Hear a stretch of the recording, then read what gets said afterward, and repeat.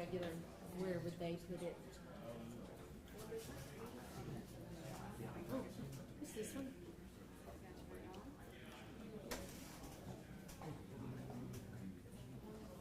No one asked for a kitchen, so I thought, let's open up this wall. Does that work? Does it feel bigger? Yeah. For the kitchen. I said, why did you ask him? It's too much already. He said, he asked me.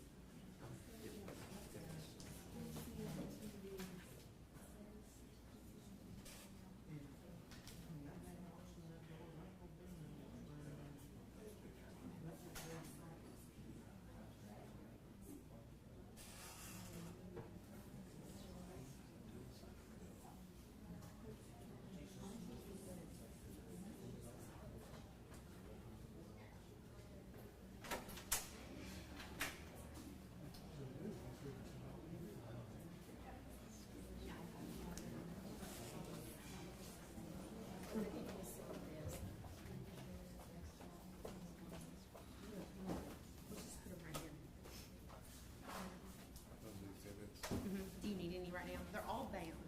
So I guess if we give them, keep them bound. And fair enough.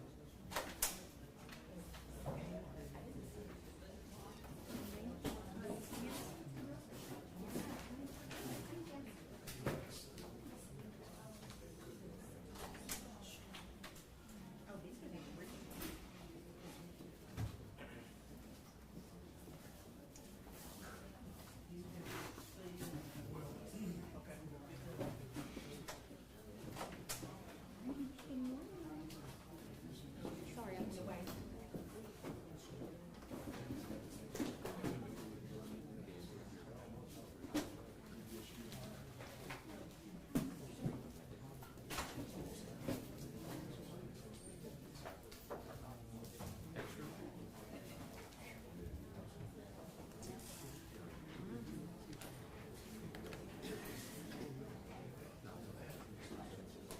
Y'all surviving without Walt?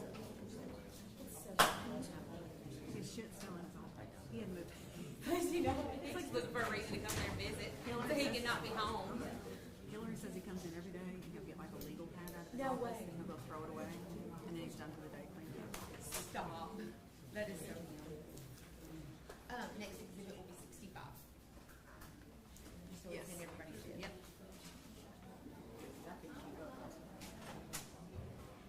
I have the numbers right. I can't just wear the description. Yeah. You got the number.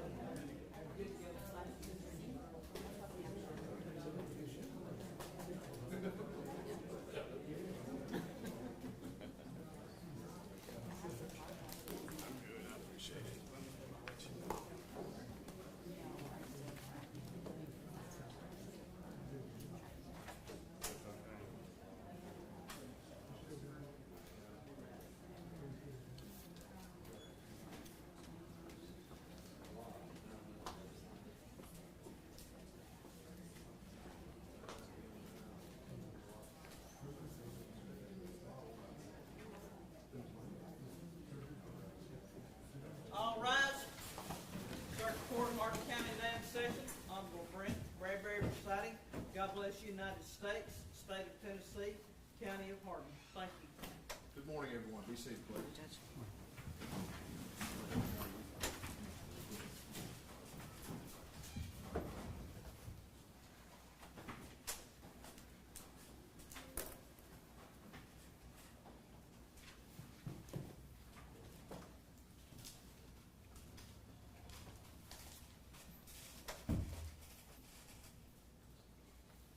All right, we are back in session this morning today on the post-conviction matter, Zachary Adams versus the State of Tennessee, docket number 17 CR 10 PC. Counsel, are there matters that we need to bring to the court's attention before we continue with the proof? Just ask that the rule be reemphasized. Thank you, Ms. Wyrick. Anything besides that? That Dennis Benjamin is not here and pursuant to the show cause order and the attempts for service, the court's advised to reissue for the November hearing. Yes, and that's in the record that I did issue a show cause order for Mr. Benjamin. The possibility is there, I guess, that he could be served today for tomorrow, even though I guess today is the only day we put on there. So, if we could inform the sheriff's department if they do happen to serve him today, to let him know it'll be here tomorrow. And then next time, let's put all 3 dates instead of just one day, just to be safe. Cover all bases for Mr. Benjamin's show cause. And the rule has been called for. So, ladies and gentlemen, if you are here to testify, if you get subpoenaed to be here as a witness, you have to step outside the courtroom. You're not allowed to discuss this matter whatsoever with anyone outside the courtroom. Is there anyone present that was subpoenaed here today? Or we would also ask if they were subpoenaed last time, perhaps by the state of Tennessee, because obviously we didn't waste the county's resources reissuing our subpoenas for this day, as we would not get to our subpoena, or witnesses rather, but feel that the spirit of the sequestration would apply to them, as we know they would be witnesses in the future. All right, so was anyone that was subpoenaed for the last hearing that didn't testify? I think I see one gentleman that did testify. Is that correct? He testified, Your He Honor. testified already. He's allowed to be in the courtroom unless Yes. the state's going to recall. No, sir. Okay. All right, let the record reflect that there are no witnesses present in the courtroom at this time. Counsel, you're reminded of the sequestration rules. Inform your witnesses not to discuss this case with anyone. All right. Mr. Bates? Yes, Call Your your Honor. next witness. And I do have transcripts for the court and a witness as last time.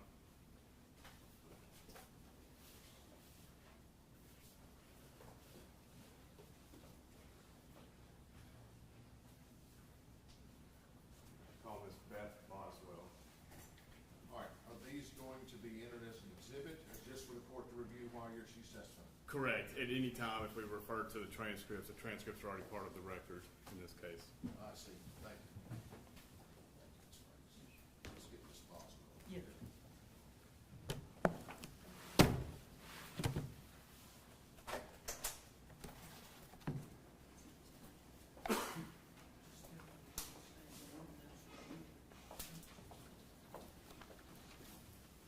Good morning, Ms. Boswell. Good morning, Your Honor. Got a book right here that swear you in, please. Would you raise your right hand? Do you swear or affirm the testimony you give will be the truth, the whole truth, and nothing but the truth, so help you God? I do. Thank you. State your name, please, ma'am. Beth Boswell.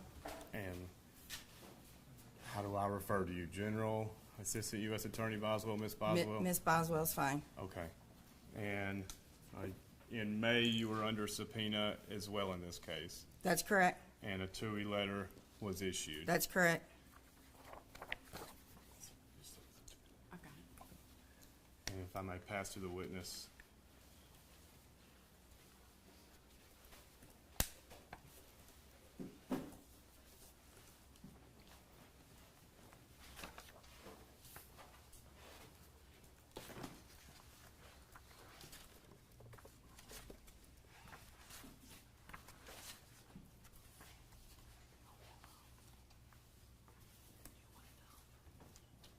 Do you recognize that TUI letter? I do, but this is actually the letter to you, so I have my own authorization for Okay. today. And is anything changed from the initial authorization for your testimony? No, sir. Okay. Your Honor, I'd mark the copy I received as the next numbered exhibit. Objections, counsel. No, but that's his letter, correct? That's Mr. Bates' This is letter Mr. Bates' to letter. the federal government? Yes, no, sir. All right, without objections, I think we're at exhibit 65, is that correct? Yes, sir.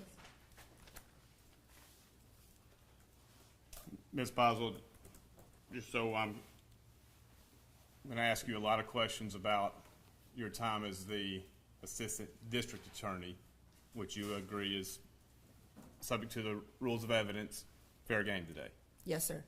And on your federal side, just the prosecution of John Dylan Adams. That's correct. Okay. Want to, All right, Mr. Bates, let's clarify that a little bit more to make it clear for the record. Okay. If we can, or maybe you'll do it in your questioning. At what stage Ms. Boswell was brought into this case, and what stage she departed the case and took another role? I will, Your Honor. Okay, I will. thank you.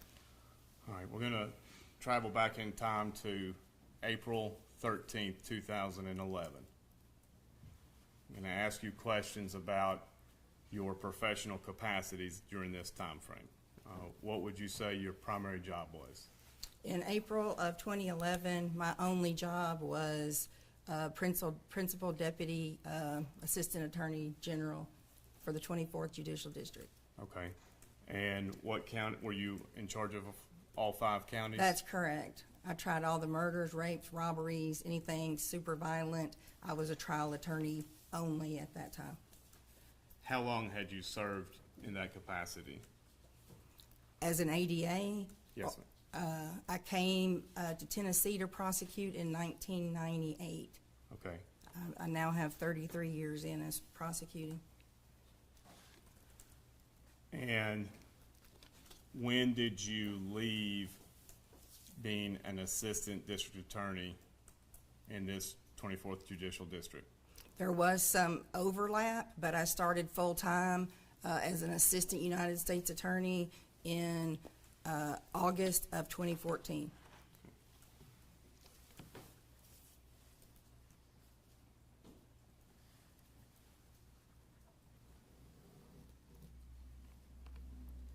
You also were the assistant United States attorney prosecuting John Dylan Adams. That's correct.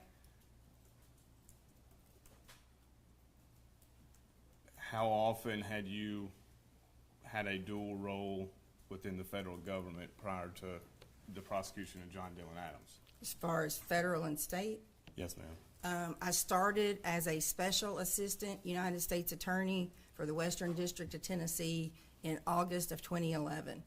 So from August 2011 until I was hired full-time in August of 2014, for those 3 years, in addition to being an ADA for the 24th Judicial District, I was also a special assistant United States attorney. Now, in your role as assistant district attorney, were you typically involved in pre-indictment consultation with TBI and local law enforcement? Absolutely. Were you kept apprised of how the investigations were going in your cases? Yes. Did you consult and advise TBI? Yes. How would you summarize the Holly Bobo case? Was it a bigger case in your career? Was it what? A bigger case? Yes, it was a bigger case. Stands out. Yes. You still have a good memory of that work? It was a long time ago. I remember some things really well, and there are probably a lot of things I don't remember. Okay. When were you brought in with work on this Holly Bobo case? I was in another trial on April 13th of 2011. Otherwise, I would have been in Decatur County on that day. That was on a Wednesday. What I did do when I was alerted, I could not come to the scene, but I had a list and started calling law enforcement people to go help out. So I did do that while I was in trial, and then I first went to Decatur County on Friday, April 15th of 2011. And from that time until August of 2011, were you involved in this case? Yes, all the way up until August of 2014 when I came full-time. I still had to do a role. And did you participate in any other matter regarding the state court proceedings after August of 2014? No. Okay. Were you present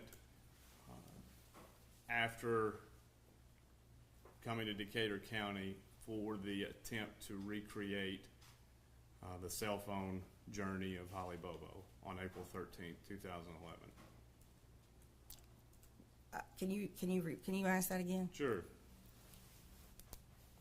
Did you work with law enforcement and other people to recreate where Holly Bobo's cell phone was on April 13th, 2011? No. Did you ever work with anyone regarding trying to recreate her route that day? No. Other than them advising me of certain things about the phone evidence, but no recreations. And when you say them, who is them? Law enforcement, TBI and/or TBI for sure. Anybody else? I mean, a lot of people were working on the case, so I don't know for sure. Marshal John Walker? No, I had very little involvement with Marshal Walker.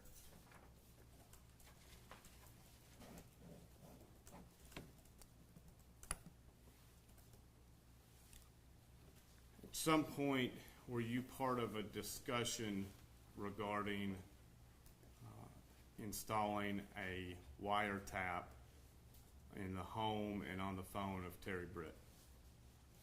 Yes. And when did that start? I think the first mention of Terry Britt in the case was somewhere the middle of 2011, maybe July or August, somewhere in there.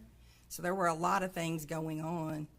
There were numerous suspects. So as to Britt, we did begin working on him, and January of 2012 was when we were doing the wires and search warrants and things like that.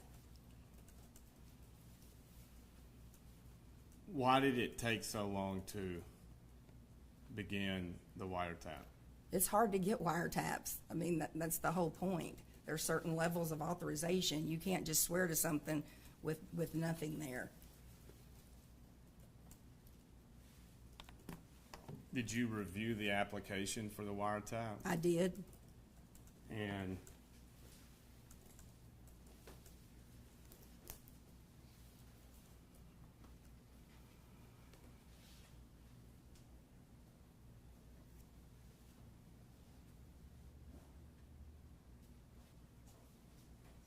the witness can be handed Exhibit 56.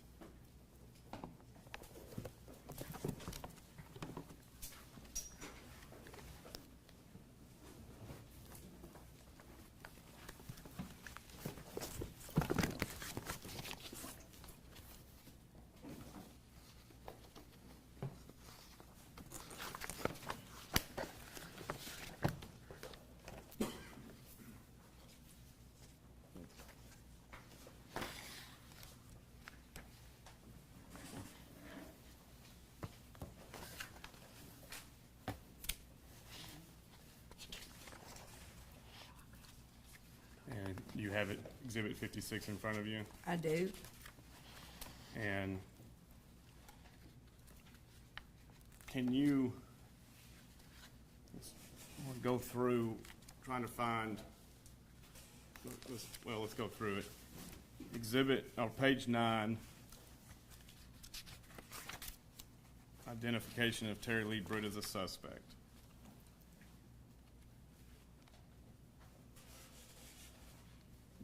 You know when it was determined that he was a registered violent sex offender? I'm sure we knew that early on. I believe we had a list of all the sex offenders within so many miles of the crime scene. And his past predatory behavior, how long did it take you to get that? Some of that would have been a little longer because we were getting, I think, offense reports and judgments and just accumulating knowledge as to what the past was. Terry Britt's alibi proven false. How long did that take to develop? Page 10.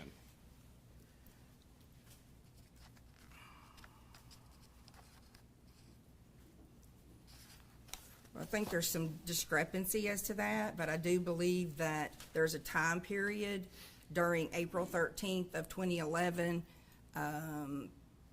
where there were some phone calls between he and his wife, as I remember, and he had indicated he had been with her the whole day. It was a very short time period where there were phone calls. Without even looking at this, going off my memory, it was in the middle of the day, like 12 to 1 or 2, something like that. There were some phone calls back and forth between them, which did indicate that he lied at least as to that time period.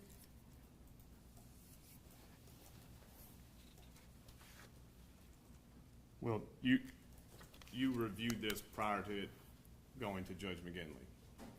That's correct. And in bold, on essentially almost a page and a half, page 10 to 11, is Terry Britt's alibi is proven false. Correct. Then, I would like to say, though, these are very fluid. So the probable cause that's listed in here, of course, is as we know it at the time. So I'm noting on page 10 where you asked me to look that it says they did not purchase a bathtub on the day of April 13th of 2011. That was because Terry Dykes went to All Good Salvage to ask if a bathtub had been purchased, and they did not have a record of it. I let Terry Dykes know that as a state ADA in the 24th, I was very familiar with Slim Allgood and All Good Salvage, and that they did not keep good records by anybody's standards. I know at a later time we did find a receipt at the search warrant in January of 2012, and Dykes took that back to All Good Salvage, and though they didn't have a receipt, they did verify that that was Slim Allgood's writing on the receipt. So it is fluid, but yes, at the time that we did this, Allgood had said that they did not buy a tub. were you aware that this bath receipt was put in the safe at Terry Britt's house? Yes.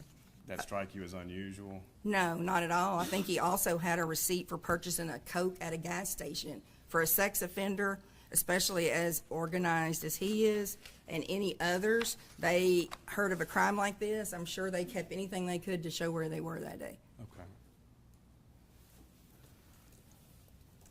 Or where they chose to go? I can't speak to what they choose. Changes in physical appearance, page 11 and 12. And if you look on page 12, middle of the second paragraph, it states September 1st, 2011 was when Mr. Britt was observed. Okay. Is that,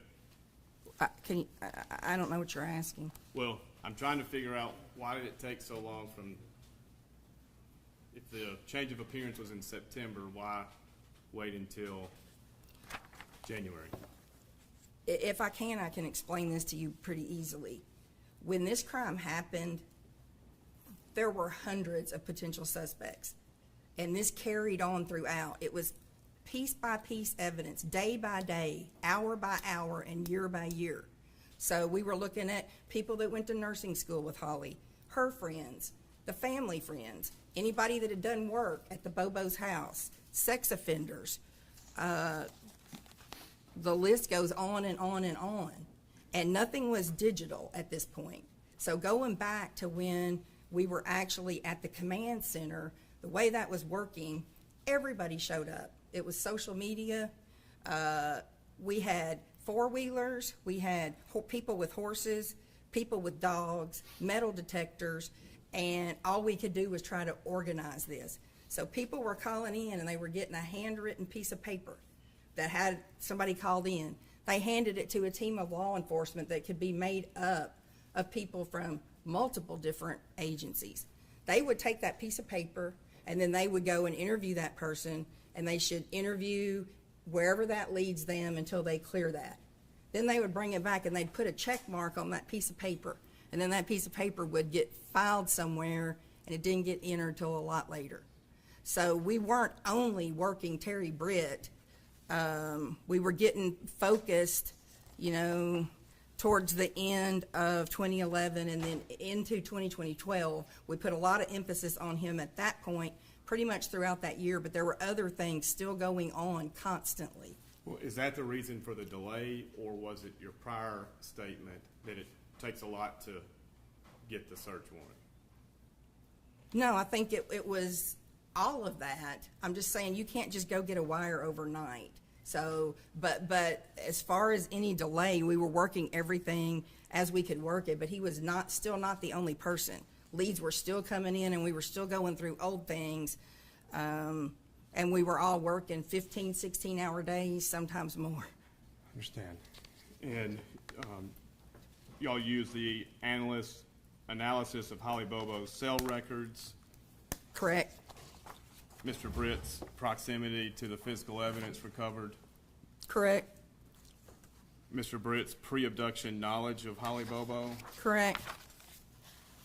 Additional predatory behavior of Mr. Britt. Correct. Enabling and suspicious behavior of Janet Britt. Correct. And your office, in conjunction with TBI, submitted there was probable cause that Mr. Britt had committed these crimes. Correct. And I'm going to ask you, when did you know that Mr. Britt should have been prosecuted successfully in Madison County for the attempted rape of Tequila Jones?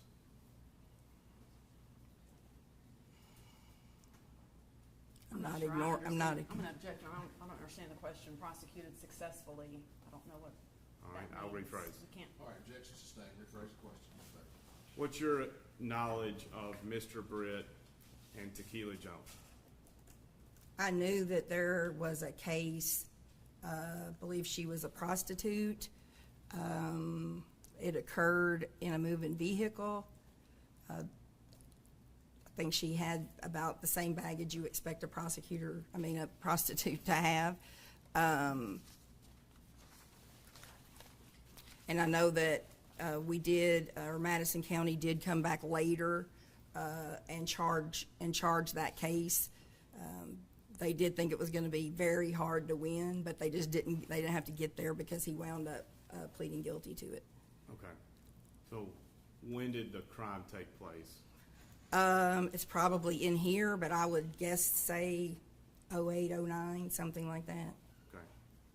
And were you aware of Mr. Britt's preliminary hearing in general sessions not going forward? I don't remember that. Do you know when the indictment was in Circuit Court of Madison County?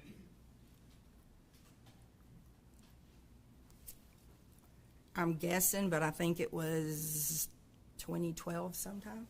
Okay. And how soon after that did Mr. Britt plead, to your knowledge? I don't remember that. It would be on the judgment sheet.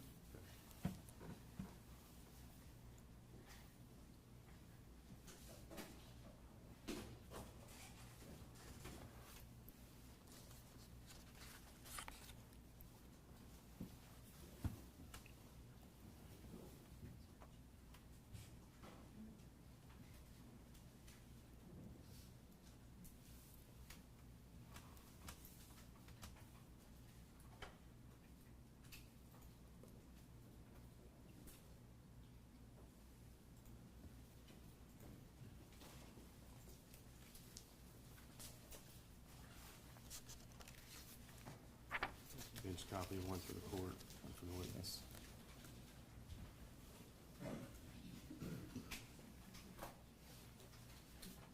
Witness has been handed the document. Have you looked at those documents before?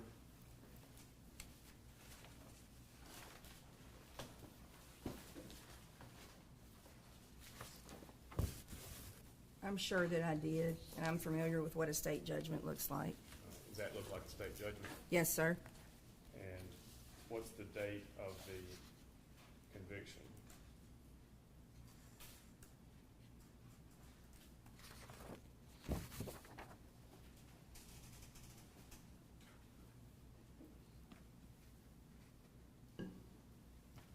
The judgment was entered June 7th of 2012.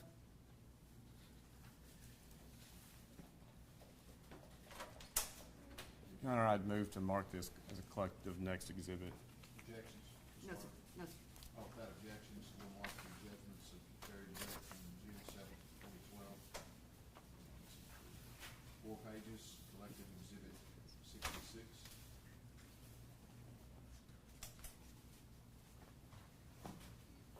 Now, in your experience as a prosecutor in state court, is it unusual for you for a weak case or a difficult case, a challenging case to prosecute, that's arraigned at the end of January, plea out 5 months later, less than 5 months later? I've prosecuted thousands of cases, so I don't think there's any set thing for anything. I don't know that that's unusual. When I was prosecuting in Houston, people came in and pled to felonies the morning they got arrested. They waived indictment, pled to an information, and went to the Texas Department of Corrections. So I don't know that there's a time period. That doesn't mean much to me, the 5 months in there. All right. To your knowledge, after the arrest of January, or do you know when Mr. Britt was detained based on these charges? I don't. All right. Was it soon after the indictment? I don't know when he went into custody. Well, within a couple of weeks of the indictment, an application to Judge McGinley had went based on probable cause that he committed these crimes, correct? We had probable. It is in this wire about that crime, if that's what you're asking. No. You and General McAdams, let me ask this, General McAdams further corroborated to the Judge McGinley, we feel there's probable cause that Mr. Britt committed these Holly Bobo crimes. I don't know. I don't know what you're referring to. He really didn't handle day-to-day matters, but I'm assuming because under statute in Tennessee, the elected DA has to approve a wiretap, that may be what you're referring to. Okay. I don't know if it is. Were you aware if he did or not? Not verbally, but he would have to do the letter to authorize the wiretap. Okay. So 18 days after the application, an indictment comes in Madison County for this individual, Terry Britt, for charges that took place, I believe, in 2009. If I don't have that paperwork anymore, but if that's what the judgment shows or the indictment shows, then yes. And my question is, did you have any involvement in Mr. Britt's case in this Madison County arrest conviction for attempted rape of Tequila Jones? Your Honor, I'm going to object to the relevance of this lengthy line of questioning as it relates to what happened in, I believe this is Madison County, relative to Terry Britt, a witness that the jury heard from at trial. This is a post-conviction. Yes, Your Honor. I think it's relevance as to the story of how the state changed from believing Terry Britt committed this crime. And the question was, did Ms. Boswell have any involvement involved Correct. in that. So I'll rule the objection. You can ask the question. Okay, do you mind repeating it? Sure. Did you have any I'll ask it this way. Did you have any discussions with the prosecuting attorney in Jackson about Terry Britt? I did. Did you tell him that he was your lead suspect in the Holly Bobo case? I don't know that I said that because I wouldn't have discussed what was really going on with this. I could have. I don't remember that, but I definitely made him aware of the older case and wanted to know if there was anything he could do about looking into it. Okay. That's pre-indictment. That's correct. Okay. So after the indictment, what was your involvement? Nothing. There were no communications about this case whatsoever. As far as with Madison County, that's what you're asking me. Right. I mean, he may have called to tell me when he was going to plead guilty or what he had offered, but no, other than maybe him letting me know, I had no other conversations. And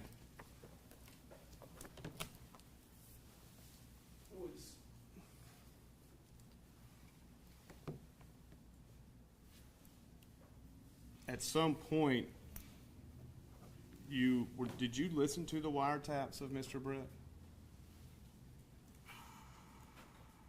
Usually I would just look at the synopsis or go by what law enforcement provided me, because had I been the trial attorney on anything where I needed to do that, then I might do that, but I don't recall listening to the wiretap. I would have been involved in the 10 or 15 day report back to Judge McGinley about whatever was going on with it, but I don't recall, at least as to the phone. I remember a few calls at the beginning, but other than that, no. Anything jump out at you as significant on the phone portion of the wiretap? No, I mean, just that he was super controlling of his wife, but other than that, no. Okay. Nothing jumped out at you as the state prosecuting attorney about Mr. Britt during the phone calls? I want to make sure I understand. No. And Not there that I was recall. also an audio component of I guess, a microphone in the home. It was an oral communication. There was a separate wire for that, yes. And were you part of the reviewing the end of progress report of the audio intercept? I'm sure I was. Do you remember what was submitted to the judge as to why the audio intercept did not produce evidence against Mr. Britt? I don't remember that. I mean, I know the whole purpose of the oral communication was to capture one conversation only, and we did capture that conversation.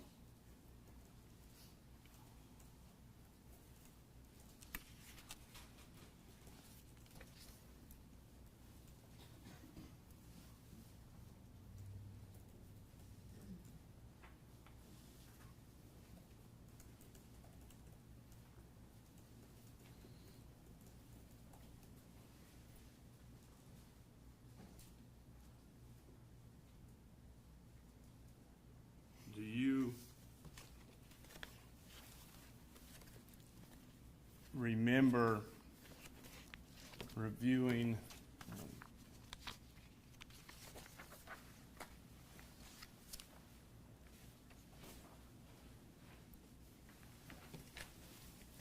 that document that I've handed you?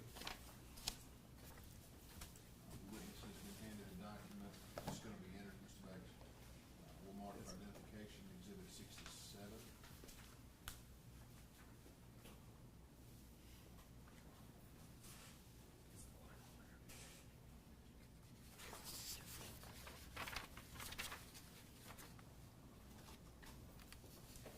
Do you remember reviewing this application on behalf of the state of Tennessee to Judge McGinley?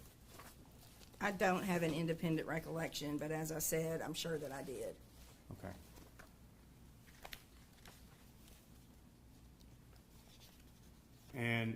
see where it says why evidence was not obtained?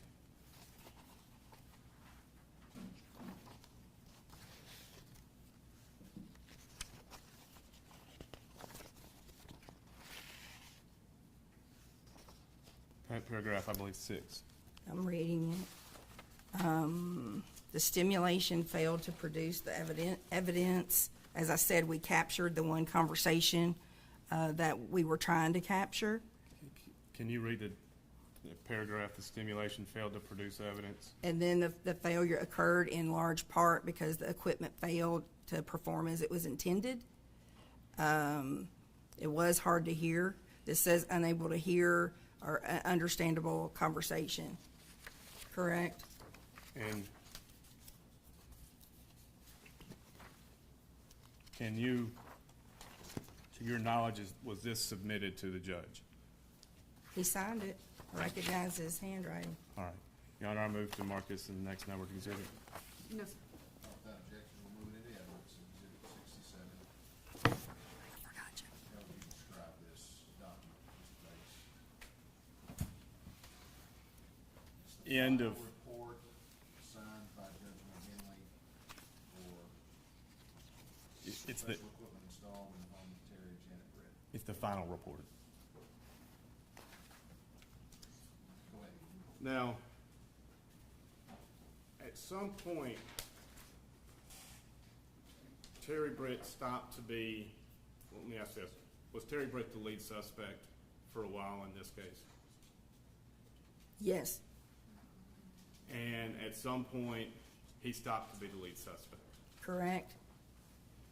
And is it true that the failure to obtain evidence from the wiretap is the main reason? No, What was? we didn't get anything. We did On what? as evidence against him. We did, the oral communication had never been done in Tennessee before. We had wires on the landline, wires on Janet and Terry's cell phone.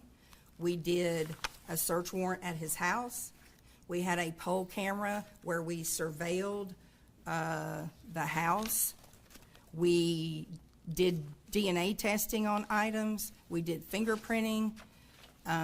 We took all the tools. We searched his cars. We searched his house. He made no statements. There weren't witnesses that had heard him say anything. It was all of those reasons. We focused a large amount on him, mostly based off of his prior criminal history and a propensity to be somebody who could do a crime like this. But when we went through A to Z, including things that had not been done before, and tore everything apart, there was nothing there. Well, it was there in mid-January for probable cause. January of 2012. Right. How soon after that did Mr. Britt go to jail pending his charges in Madison County?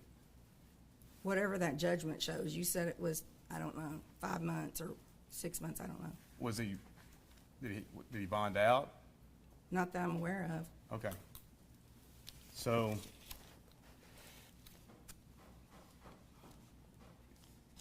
he was in jail for 2012, prior to pleading in June. Correct. All right. Fair to say that the wiretap was the big effort in this case versus Terry Britt? I don't know that it was a big effort. I mean, wiretaps are part of an investigation. I mean, there were a lot of other things that everybody was doing, as I just listed out. But all of it established probable cause in January of 2012, and then he goes to jail on charges in Madison County several weeks after that. The only thing that took place in between that was the wiretap, right?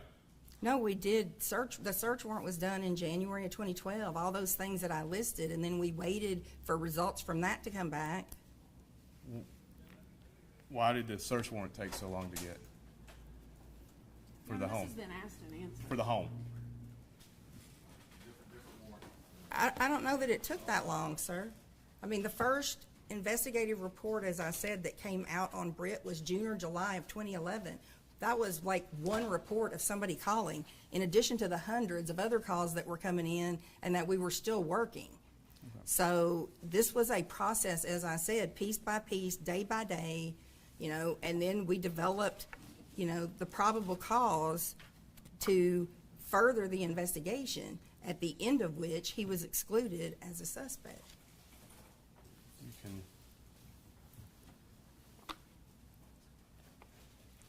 One for the witness, one for the court. The witness has been handed a document will mark for identification of Exhibit 68. And you remember looking at these documents, this type of document?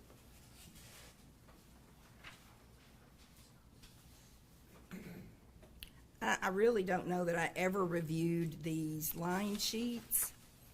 Well, do you know what it is? I do know what this is, but I don't know that I reviewed this. Okay. And then can you look at I mean, I would have been party to anything that anybody thought was relevant would have been told to me by TBI. All right.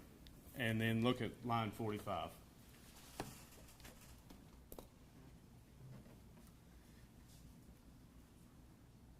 And can you read the synopsis?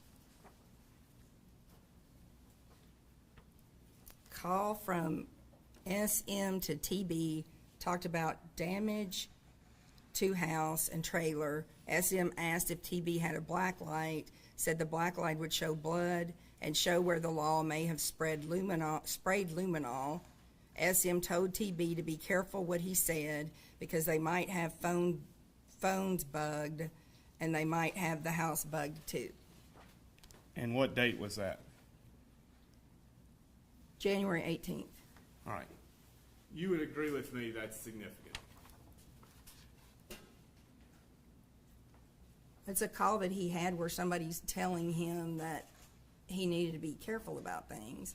Do you agree it's significant? I mean, it wasn't anything he said, it was something she said, so If you say it's not significant, just say it's not significant that the target of the wiretap was told he might be being wiretapped. I mean, I'm not saying it had no relevance to this, but I don't know that I would find this that significant because he didn't say it. I mean, I think most criminals know that there's a chance that they could be wiretapped. So if the point is, do I think he could have had knowledge? Possibly he could have had that or even thought it on his own, and this person told him that. All right, move to mark this the next numbered exhibit. Objection, Ms. Martin. No. That objection will move to evidence Exhibit 68. When I asked, This is a log of the wiretap. Is that what that is? yeah, Sean. When I asked you earlier, did anything significant come of the wiretap? Did you not know that he was told specifically you might be bugged? I think I did. I think I was aware of that call. Yeah. Just not significant enough to tell the court. It wasn't that important to you.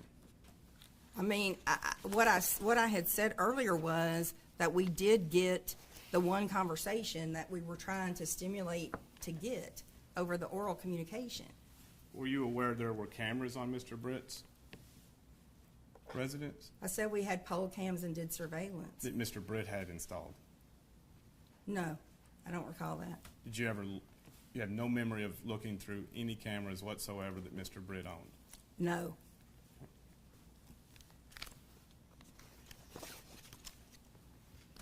Now, after the wiretap, the final report, was there further applications to the judge about either Terry Britt or Janet Britt? I don't recall.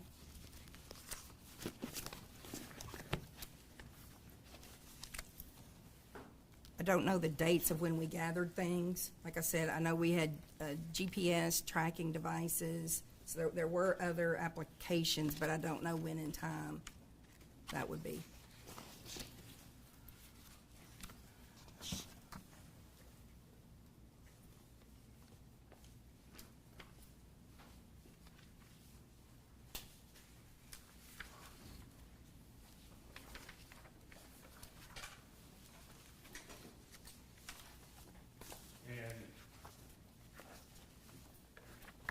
begin, would you have reviewed search warrants in this case? Yes, sir. Is she done with Exhibit 68? Yes, Your Honor. Let's do that forward. And for clarification, explain SM and TB on that text, please, or You- on that message. I'm going to ask the witness. Do you remember listening to a Sherry Manis? I don't remember listening to any of those calls, but I know that name, and I think she is connected to Terry Britt. And do you know how? I don't know if it was a sister, Okay. maybe? And TB, what was that shorthand for? Terry Britt. All right. So the end of report is early February. And to your knowledge, some point we know Terry Britt goes to Madison County Jail to wait bond for the Tequila Jones crime. He went to court on the Tequila Jones case, yes. And your testimony is we received nothing on the wiretap, nothing significant. No, that's not what I said. I said we did get a call that I thought was significant. And was that, what was said on that call? That was the oral communication when we stimulated it so that Janet and Terry would enter the house at the same time together and see the search warrant paperwork. And he said, I've done a lot of paraphrasing, I've done a lot of bad shit, but I didn't touch this Bobo bitch. Okay, and that's the search warrant through his home? Correct. Okay, not the search warrant for the wiretap? It was, I mean, they were all the same. A wiretap is for phones, an oral communication, which was the bug in the house. But he was not shown that quite yet, The wiretap? correct? No, he wouldn't have known about the wiretap. Until after. Till after what? The wiretap's over, don't you have to send notice? When the investigation is ongoing, we don't give them that at that time. Okay. On February the 9th, this is after all wiretaps, Agent Booth sent a search warrant for Janet Britt, correct?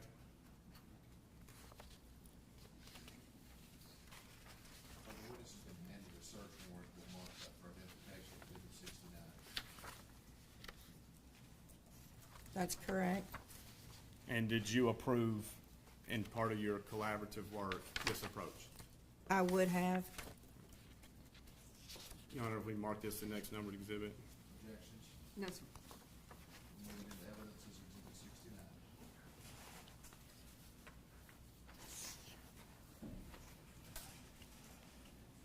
And this is for DNA of Janet Britt. Yes, Your Honor.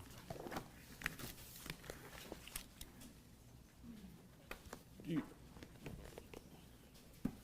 you remember what vehicles of Mr. Britt's were searched?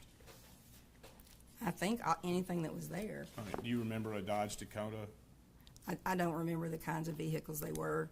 We searched all the vehicles.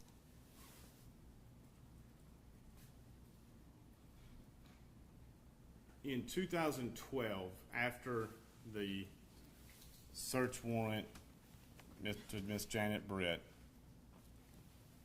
do you remember a meeting with Terry Dykes where he presented a PowerPoint? I do. All right, do you remember when that was? I do. When was it? February of 2013. Okay. So now, let's talk this 12-month period from February 2012 to February 2013. Who was the lead case agent on this case? Terry Dykes. How long had you worked with Terry Dykes? I really don't know the answer to that, but I did work cases with him. I don't know when he came on at TBI or. Okay. Who called for the TBI PowerPoint meeting? The way the PowerPoint came about was Terry Dykes took a copy of his PowerPoint to Hansel McAdams and handed it to him, saying He wanted Hansel to review it, and he wanted to come to present charges as to Terry Britt to Hansel, which he had no authority to do. Nobody from TBI authorized it. At the time that he did that, all of the TBI agents were no long. Everyone believed that Terry Britt had been excluded as a suspect. Without the knowledge of anybody with TBI or his superiors, which he should have had to try to present an actual case for charges, he gave it to Hansel McAdams, asking for a meeting between just he and Hansel and nobody else. Hansel McAdams said he was not going to do that, that it was his understanding that he had been excluded, that we would have the meeting, but he wanted me there and all of the agents and supervisors from TBI, the Western District of Tennessee. Then I called everybody to set the meeting up. All right. Was Marshal John Walker there? I don't remember that. FBI agent Art Vivros? Art retired in December of 2012. I don't recall him being present. Could he have been there? He could have been. Anybody invite him, to your knowledge? I wouldn't have, because he was retired. I would not have invited him. At this meeting, was it discussed, on January 17th, Terry Britt said he might be being bugged. I don't remember that. Did anybody say, the audio failed? And that's the big reason it didn't get evidence. The audio equipment failed. It just wasn't clear hearing, sir. Like, you couldn't hear it clear. I understand what's in the document. The document says that it did. But again, we were trying to capture that very first conversation, which we were able to hear. All right. Well, it's important when TBI reports to a judge to be honest. That's right. So is there any reason to believe in February of 2012, Agent Booth was being dishonest to Judge McGinley when he said the main reason we didn't obtain evidence is equipment failure? No, and he also said that the stimulation, he referenced as to the stimulation. It didn't work great. It did not work great. You could hear things, but you couldn't hear clear conversations. You had to really listen hard. I mean, it wasn't what we expected to have after getting it in there, for sure. Now, the PowerPoint presentation, do you remember, what do you remember from the meeting? I remember that everybody in the room, I do believe Ricky Inman may have been there, who also still believed that Terry Britt had done the crime. He was with Decatur County Sheriff's Office maybe at the time. But as far as the TBI investigators, the supervisors, and myself, we had excluded Terry Britt. I remember specific things, and it was a very long PowerPoint. We all listened. We made remarks. We asked him questions. The majority of the PowerPoint were other people that Terry Britt had stalked, which, since we had cleared him, this was not going to be there anyway. But had you gone to trial on Terry Britt, if he had committed this crime and went to trial, all of those other stalkings would have been 404B. If anything, those would have never come in. And also, I don't know that you could have used them for impeachment as well. But as I said earlier, Terry Britt, could have been good for this crime based off that history alone and based off his stalking and the prior rapes. I remember a few specific things that still stick out to me now. One was based off phone evidence. There was a period of time where there was a gap, or there was nothing. I don't know how to explain it, but I remember that Terry Dykes said, "Here's where the rape occurred. The rape occurred right now." And we said, "What rape? Do you have a rape kit? Has Terry Britt admitted to rape? Do you have a witness to rape?" Like, at the time that we did that, you would assume that a predator, whoever that person is, that might be the motivation for the crime. But he specifically had in there that this is where the rape happened. And you use some words. You got rape kit, and that's a kit you use on a victim if they've been raped. Right, Witnesses to a crime. right. Now, at the time, what was your understanding of where Miss Bobo traveled on April 13th, 2011? Before we come back to that, can I finish the other points of the PowerPoint? Or do Yes, you? ma'am. Okay. The one thing I remember was on the day of April 13th of 2011, Terry Dykes said that a truck or vehicle that looked like Terry Britt's went past Am Farm on 641 or 69. We didn't know if it was his. You couldn't see who it was. It didn't stop. It didn't do anything except go down 641, which everybody does all day long in that area. Let me ask you one. Do you remember Mr. Britt's cell phone records showed he was actually in the same area where the Am Farm vehicle was?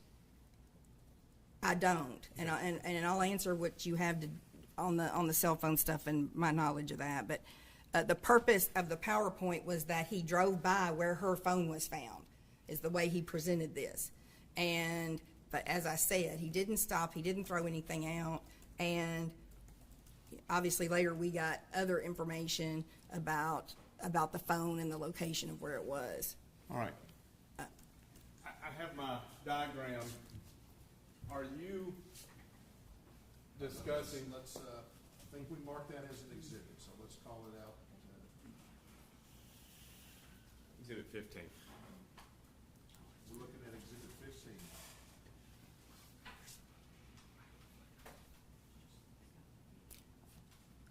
Go ahead, sir. Are you aware, or were you referring to the travel of the victim's cell phone that I have in these purple cards, where there was no activity between 8:26 a.m. and 8:56 a.m.? I think that's correct. And did anybody say at the time her remains might be found in this area as well? I don't recall that. All right. Have you learned after you left the case that her remains were found in the same area? There was no activity for 30 minutes. I don't know that. All right. Were you aware there was a .380 spent round found next to her remains? I do not know anything that happened with the investigation once I came off the case. Okay. Did you have a theory at the PowerPoint meeting as to where Miss Bobo traveled that day? No, and what I can tell you is I'm not very mathematical at all. Phone evidence in that area, if I recall right, was 2G at the time. On any of my cases that I had worked in the 24th, particularly in the more wooded or rural areas, mostly what we were looking for was who talked to who to be able to corroborate if people were together or not. And it got very dicey with the cell towers and the sectors and what you could actually prove about any kind of location to a certainty. And I recall that there were pings or things with his phone as well as with Zach's and Autry's. So, I mean, there were things going on with the phone evidence, but what was most important to most of our cases was more who was talking to who and when were they talking, because I think it was mile radiuses at that time. I mean, it was a very wide radius. You could not say somebody was right here at this spot. And I'm sorry, you just said Zach and Autry were pinging.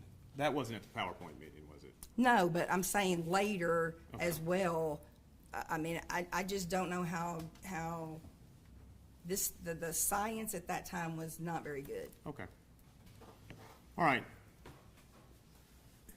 At what point did you participate in an investigation of without warning? No. Do you have any memory of who that was? I don't know what you're asking me, no. Okay.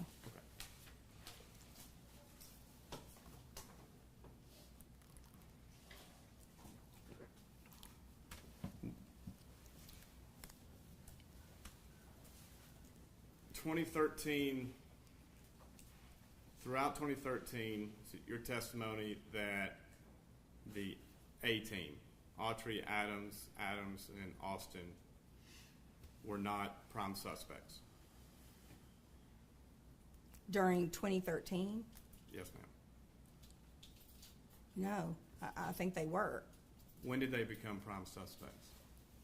I know that shortly after the PowerPoint presentation in February of 2013, some point in early 2013, Agent Ferguson took over trying to organize everything that had not been entered due to everything not being electronic at that time. We all became aware at that time that there were a lot of leads that had not been run down as the other people, including Zach Adams, Shane Austin, and Jason Autry. We made a list on some flip charts of all the people that we needed to go back and interview that had not been done with Terry Dykes or Art Viveros or the group. People had not been excluded that we thought had been excluded. And so we were making a list of people and we were working on that. Meanwhile, we were continuing to get tips regarding Jason Autry, Zach Adams, and Shane Austin from all law enforcement, people that had informants, defendants that were getting arrested on cases, victims or witnesses from other cases were continuing to come back to these guys, and that was getting reported to us. So I believe Terry Dykes left TBI, as I said, I think it was the middle of 2013, I would say June or July. Sometime before he left, I went to him, as I had done numerous times during the investigation, to say, how did these guys, what about these guys? Everybody is talking about Autry, Adams, and Austin. And he would say, they're alibied. We got alibis for them. There's nothing else to do. So before he left, I went to him, because we're getting kind of just this influx of information at this point in mid-2013. And I said, how are these alibied? How are you excluding them? He said, well, two of them were together, which he was saying was Shane and Zach, and the other one was at work. And so at that point, I got with the supervisor at FBI, and we still have everything coming in. At some point in 2013, he went through their stuff, and TBI was trying to go through their stuff, both paper and electronic, to pull all the statements that any of those three made to witnesses out in the community about each other during law enforcement interrogations, as well as anybody that mentioned them in a statement, to pull all of that. So sometime after Dykes left, between that July of 2013 date and coming up to the end of 2013, this is when we were pulling everything and trying to get it and try to figure all that out, and we started going back. At this point, we were getting more focused on those three as we were going forward. And so I know that let me ask this. So if somebody said that in late January or late December of 2013 or early January 2014, Sheila Kilser called and that changed everything, that wouldn't be true. What it changed was, was it exclusive? No, we were getting on these guys at that point. So what had happened, we were able to,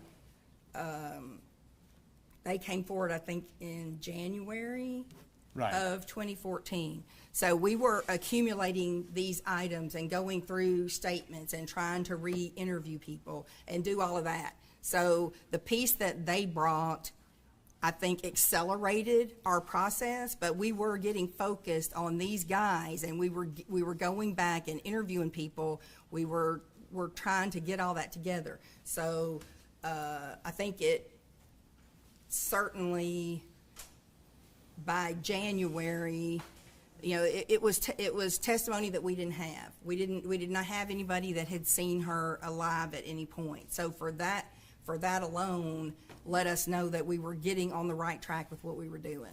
And you said testimony. You just made a statement. Yeah. There were statements that Miss Bobo was alive by other people prior to this Sheila kills her. People had said they seen her, things of that nature. Oh, yeah, all over. Okay. So when you say Sheila kills her said they saw her alive, other people had Post-abduction. Other people had said post-abduction they'd seen her alive. There were reports and leads that other people... And that's correct, and I think FBI handled most of those and went out. But this was her with Jason Autry and Zach Adams as told to her. Okay. But to be clear, your statement is from July 2013, the A-team was on a focused journey with your office. I'm saying that we were still working other people because we had made the list on the charts. But yes, we were continuing to get information, not just things that we had already taken in. We had law enforcement coming to us and telling us. So we were beginning to get there. Was it your understanding, and we're going to stop momentarily, that when Sheila kills her called, she was hoping to get favorable treatment for her son, Jason kills her? I'm not authorized to discuss that. Okay.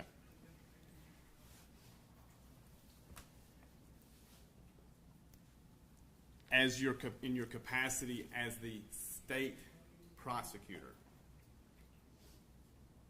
was that information anything you took into consideration, or are you saying you can't testify to it? I didn't have anything at the state, so no, I cannot testify about that. Okay. Now, prior to this time, you would agree there had been, Clint Bobo had a voice, he matched Mr. Britt's voice? What I recall about the voice ID was that Clint had said it was, he heard mumbles, that he thought it was Drew. He did not hear the screams. This was through the structure of the home. I do know that Terry Dykes did a voice identification. I believe Clint picked out two or three people that it sounded like, and then Terry Dykes may have gone back another time. I'm not positive. What you know, with what percent assurance Clint said that Mr. Britt's appearance matched Mr. Britt? As to the appearance on the ID, I know that at the PowerPoint that Terry Dykes had a picture of somebody that Clint had said this person was built like, and he had another picture of Terry Britt next to that. I know that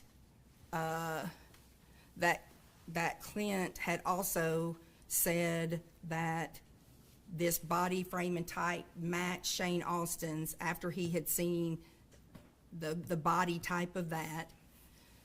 I know that when Miss Bobo and Clint went to have a discussion with Zach Adams, and Zach asked Clint what the description of the person was. After Clint gave that description, Zach said, "That's Shane." I was aware of that. And maybe most importantly, we did a backwards lineup with Terry Britt in it that I was present for, and Clint Bobo did not pick him out. When was that? I don't remember when the day of it was. Do you remember, who's Agent Van Hooser? That was Jack Van Hooser, who was supervisor for TBI at the Western District of Tennessee. And Do you remember his concerns about the truthfulness of Clint Bobo? There were a lot of discussions about Clint Bobo. So I don't recall specifically that, but I do recall that overall we felt like a lot of things just didn't seem accurate for whatever reason. And I'm referring to, not hearing the screen. I think he had stopped and accepted some Facebook friends during this time period. So there are phone calls going back and forth. There was a lot that was going on. I think one thing that we had discussed was that the person that walked Holly into the woods, he didn't describe that they had all of her things. And of course, we knew that there was blood in the carport, which would be consistent with some kind of blunt trauma to Holly, which would make you drop your items. But walking in the woods, he saw an item in the person in camouflage's hand, but they didn't have her purse, her lunchbox, any of these things, which would indicate that the person driving the car would have left with those things. And so he didn't hear a car or see a car. So there were some things that we didn't feel like fit in, but we also realized that he had been asleep and woke up, was confused, was trying to take this in with phone calls with his mom. So there was a lot going on. I think it was super overwhelming. So I can't say I specifically remember Jack saying that, but we had conversations about just the situation and what fit. Can you, witness be handed what's been marked for identification 21? It's in your binder, ma'am. Oh, 21, yes. Oh. What is it? Oh.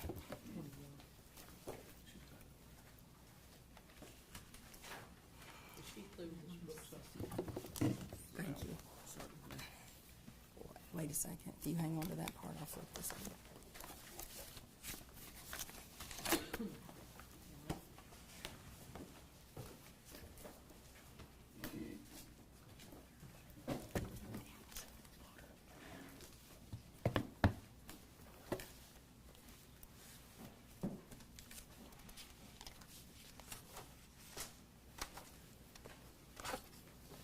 And if you can take a minute to review this document.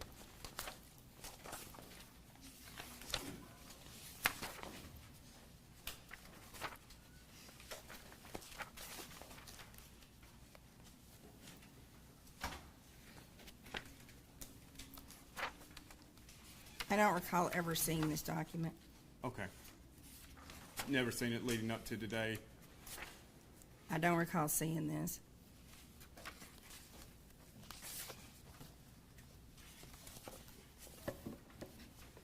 Do you remember Agent Van Hooser's frustration with Clint Bobo?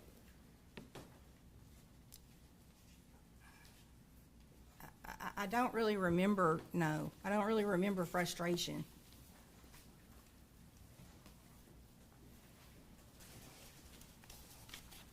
I really didn't deal with Jack very much, honestly.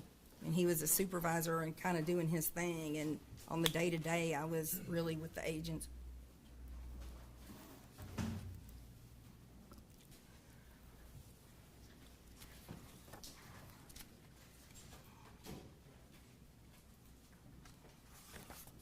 All right. You then were a part of the Sheila Kilzer, at the time of Sheila Kilzer's report. Were you aware that Jason had made statements denying any knowledge of the rape, killing, abduction of Holly Bobo? Jason Autry? Jason Kilzer.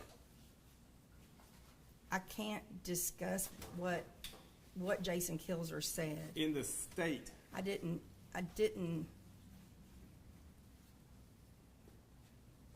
Can you ask it again so I can see if I can answer what you're trying to ask me? I just want to make sure I'm not. Yes. let's start with this. Sheila Kilzer made a report that her son had information about what happened to Miss Bobo. That's correct. Were you aware the same son had made prior statements in this case, prior to the phone call?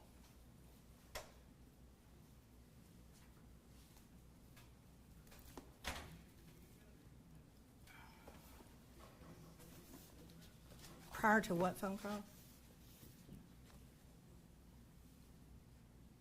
Prior to the end of the 2013, January 2014, Sheila Kilzer phone call. Okay. You mean when she reported something? Yes, ma'am. Okay, so what's the question? Had you had any awareness of prior statements of Jason Kilzer? I don't think I can answer that. I don't know how I can separate.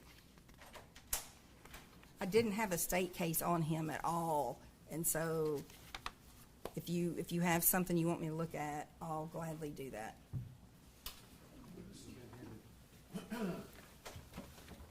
Just an IR. Yes, Your Honor. 1490. IR 1490 as exhibit 70 for identification.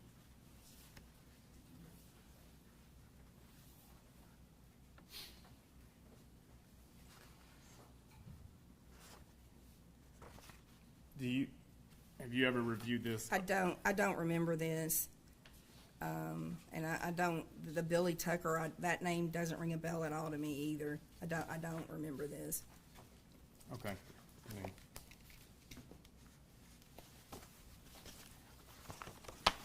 leave it for identification then. That's fine, Your Honor. 70. And ask that this be identified as the next for identification. Mark for identification, the next document is exhibit 71. And Ms. Boswell, this document, did you ever look through this document? If you'll let me read it, I'll let you know.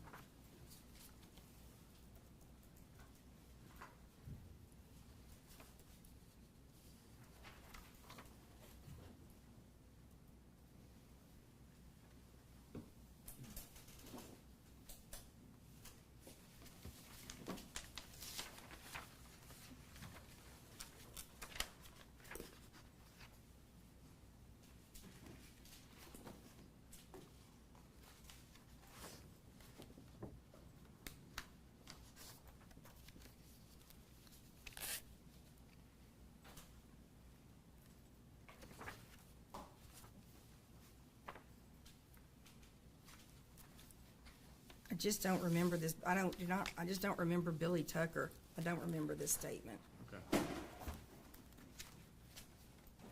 I see that it's on the IR and I don't doubt whatever was said, but I don't recall this document. Is it important when you're gaining evidence for a murder trial that if an informant had given prior statements denying any knowledge, that's pretty important? Yeah, I mean, that's gonna, yeah, you're gonna have to keep up with that. It's Okay. not, it happens all the time, but you have to turn all that over, and that's used as impeachment, yes. Well, I'm not asking about whether you win or lose at trial. I'm asking about the accuracy of your investigation if you're being lied to by an informant. Yeah, I mean, we're gonna wanna know that. Yeah. You're going to want to know what their bias is of changing their testimony, aren't you? Correct. What are some of the biases that defendants in other cases have in your career? Well, I'll object again to relevance. That's fine. I'll move on, Your Honor. And it's exhibit 71 for ID only, since the witness could not That's identify for it. ID only, 71, 77. Now, you state that Sheila Kilzer's report accelerated the focus on Jason Autry, Zach Adams, Shane Austin. Correct? Yeah, I think I did use that. I think I did say that word. Now, at this time, I believe the Sheila Kilzer, do you remember when Ms. Kilzer met with TBI? I don't, but I believe it to be December to January of 2014.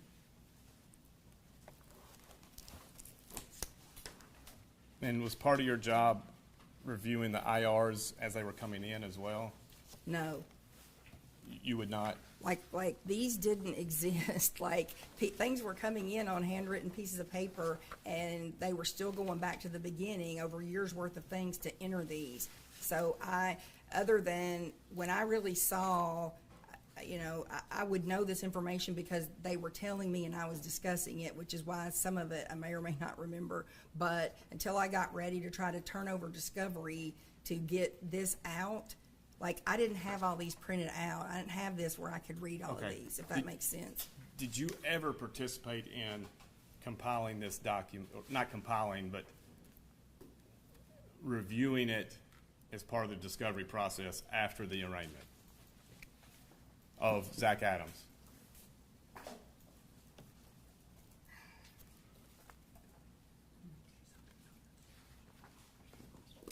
I mean, as part of this, at the time that the discovery was taking place, I had already been accepted but was waiting on background check to come full-time federal when the discovery process was ongoing. Okay. So it was like I had to get a scanner delivered and a copier delivered, and I was responsible for all those terabytes of information. So I was just trying to get it on some kind of form to be able to get that turned over before I left.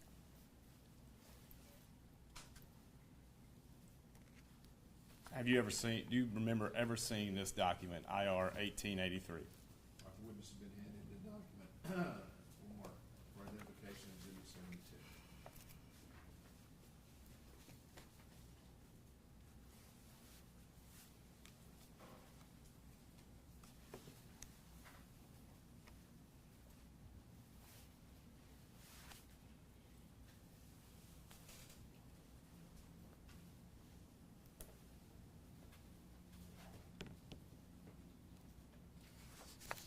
I don't believe I've seen this document, but these statements in here, I believe that I was told this information. Okay. Now, at this time, January of 2014, did you know who Dennis Benjamin was? No. Did you have any idea that the Bobos had a quote-unquote investigator? Yes. Did you know who it was? I did not, and I didn't have any dealings with that, but I just recall that Jack Van Hooser had been dealing somehow with this investigator. If I don't want to jump ahead, but if you notice at Dylan's sentencing, when I called him to the stand, I didn't even know his last name. We'll talk about that. Real briefly on Jack Van Hooser. Was he always in? The next one was, are there objections to the IR 1883? I would ask that it be marked ID only. Okay. She didn't identify. At this stage, it will be for identification only. Exhibit 72.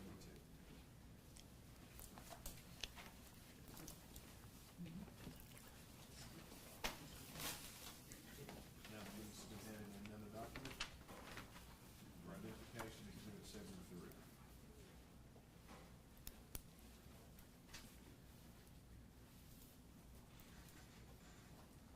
Do you remember looking at this document? No, sir. Do you remember Agent Van Hooser telling the Bobo family Clint was giving the defendant a get-out-of-jail-free card? No, sir. That you just have no... I just didn't deal with Jack that much, so Okay. no, I do not remember this. All right, we'll just mark that for identification only, Your Honor.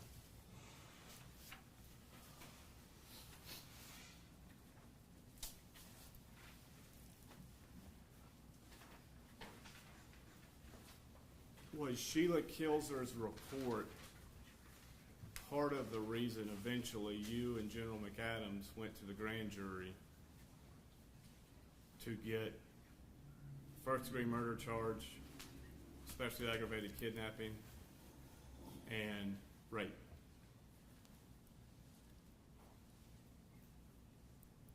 I can't discuss what was said in grand jury, but I was aware of that. But there, as I was talking about, kind of the acceleration. So a lot of things were happening in January and February before Zach's indictment in March of 2014. To your knowledge, was Dennis Benjamin working this case at that time? I don't know. When did you become aware Mr. Benjamin was working in this case?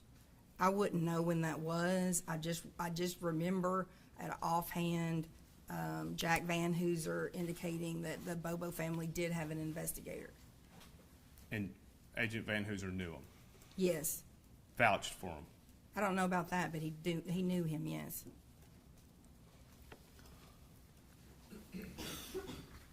After, let me ask this, when Sheila Kilser called in January of 2014, was Dylan Adams in Obion County Jail? Yes. And this was the charge that you prosecuted as an assistant U.S. attorney? Correct. When was he arrested? I believe it was July of 2013. Okay.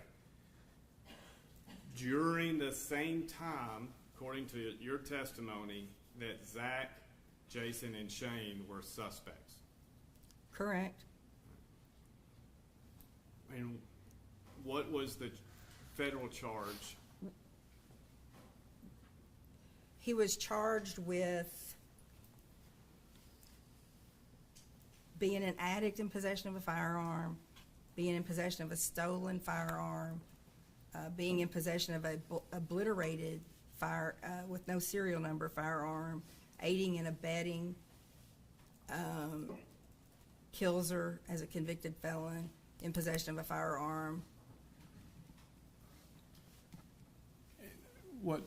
I'm not a federal attorney, so you're going to lose me quickly. Can you talk generally the range, the most in terms of months, all of these crimes? I mean, I know what his range was. Yes, ma'am. That's all. If that's what you want to know, Dylan would have been looking at 46 to 57 months. Okay. If convicted of all charges. Correct. Were there state charges also? No. Okay. And what county did this occur in? Decatur. Any reason, think. as the assistant district attorney for Decatur County, state charges didn't come? There wouldn't have been any reason because I indicted him federally. All of those were state crimes also? Yes. Okay. And when was this arrest? July? It was July of 2013. How soon after that, do you remember where he was housed, Dylan was housed? I don't, because I don't keep up with that. I Okay. know at some point he was in Obion. How soon after that, to your knowledge, did TBI start to investigate and interrogate Dylan in Obion County?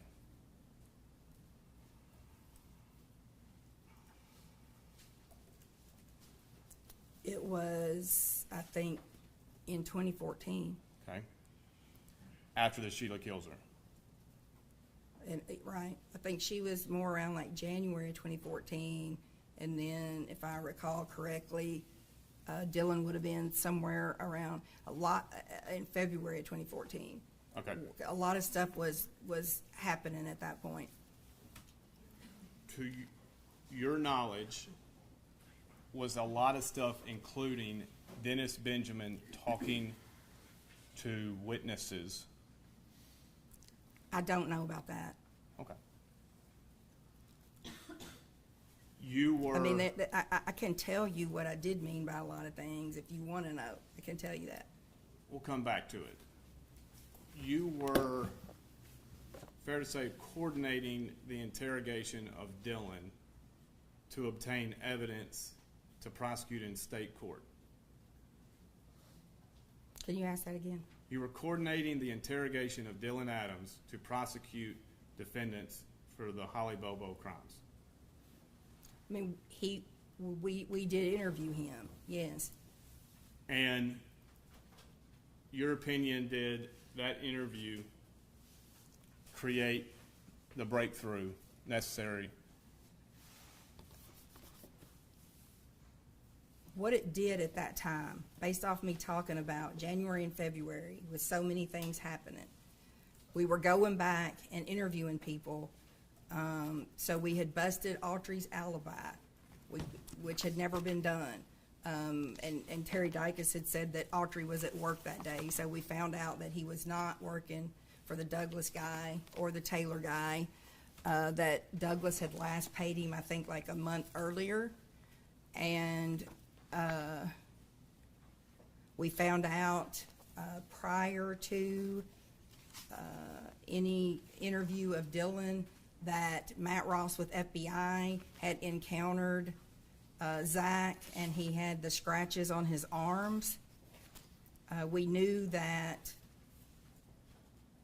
Shane Austin, Jason Autry, and Zach Adams had lied to law enforcement, comparing their statements. We knew that they had given some statements on each other, and we had all the witnesses' statements of everything that they had said to them.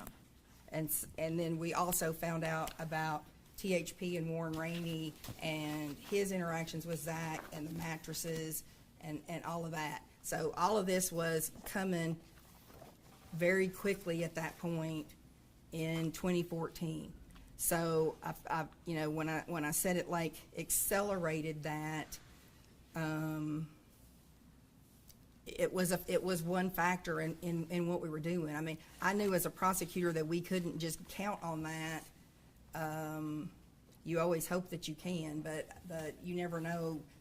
Like, he was one witness, so it did play a part for sure, because what he did say we had from no other source. Do you remember the sentencing hearing for Dylan Adams? I do. Do you remember how you summarized it to the judge? Yes, I How did believe you- so. how'd you That he had given us information to help us solve the case. I remember I called Jeff Jackson and let him testify about how the role that he played in it. We were hoping that he was going to testify. I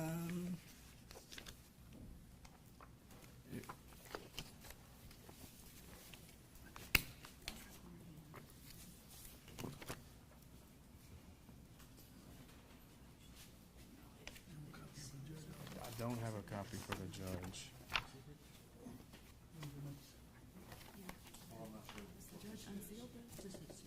Well, Your Honor, I think we probably need to talk logistics of this. This is a sealed exhibit, but the witnesses just talked about it.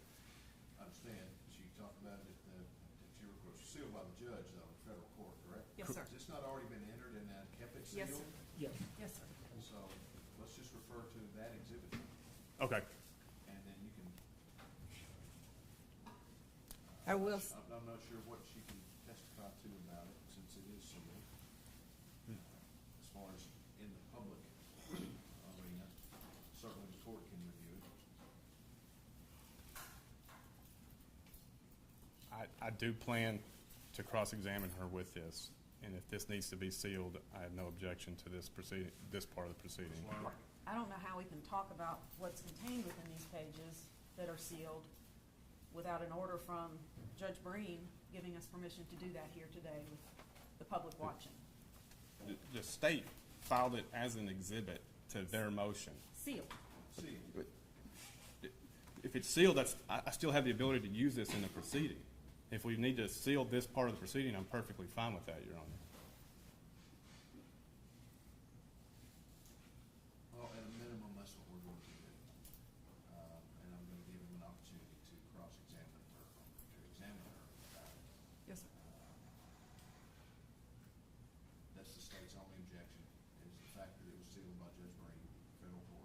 Yes, sir.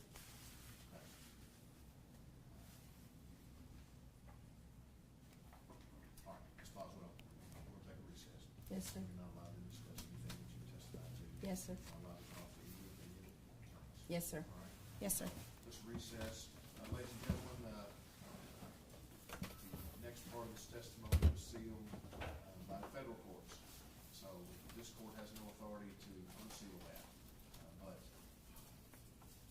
Mr. Adams and Mr. Bates do have an opportunity to present it as a part of this proceeding. So this next session of the court, and that does include recording, will be sealed. So it won't be recording by media recording, obviously in our court recording.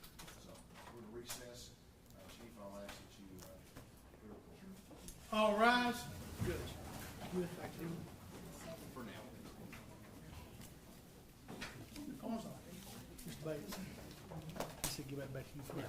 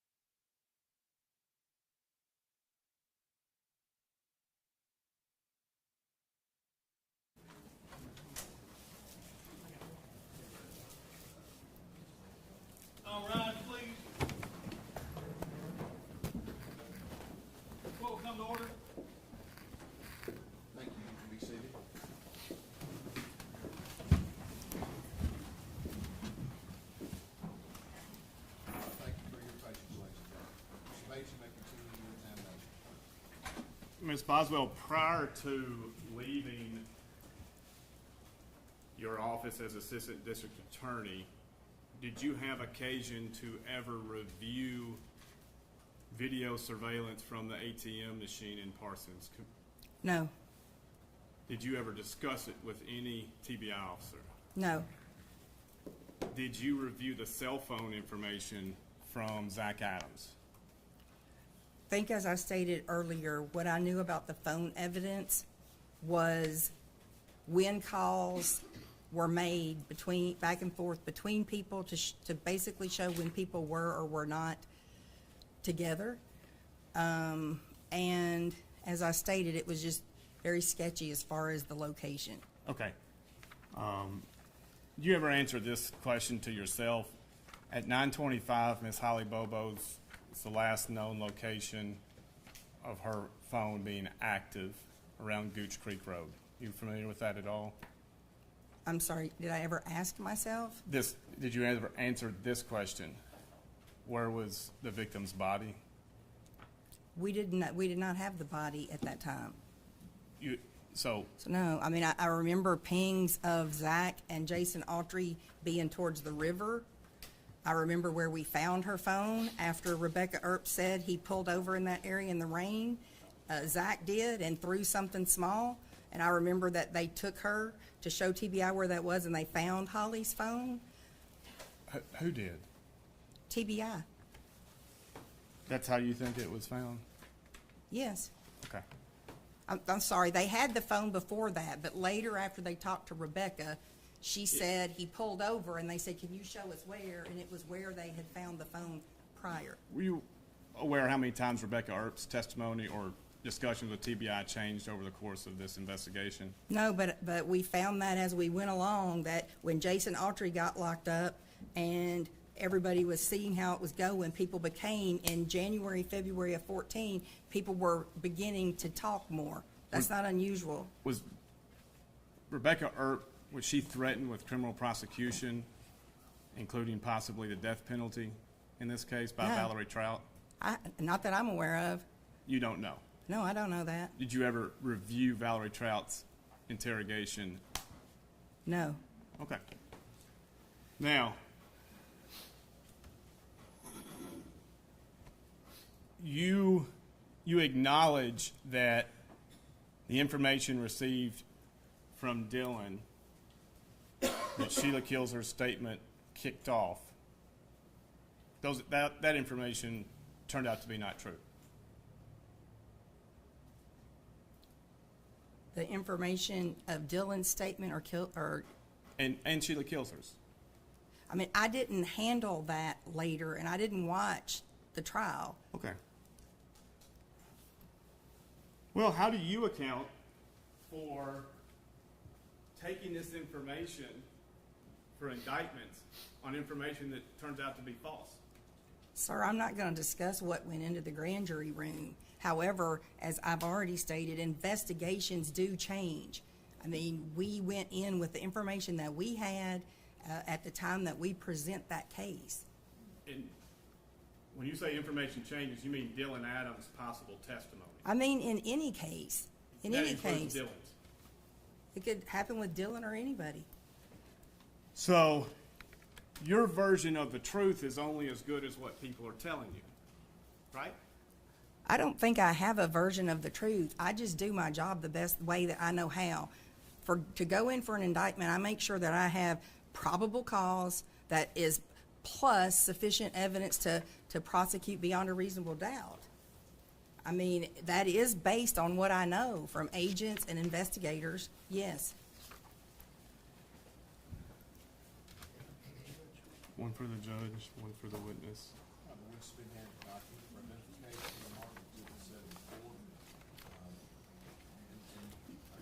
You have a flash drive for Exhibit 73. We will, Your Honor. Okay.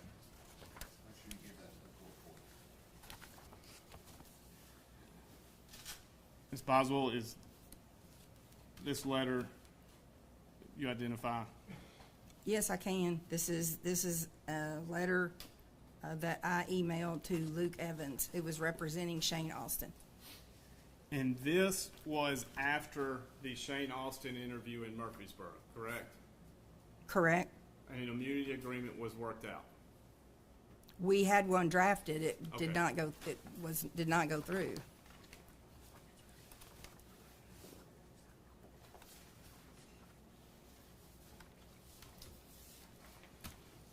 Are there objections to this being entered?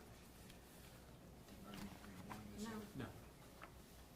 You wanting this one entered, Mr. Bates? Yes, Your Honor. We'll mark it, I'm gonna have to say 74, 75. Give us 75. The one I just handed, mark it in.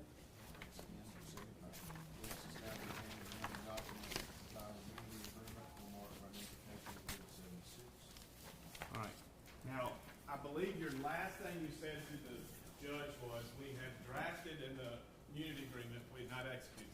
I didn't say we didn't execute it. I think I said it didn't go into effect. Maybe we did sign it. Okay. Well, you said draft. You signed it. I drafted it, and we all signed it. Yes. All right. That was based on whether Shane was going to corroborate what Dylan had said. No, that's not true. That was based on Shane giving us Holly Bobo's body. Either take us to the body or that there be, they were concerned if the body had been moved, and so they negotiated to add in here, should say, or we could verify from the place that Shane gave us that the body had been there and that there was no credible evidence that it was not there. This was all about recovering Holly's body. Are you aware then, you're not aware until today, that this same month, Dennis Benjamin is going to Victor Densmore saying, if you don't give us the body, you're going to get the death penalty? No, I have no knowledge of that. And in your letter to Luke Evans, you say, it is still the position of this office that your client Shane Austin was not and has not been completely truthful, candid, forthcoming, or cooperative as to any and all aspects of the Holly Bobo investigation. That's correct. But you just said earlier you don't have a truth. It's not what you said, Your Honor. I said I don't take a version. Sorry, Well, Judge. I'll ask, what did you say about Objection sustained, rephrase the question, Mr. Bates, let me make rulings, folks, okay? Don't talk over me, don't talk over one another. Thank you. what did you say about whether you knew the truth? You said my version of the truth. I refuted the way you worded that, yes. The truth is, you didn't know what happened in March of 2014, did you? Yes, I did know what happened. Based on what Dylan told you. No, based off of everything in the case, sir. So you thought Jason Autry showed up mid-morning after everything had taken place and the body was wrapped in a quilt? Jason Autry had not cooperated at the time I had this case, Mr. Bates. So no, you did not know that. No, I didn't know it. And the information you had, you thought Jason Autry was the ringleader. No, I never said that. Did you believe it? I think he and Zach were equally capable of the crime.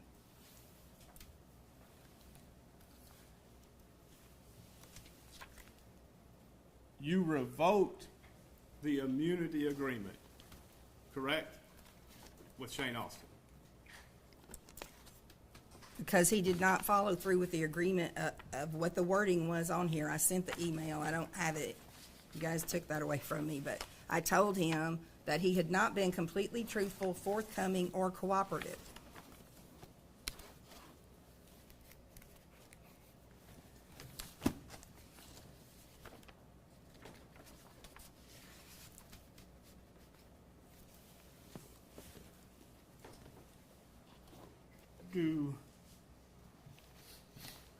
Let me ask this.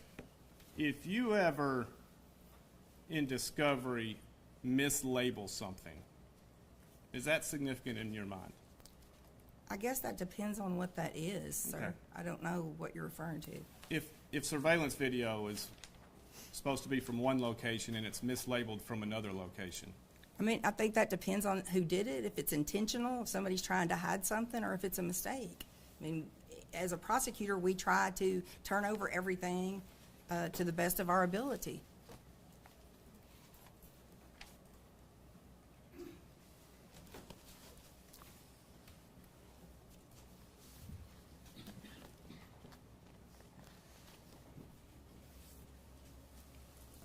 You admit multiple witnesses said the same things that turned out to later be false. I don't know what you're referring to, sir. Okay. You just don't know one way or the other. Can you repeat your question? Did multiple witnesses in your investigation say things about Jason Autry that later turned out to be false? And if you don't know, that's fine. Not to my knowledge. Multiple witnesses say the same thing about Victor Dinsmore that turned out to be false. I'm not aware of that. You're not aware that people implicated Victor Dinsmore? No, I think he was on our list. I don't remember what the proof on that was. Again, there were hundreds of people on our list. I do remember that he came up. Were you a part of discussions where, prior to leaving as the assistant U.S. attorney, where information from Dennis Benjamin was exchanged and discussed by both TBI and your office? I'm sorry. I'm a very bad askee. Can you repeat the question? I'm probably the bad asker. Let me ask this. Were you a part of conversations that discussed what is Dennis Benjamin doing?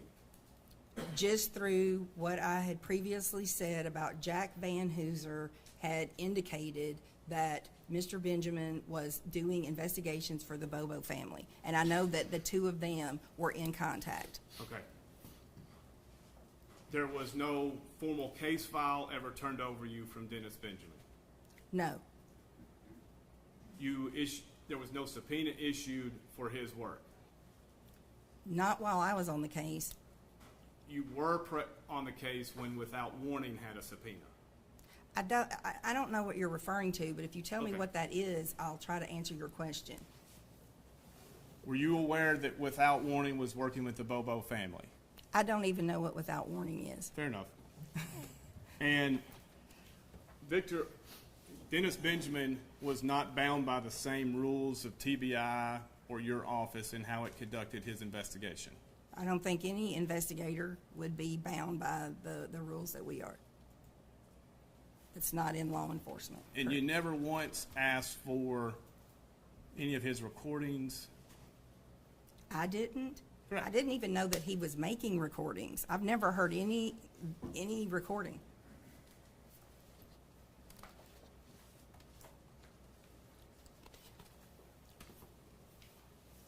Those are my questions, Your Honor. Our respect for the last document handed to the witness was never even discussed. The immunity agreement. We could I make- marked it for identification, Exhibit 76. If we could make the immunity agreement and the letter to We did Ms. Robbins. admit Exhibit 75 as an email. State objecting to the immunity agreement? No, sir. Okay, we'll move it into evidence as Exhibit 76. For identification. No, we're gonna move it into evidence. All right, cross-examination. Thank you, Your Honor. Ms. Boswell, I'm just going to ask you a few questions. First of all, let's start with, what is a SASA? How long did you perform duties as what we in the business call a SASA? It's a Special Assistant United States Attorney, and I did that from August of 2011 till I left to come full-time to the federal government on August 10th of 2014. Is it fair to say in the time that you worked as a SASA, there were, I don't know, hundreds of SASAs across the country? Correct. It was a program started with the Department of Justice and local elected district attorneys to get the biggest, longest sentence we could for the most violent offenders in the communities. Correct. Is that fair enough? That's correct. It was placed into being to fill the gaps in state law. correct? So when Mr. Bates characterizes this as you doing something, I don't know, shady, or I don't know what the implication is that he's trying to paint. Explain to the court again why that role existed and what you did in that role. What your job was. So the job of any person that is what we call a SAUSA, which is SAUSA, it's very beneficial to both the elected DA from that district or that jurisdiction, whatever it may be, and the federal government. The elected DA, through the DA's conference, continues to pay the salary of this attorney. This attorney then works, we have part-time ones and full-time ones, and then they are focusing on serious offenders from that community that, based off of federal resources, we may not be able to take.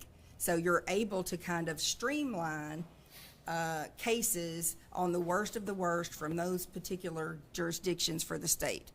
Cases are reviewed and decisions are made whether the federal government's going to prosecute it or whether the state government is going to prosecute it. And very rarely, if ever, do both jurisdictions prosecute one offender because resources are limited. Is that a fair assessment? That's fair. Okay.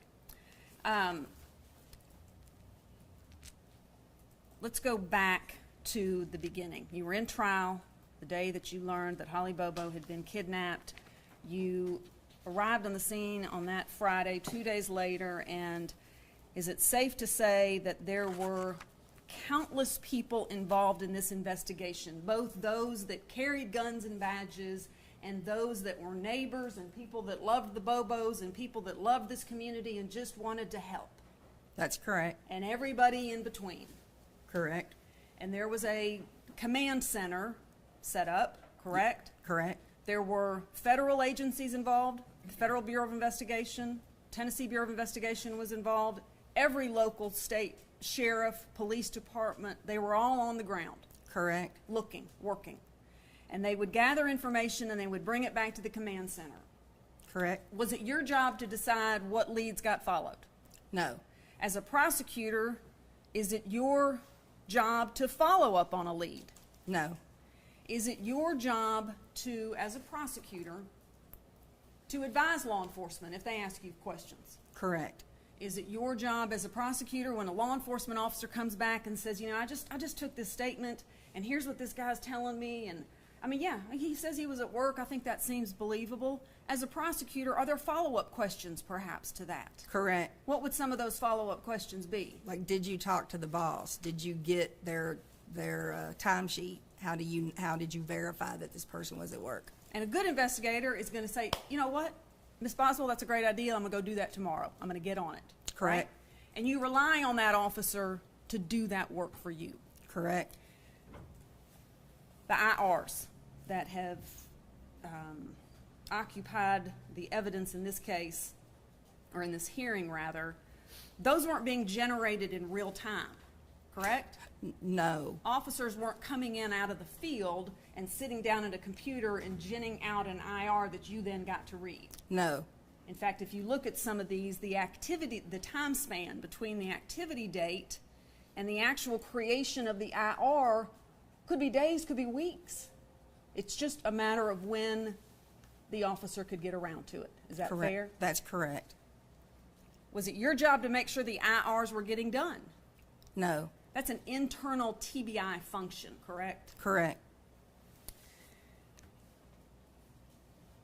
Everything was on paper in this case, right? Correct. Today we have computers that have the entire universe and then some on them. But this back in 2011 was legal pads, pens, scraps of paper. Social media was just new. Is that fair enough? Yes. And the cell phone technology was much different than it is today. Correct. Every morning there was a briefing and every afternoon there was a briefing. Is that correct? That's correct.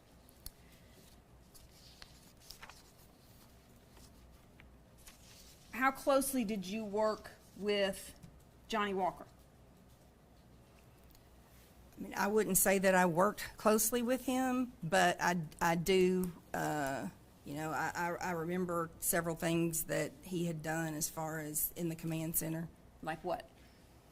One thing was that he just sat still in the same chair for 5 to 6 hours staring at this map that he put on the wall with some little pins of pieces of evidence while everybody was going out and doing interviews, and he would stare at it and say, if I just know the water level, I will be able to predict where everything first started before wherever it landed.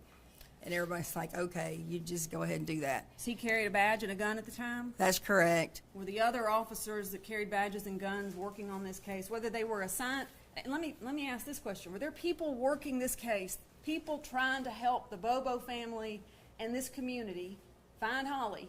Were there people doing that was their job, and there were people doing it that were law enforcement that were just doing it on their free time, on their Yes. off-duty time? All of that. Marshall Walker had a badge and a gun, Yes. but instead of being out looking, I mean, we hadn't found Holly Bobo's body, we hadn't found a gun, we hadn't found hardly anything in the early days, correct? Correct. But he was sitting at headquarters. That's correct. And Did you, go ahead, I'm sorry. you had asked me what I had seen. The other thing was Easter. Holly got taken on April 13th. That was a Wednesday. I believe, without looking at a calendar, that Easter would not have been that Sunday, but the next Sunday should make that maybe the 24th.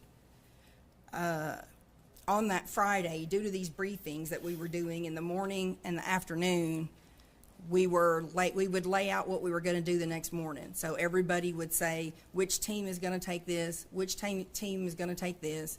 They would ask me, can we search here? Do we need to get a document for this? Any issues that were coming up, I would research that at night and report back in the morning. So on that Friday, we were discussing what everybody was going to do on that Saturday morning, and all the federal people were saying, well, this is Easter weekend. And we're like, yeah, we know that. We'll be back here in the morning to do the briefing of whatever we're going to do over the weekend. So they basically, including Johnny Walker, said, yeah, we want to be with our families, and this is Easter weekend.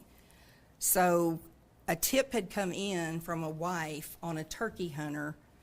I want to say the last name was Ham, but a tip had come in. I don't recall the exact content, but he had gone turkey hunting and was wearing camouflage and acted weird when he came home. Johnny Walker believed, he said 1,000,000% this was our suspect, and he was going to work this till the end to prove that this turkey hunter was the one that was responsible for the crimes against Holly Bobo. I watched him on that Friday afternoon. The way it would work when you were working somebody as an agent, you would take that and try to get printouts of everything you could on that person, different kinds of law enforcement databases. So he had a stack of paper on his turkey hunter, and I watched him on that Friday afternoon, after he indicated he would not work on the weekend, take his stack on this turkey, get up on a chair, and put it on the top shelf behind some other items, which I have never encountered in law enforcement. So I went up and I said, excuse me, Mr. Marshall, but if that's your secret information on this turkey hunter, that you are 1,000,000% sure committed this crime, if we want to work on that this weekend, we're going to take that stack down that you just hid while you're trying to get credit for solving this case, but you don't want to come here and work. Is it fair to say that perhaps his mission wasn't aligned with everyone else that was contributing their time and effort and energy? That's correct. At some point, is it fair to say you grew frustrated with him? That's correct. I think that was my last conversation with him. Did you also, at a time, become frustrated with Terry Dicus and the Tennessee Bureau of Investigation? Yes. Do you remember about when that was? It will be after we worked through 2012 and in the beginning of 2013, when everybody else had excluded and we had cleared Terry Britt, and we just could not get Terry Dicus to get past that. Let me ask a little bit more about that. As we sit here today, we have a linear timeline of this case. We know the last time Karen Bobo saw Holly. We know when her body was found.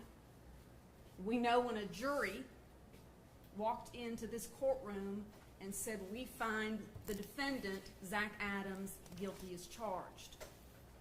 We have a history of this case. At the time and the days and the weeks that you were working on this early on, things were more circular. Is that fair enough? Yes. Chaotic, Yes. perhaps, is a word. Tips were coming in about a myriad of people, correct? Correct. People whose names you knew, Yes. like Terry Britt. Yes. How long have you been a prosecutor? 33 years. State and federal. You teach at the National Advocacy Center, correct? I taught at the state a lot, and I do teach federal classes, but I've not taught at the NAC. But teach federal classes. I And you've do. taught state classes on prosecution. Yes, ma'am. Trial advocacy. Yes, ma'am. How many murder trials do you think you've handled? Not just tried, handled, touched.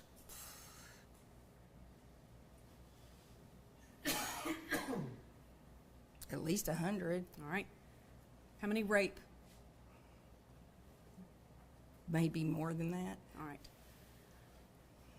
Can you think of a case in your career as a prosecutor in which the defense team was handed the gift that they were handed in this case in the form of Terry Britt? No. I mean, seriously, like in the history of criminal jurisprudence in the state of Tennessee and perhaps across the country, what better suspect is there than the sex offender down the road? That's Right? correct. And not only is he a sex offender on paper, but you just look at him and you get creeped out. Is that fair enough? Yes. Some of the most bizarre fact patterns that you've probably ever read as a prosecutor at the hands of Terry Britt and his wife. Yes. Tell the court, what evidence could you present to a jury sitting here today in 2025, after all that Mr. Bates has just shared with you that you didn't know before? What evidence could you present to a jury of 12 people as to Terry Britt's guilt in the kidnapping, rape, and murder of Holly Bobo? None. Zero. 0, after working him for over a year. He looks the role. He looks the part. On paper, he looks the part, correct? Yes, ma'am. 0 today. Correct. And 0 in 2011, and 2012, and 2013, and 2014. Correct? Yes, ma'am. Correct. Are you familiar with our standards as prosecutors that we must meet before we can ethically present a case for prosecution? Yes. What proof do we have beyond a reasonable doubt, given any and all possible defenses? Any and all possible defenses. That's the standard we have to meet before we can go into a grand jury, correct? That's correct. It's not the same standard for getting a wiretap order, correct? Correct.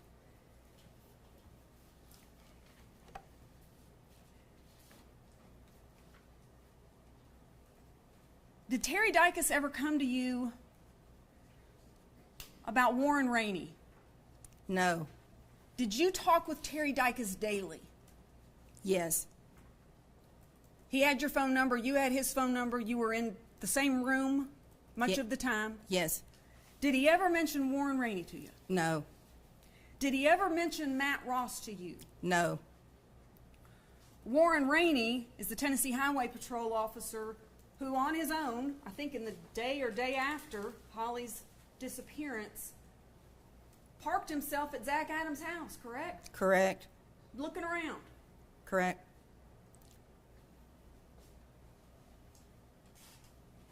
What did he find? Or what did he see?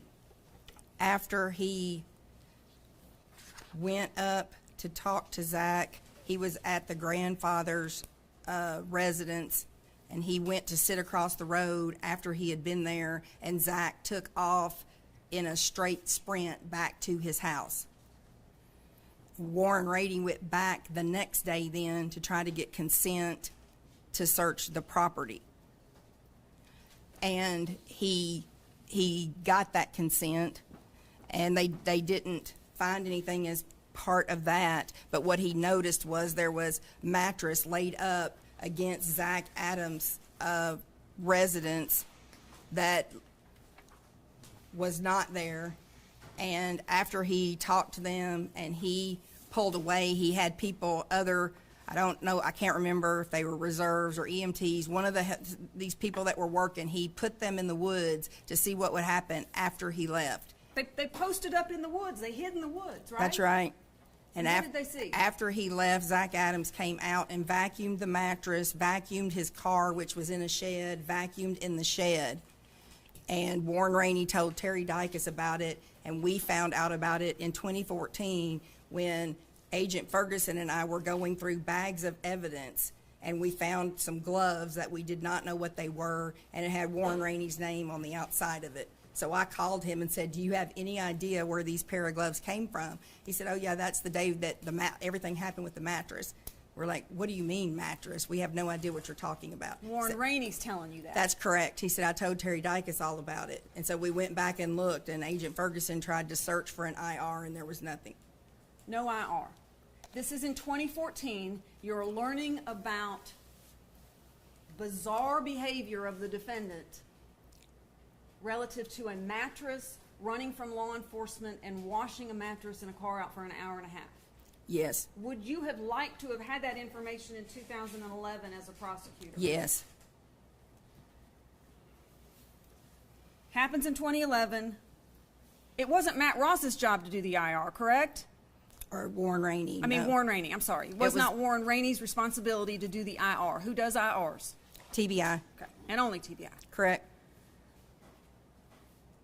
You pick that piece up back in 2014 when Agent Ferguson came on the case. Correct.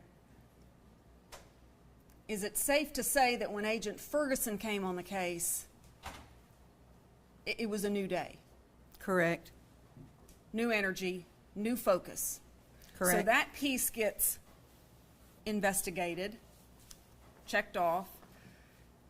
During the course of you all literally going through every name that had been phoned in, and let me ask you this. So Terry Britt's name was getting called into you all. I mean, who else are you going to suspect, right? Except the sex offender that lives up the road. He's suspect number one, great. But the names of Zach Adams and Dylan Adams and Jason Autry and Shane Austin, those were coming in too. Correct. I mean, I believe one of the first IRs mentioning the defendant's name was in early weeks after Holly's abduction. Correct. In 2011. Correct. But they weren't the names that were on the tip of the tongue of Terry Dicus. Correct. And the information that you were getting was coming through the funnel of Terry Dicus. Correct. If he didn't want you to know about Warren Rainey, he wasn't going to tell you about Warren Rainey. And if he doesn't tell you about it, it's a tree that falls in the woods that nobody hears. Is that correct? That's correct. Did he ever come to you and say, Beth, oh my gosh, I just got off the phone with Matt Ross. You don't know who he is, but let me tell you what he saw. He saw the defendant a few days after Holly's disappearance. He saw Zach Adams a few days after Holly's disappearance with scratches. Did he ever share that information with you? No. Tell the judge about Matt Ross and what he witnessed. As we were going back through to try to determine everything that Terry Dicus had not concluded, and what Kathy Ferguson was trying to get everything, we were going back and redoing a lot of steps to try to close things. We found out that Zach Adams had been arrested prior in Henderson County and had run from the police, and an FBI agent had gone out to talk to Zach Adams and had seen scratches on his arm that came down in lines as if they were fingernail scratches straight down the arm. And that FBI agent actually took pictures of those, and he said he reported this to Terry Dykes. It was never in the file. We did not know about the scratches. We did not see the pictures. The boss at FBI, Eric McCraw, followed up, talked to Matt Ross, and Matt Ross said, I think I still have those pictures. So he gave us those. They then followed up and checked with Henderson County to check with the officers that arrested him there and to check his booking, which noted no injuries. And Henderson County said that he did have some scratches, but it was not those scratches. And when did Agent Ross see the scratches? He saw them, I want to say within 10 days or less. I know it was close in time to April 13th. Close in time to April 13th. You have these. May I approach? Keep passing up the bail. That's what Oh, I'm sorry. Yes, sir. Thank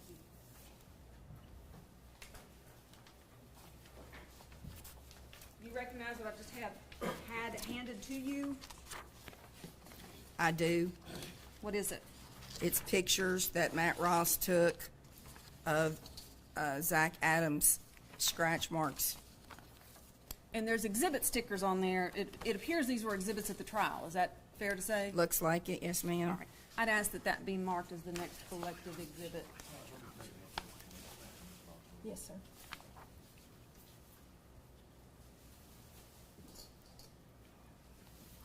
I got it.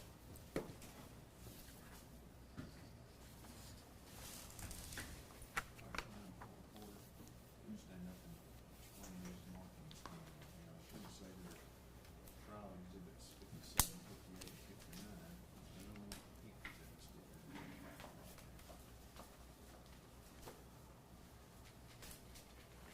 They don't want pink exhibits. This is from the trial. And we handed it up to them because we needed a copy of it. So she crossed out the trial number. This one up here. The CR number for the exhibit. So there's two. There's two exhibit numbers. Just that. Does the court Just need to that know that? one. No, it's Says three. three photographs. There it is. All right, these are already exhibit 14. Yes. Oh, that's what Mr. Bowman was telling me. Sorry, thank goodness for him. Thank you. Still need those? No, sir. No, sir. They're already entered, so these are not going to. All right. Sorry for the confusion. May was a long time ago. I'm going to pass you IR 1919. Mr. Bates has copies of all these.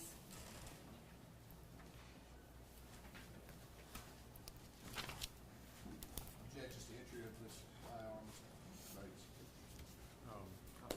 We'll let her identify it first, that's fine. You recognize that? I do. What is it? This is the IR that Agent Ferguson did concerning the scratches. She did this report on February 13th of 2014. When were the scratches seen by Agent Ross? When was the activity date? April 23rd of 2011.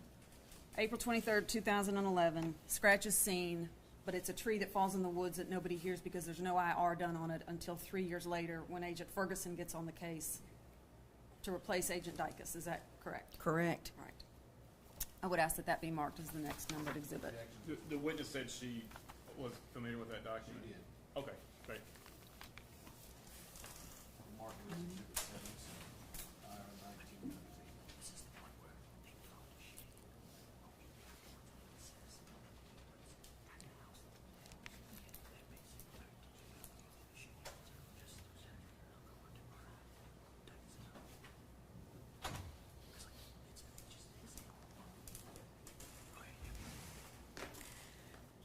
So, fresh eyes on the file, light being shown on things that you'd never seen before. Is it fair to say that you basically had to start over? Y'all had to re-interview, or TBI had to re-interview people that had been interviewed because you just kind of lost faith in what the focus of Agent Dykes. Is that fair to say? Yes, ma'am. Was his focus too narrow? Yes, ma'am.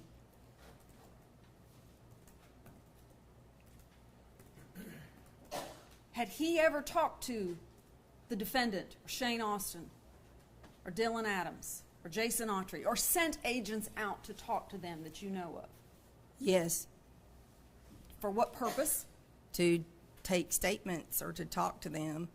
And did he come back after each of those and say, they're all clear, they got alibis, I've talked to their alibis, and we're all good here? He said they have alibis. All of them are alibied. We don't need to look at them. Nothing to see here, keep moving, Ms. Boswell. That's right. Did you follow up and ask about the alibis? Who are the alibis? What are the alibis? I did not at that time because I trusted that he had alibied them. I mean, but people kept, in addition to going back and redoing, at the point that we pulled all the statements that Jason Autry, Zach Adams, or Shane Austin, any statements that they gave to anybody, or any witnesses that said anything about them, when we started pulling all of those is when we were looking at everything that everybody said. And sometime between like February 13th and July of 13, when Terry Dykes left the TBI, we still had officers coming to us. We've talked to this person. We've talked to that person. You got to get back on these guys. You got to get back on these guys. And so at that point, I went to Terry Dykes and I said, how? I need you to tell me how you alibied these guys. He said, well, Zach and Shane said they were together and Jason Autry was at work. It was the classic Three Stooges, right? That's right. They're I said, pointing you have fingers to at be, each other. you have to be kidding me. You alibied two suspects because they said they were with each other. And I said, did you follow up on whether or not Autry was at work? And that had not been done. All right. But it started to get done in 2014. Correct. Terry Britt was still on everybody's radar too, right? Correct. Is it fair to say that at that point, everybody's on your radar? That's right. The collective universe that was working this case, That's correct. everybody was a suspect. We had sheets of paper, the big ones about the size of that board, all over the TBI conference room with names of everybody that we had to go back and re-interview because we couldn't trust what had happened. I'm gonna hand you. Hang on, let me make sure I'm doing. Are these all the pins? Oh, no, this is just. I got you. I got you. There's that. And I have one for the court as well. IR 292. Yeah. All right, let's be handing you documents for identification. Exhibit 78.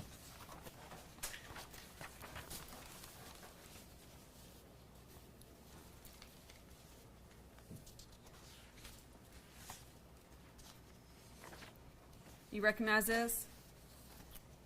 I can just look Oh, at yes, it I'm for sorry. another minute here.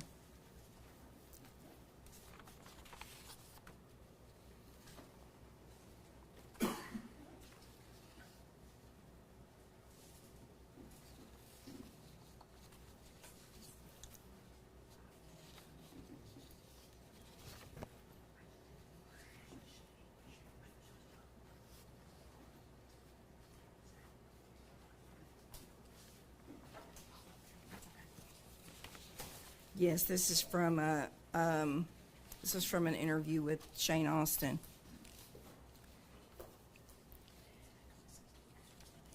And this is an example of. Well, you tell me. What is this an example of?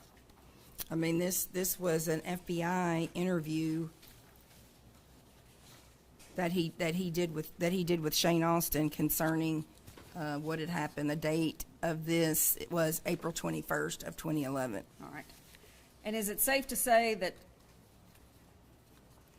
contained in this statement that the court is looking at in exhibit, what are we up to? 79? 78. If we could have this marked as exhibit 78.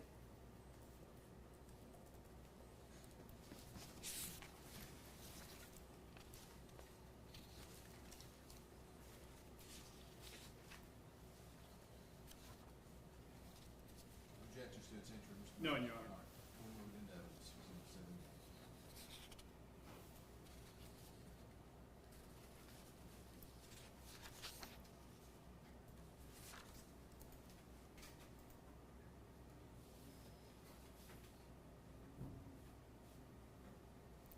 court reporter ready? I'm sorry. Okay, thank you. The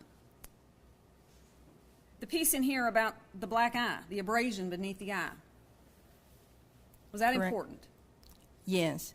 Did anybody ever come to you, Terry Dykes or anybody else, and say, we've gotten this intel about a fight between some of these guys at Miss Dottie's? No. So this is an example of, and there's many other examples of this kind of information, bits and pieces of it trickling in that has to be run to the ground, and the credibility of and the veracity of it confirmed. That's correct. Who people are with, what they're doing with those people. Let's go talk to those people and confirm or deny it, right? That's correct. We got to eliminate suspects and we got to find our suspects, right? Correct. Did he also share with law enforcement what he did on April 13th, 2011 and Thursday, April 14th, 2011? That's correct. He noted he did not work on either of those days, woke up at home, straightened up the house, and may have gone fishing. Correct. Is that a rock-solid alibi for a prosecutor? No. So now Agent Ferguson is on board. Well, let me ask you this. Did you ever express, you did express frustration about Johnny Walker, but you also expressed frustration about Mr. Viveros with the FBI. Is that correct, with his superiors? I just didn't interact with him. Like, again, he was just kind of there. What do you mean, just there? I mean, he didn't seem to be involved in very much. He was around the command center quite a bit. So he wasn't out with everybody searching and on his hands and knees and gun-toting and talking to people and gathering stuff and... I didn't see that, and I didn't interact with him, but once Eric McGraw got here and he was on the case, I interacted with him daily. Steve Champagne and Chris Miller were on the case. I interacted with them. I believe Bill Noski was the first one that was there when I got to the command center. So, you know, FBI was heavily involved from the beginning. They had some victim witness people that stayed in the home with the Bobos, so that if we had to have interactions, it wasn't just law enforcement pulling up all the time to upset them. But I just didn't, I really... He wasn't your go-to? He was not, and he didn't call, he didn't ask anything. The only call I got from him was after he retired on New Year's Day of 2013 when I was deer hunting, and he called to tell me that he wanted to be sure and tell me that Terry Britt did this crime. Okay. That was in 2013? That's correct. Okay. But about the same time that you and Agent Ferguson and others are starting to realize that lots of trees had fallen in the woods and Terry Dykes didn't hear it, is it safe to say that Eric McGraw was also having those same concerns about Art Viveros? That's the correct. work he had done? That's correct. I went to Eric just in general when we realized these list of people, we needed to go back and make sure everybody could be excluded. In addition to that, I told him as soon as Terry Dykes told me he had alibied Zach and Shane because they said they were together, and Autry because he was at work. Eric was having the same issues with Art of things not being followed up on, things not being done, and that's when I said, you need to get all of your FBI 302s pulled that mention these guys, any statement these guys gave, anybody that gave a statement against them, and Kathy Ferguson and I believe Joe Walker started doing the same. And then after that point, when we all, and I said, then we need to distribute it to everybody and get in a room, and then when we started going through what we had, we're like, these are the guys.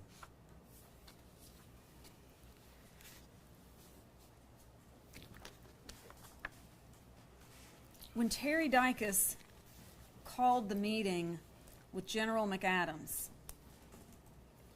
and he presents his PowerPoint, is it a fair characterization that it kind of landed with a thud? That's correct. Who besides Ricky Inman backed up what Agent Dykes said? Nobody. What proof did Agent Dykes have that you as a prosecutor with the standards that we have of beyond a reasonable doubt, given any and all possible potential defenses, what proof did he present at that PowerPoint meeting that you could bring to a jury? None. We talked about him being a sex offender, right? Correct. Talked about him being creepy looking. Correct. He and his wife into weird stuff. Correct. He lives in the county. Correct. He's a sex offender. Yes, ma'am. Lives in the county. He's a sex offender. Propensity. Right? That's right.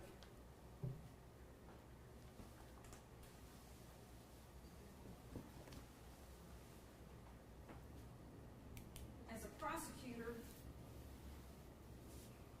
is it your job to get guilty verdicts? No. What's your job? The job is to get the evidence that is supported by probable cause and admissible evidence that's sufficient to uphold beyond a reasonable doubt and to present that before the jury for their determination of if you have proven the case. If an officer comes to you and says, hey, I mean, come on, can't we just, like, come on, can't we just charge Terry Britt? Like, he's gotta be, if he ain't good for this, there's gotta be something else he has done in our community that we haven't caught him at, or somebody's afraid to come forward, and he's a bad guy. Come on, Beth, just give me permission to get him in grand jury and get him charged on something. Absolutely. Is that your job as a prosecutor? Absolutely not. Is it as much your job as a prosecutor as it says on the walls of the Tennessee Bureau of Investigation to make sure the innocent shall not suffer? That's correct. And there's no qualifying that word innocence, is there? No. In your job as a prosecutor, in their job as Tennessee Bureau of Investigation agents, as any law enforcement officer in this state, there's no asterisk by that word innocent that, oh, but if you're a creepy looking sex offender that happens to live up the road, sorry, we're going to charge you. No. If the easy thing for General McAdams would have been to indict Terry Britt, right? Correct. I mean, it would have been so easy. He'd have been the hero, right? Correct. He was under pressure, correct? Yes. Pressure that any elected DA is, right? Yes.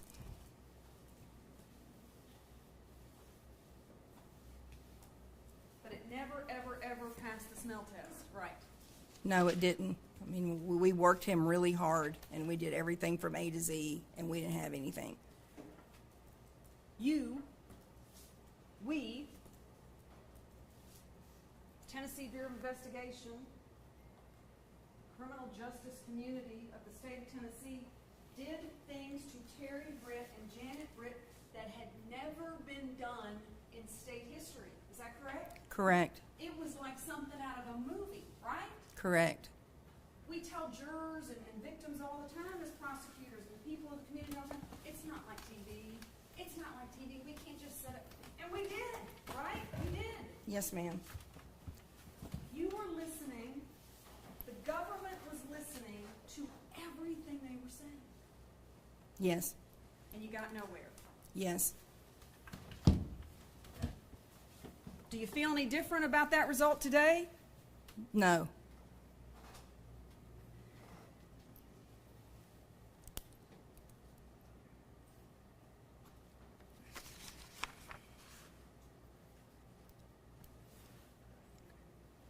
How long after the PowerPoint meeting was Terry Dicus? Well, let me ask. Terry Dicus was removed from this case, correct, as the case agent? That's correct. By Jack Van Hooser. That's correct. And was Art Viveros taken off the case as well by Eric McGraw? He was. And the powers that be at the FBI? He was. And after that happens, there's no more communication. I mean, you're taken off of that case. You ain't helping on the case, right? That's correct. You've been moved on to different assignments. That's correct. Before you left General McAdams' employment, the state of Tennessee employment, and went to work full-time for the federal government, General McAdams asked you to shepherd the discovery, correct? Yes, ma'am. And that was an arduous process, correct? Yes, ma'am. And in 2014, there was a lot of discovery. There's even more today, but it was voluminous even back then. Yes, ma'am. You had to acquire extra equipment. You had to put aside every other job you had that was on your desk that you were trying to clear and do nothing but this discovery. Yes, ma'am. Were you interacting with Jennifer Thompson? Yes. When did you first begin interacting with her? Do you remember? I mean, she came on the case pretty quickly after we indicted Zach Adams. And I started dealing with her then when we had segregated Zach Adams due to threats to Dylan Adams, and she was continually reaching out to me trying to get access to her client. Jennifer Thompson was reaching out to you saying, I can't get access to my client, can you help me? That's right. She's like, this is a big case. I need that, I need this, I need that. I have to be able to get to him. He was in the Chester County Jail. So I was the one going back and forth and trying to call them, and she would just keep on, repeatedly. And she had more access to any client than I've ever seen in my 33 years. She had unfettered access, didn't she? If Zach Adams wanted to call Jennifer Thompson, they took him to a phone. It didn't matter when it was. He was allowed to call. Go ahead, sorry. If she called him, they would go get him, and he was allowed to talk to her. Usually there's hours or certain times, places when you can do that, but they would just take him to another phone and allow him to make that phone call. So if he wanted to call, that was granted. If she called and needed to talk to him multiple times a day, that's right. People dropped what they were doing and made sure that happened. At Chester County, they were communicating sometimes 4 times a day.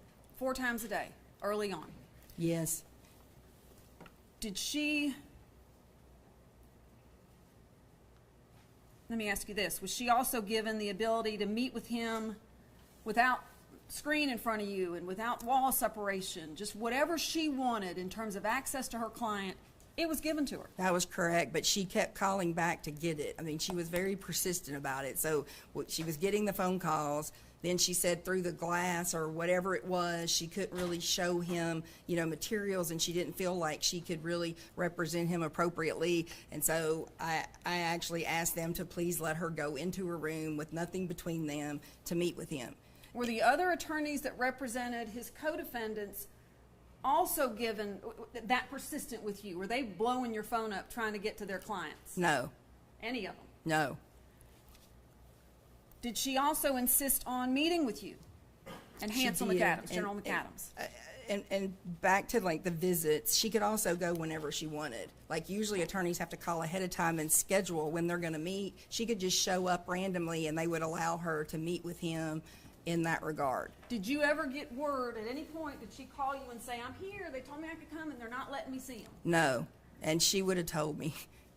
She was persistent? Yes. Zealous? Yes. Did you and General McAdams meet with her and Mr. Simmons? We did. It was on a Sunday, correct? Yes, it was. At a restaurant off the interstate? It was at a hotel. She had gotten a conference room, and this was in March. It was after Zach Adams was indicted and before we turned over any discovery. So she didn't even have discovery, but he's been indicted, she's representing him, and she's working it. That's correct. And she wanted to meet to go over proof, and if we could tell her as much as we could about what we had. She didn't want to wait to get the terabytes of information so that she could go ahead and be working on his case and discussing with him. And she had recently brought on Jim Simmons, and he came as well. And Hansel and I met them somewhere in Dixon, which was halfway, them coming from Middle Tennessee and us coming from the 24th to meet there. And we met with them for a lengthy amount of time on that day. It's what we would call a reverse proffer, correct? She wanted to know what you knew, what the government had or the state had against her client. That's correct. As compared with her coming to you saying, here's how my client can help. That's right. How long was that meeting, do you remember? It was hours. Did you bring the terabytes of information with you and go through it with them? No, because there wouldn't have been any way. No. I can't remember if we brought some things that we had. We may have done that, but basically we're just had the discussion with her going through what we did have. Was she engaged? Yes, she was. Asking questions? Yes, What about Mr. Simmons? same.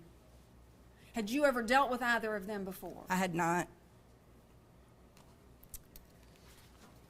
Your Honor, if I could have one moment.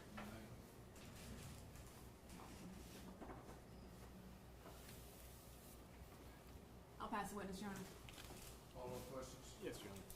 Why is it that you remember the IRs that the state provided you, but you just have no memory of any IRs I provided you? Probably because the ones that they handed me are statements given by these particular defendants. You don't remember looking at the Jason or Sheila Kilser statements? No, I don't. All right. Let me read to you from the transcript of a trial and tell me if this was true. Page 1598.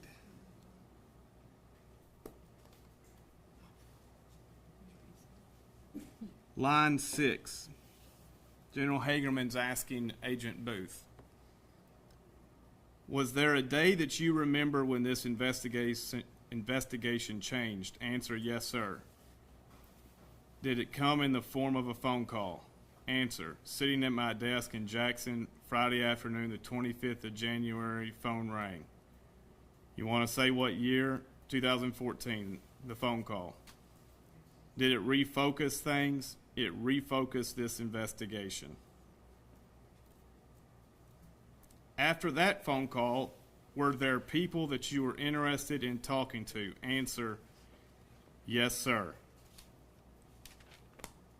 Question, who were those people? Answer, the focus of the investigation changed to Zach Adams, Jason Autry, Shane Austin, and Dylan Adams. So tell me, which is it? Was that version to the jury the truth, or is your testimony the truth? I think they both can be true, Mr. Bates. I mean, I'm doing different roles than what Agent Booth is doing. So as we're going through this, yes, was it important when we got that information? It was, because we didn't have that information from other sources. But there were things coming in prior to that statement. His words were changed, and you said during my direct, nothing changed. I think what we got from that was affirmance of what we were doing. What changed was we were able to then not go forward on these things on the sheets that we were doing, and we were able basically to get laser focused on these guys. Answer, the focus of the investigation changed to Zach Adams, Shane Austin, and Dylan Adams. Okay, I just said it got laser focused. That's a change in the focus.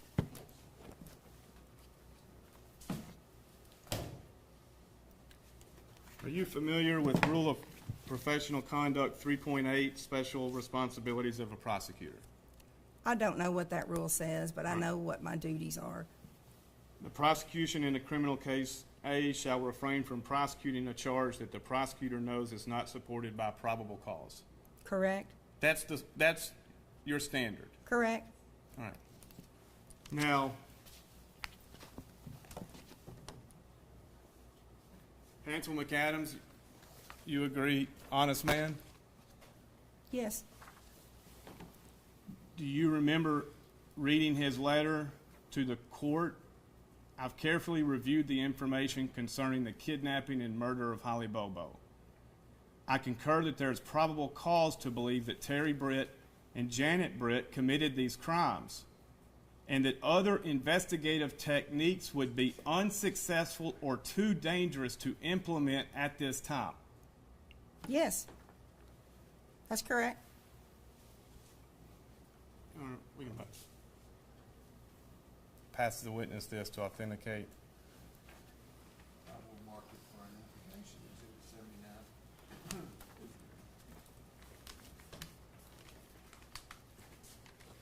Yes, this is the letter that the elected DA is required to do to go up on wires. Yes, sir. And he wouldn't have signed that if he'd not believed it. That's correct. And I moved to mark it into evidence. Objections? No, sir. Without objections, we'll move it into evidence. 79.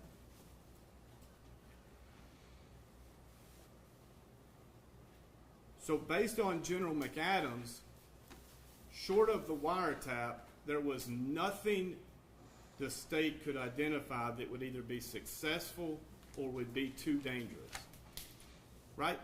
I'm sorry, can you say that again? Based on General McAdams' letter, the point of the investigation on Mr. Britt was anything other than the wiretap was going to be unsuccessful or was too dangerous to try to get.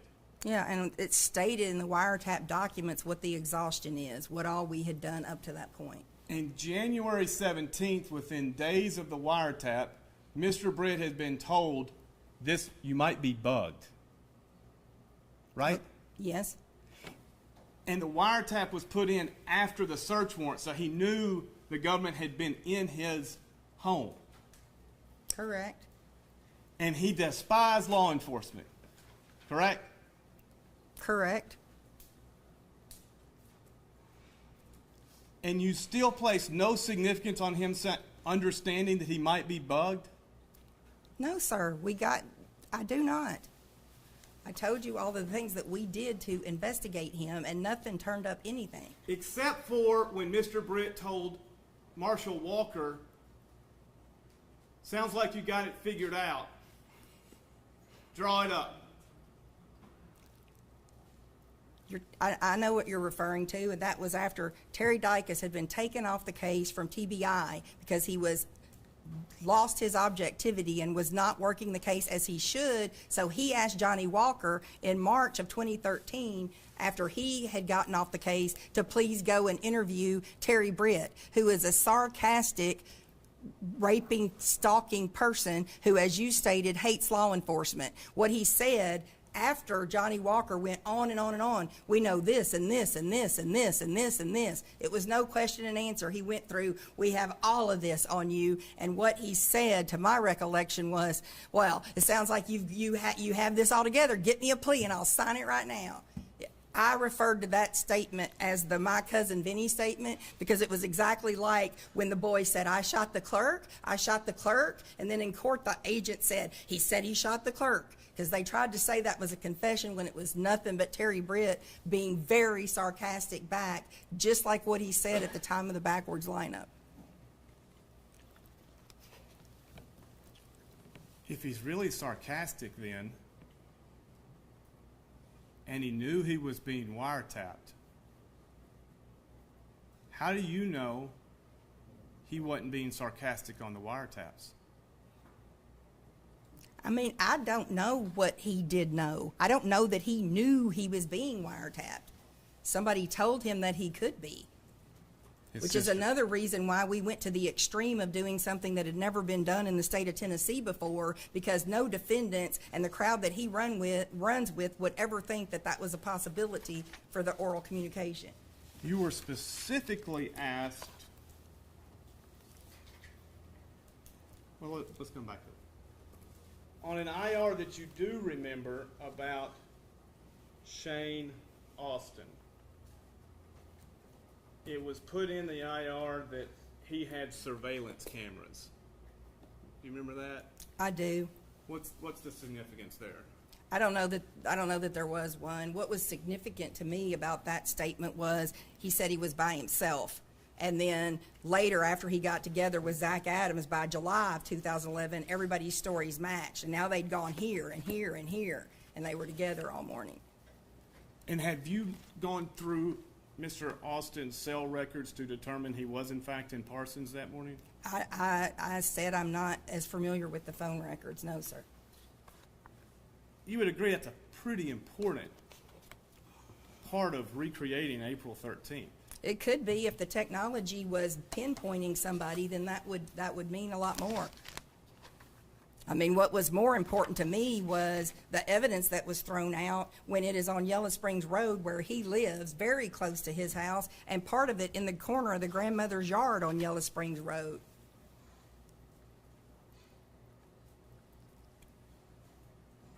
To be clear, that's along the journey the cell phone is traveling from 902 to 9:25 where it ended? If you say so, sir. I don't know that. Okay.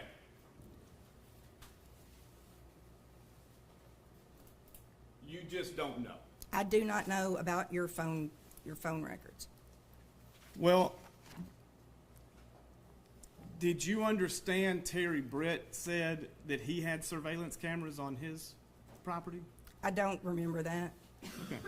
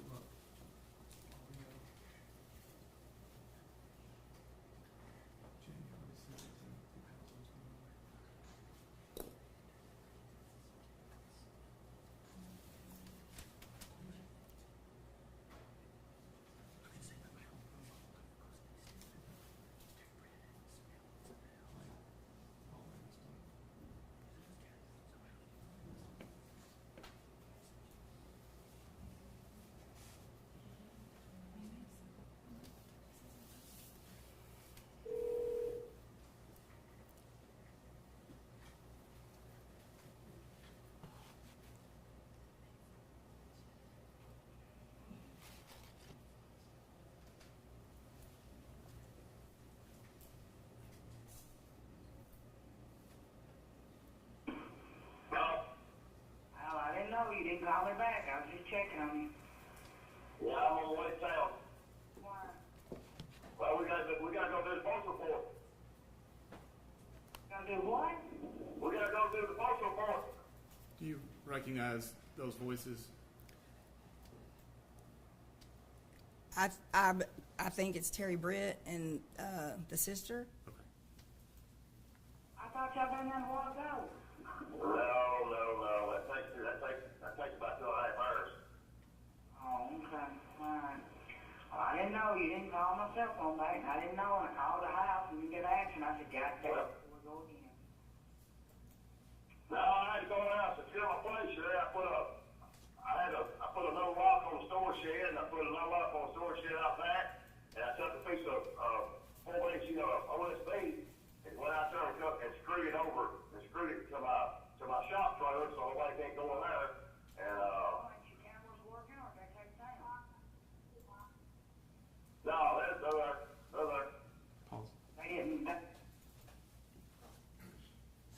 This pause on minute 120. Mr. Britt admits he had cameras on his property, correct? Yes, sir. Admit y'all, the government, didn't get them, correct? Correct. And to this day, those cameras have never been found, correct? Not to my knowledge. I wouldn't know that. You would agree someone imported? Cameras on his house. Yes. I mean, I would have liked to have known, I guess, but I don't know if it's important or not till I would know what it was. We can mark that the next numbered exhibit. That being exhibit A, part of discovery, I'm sure. Yeah. It was, John. We're moving into evidence, it's exhibit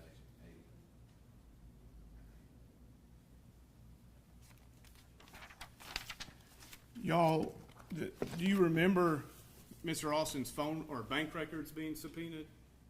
I don't.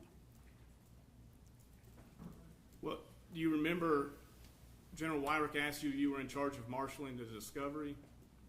Yeah, copying it, scanning it, and getting in a form to turn it over. Okay. Yes. Do you remember the questions about whether Mr. Austin was where he said he was that day? What? I don't know. What questions? Yes. Which questions? Law enforcement wasn't sure if he was really where he said he was. I remember in the statement that you showed me, he said he was by himself, and I know by July he then said exactly what Zach said, the places where they had gone. And that the bank records verified that? No, I don't remember anything at all about a bank. I remember a gas station. I remember buying pills. Not a bank. Get the bank records. No, I don't remember anything about bank records. Okay. And you agree, bank records don't lie.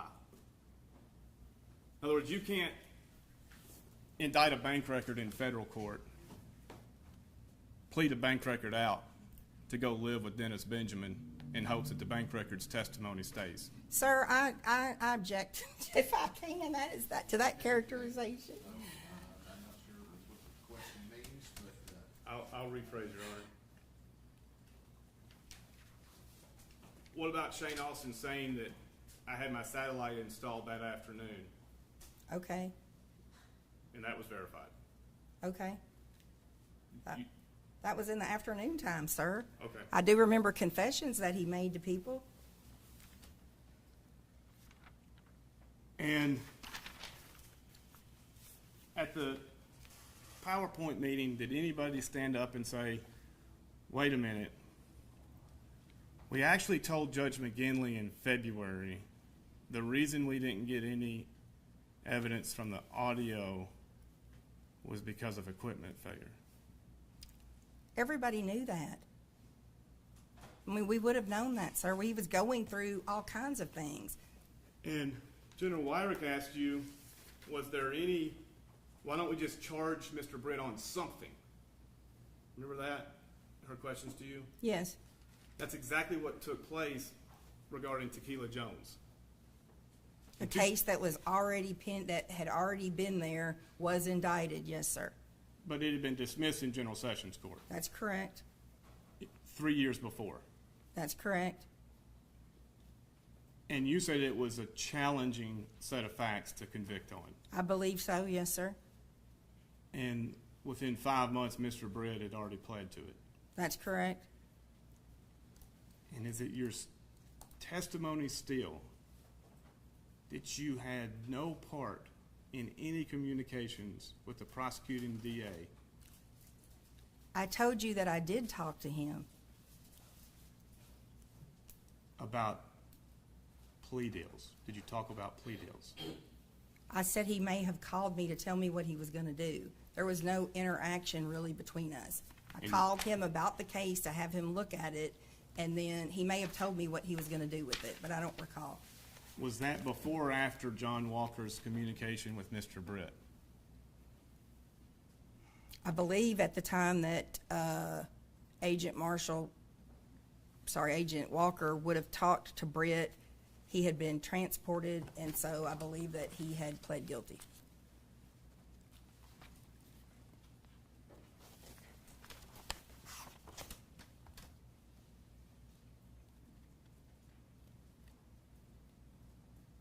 Did anybody go back and follow up with Mr. Britt after that conversation with Mr. Walker? Not that I'm aware of, no, sir. Why not? Why? There was no reason to.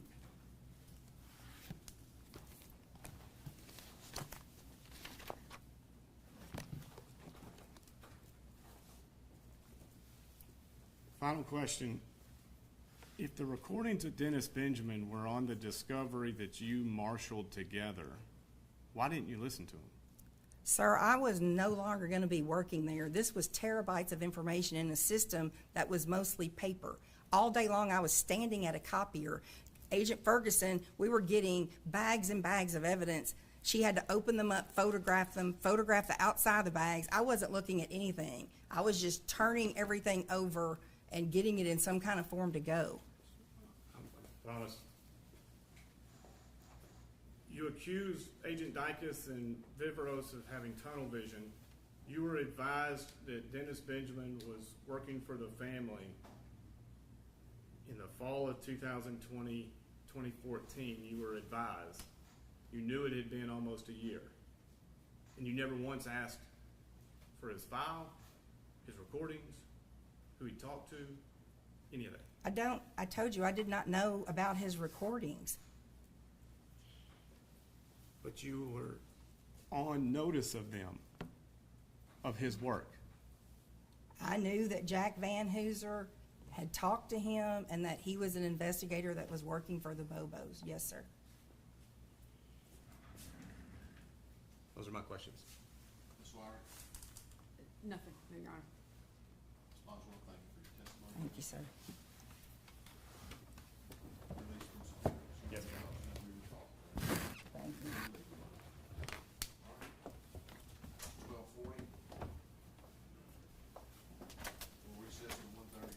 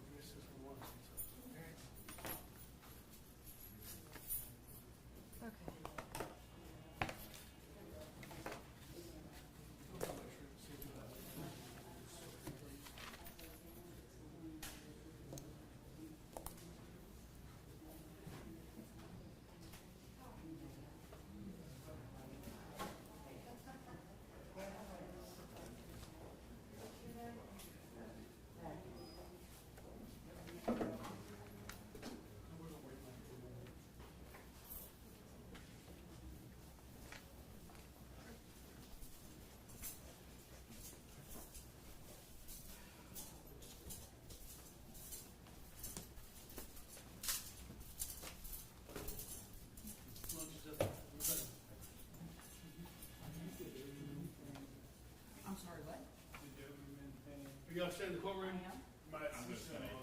Stay in Tennessee? Sir?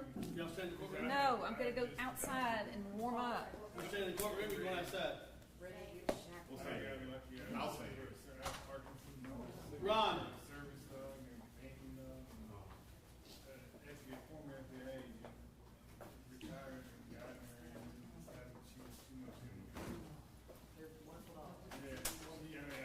Close that door. Are you gonna be right there? Don't let anybody in here. Here, I'll tell you otherwise. Do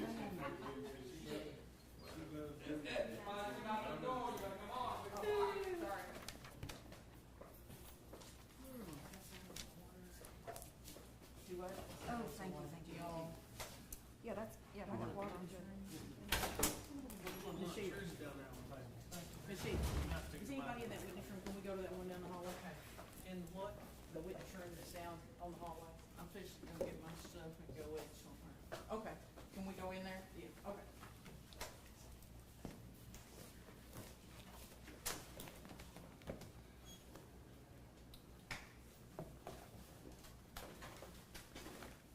I just grabbed my son's lunch today. I was like, we're gonna have some kid lunch today. There you go. Nothing like it. Probably a reason. I mean, I enjoy it. I don't know. Chris, I didn't know if you would burn it. It's just so charcuterie. I We read don't this. charcuterie. We got a whole lot more. You know? That's all I wanted growing up was my mama to send me to school with Lunchable. And look at me now. That's how young you are. We're not invented, but I was always doing it. Okay, I'm gonna grab these waters. I got mine. Where are we going? Got one you. Here, all right.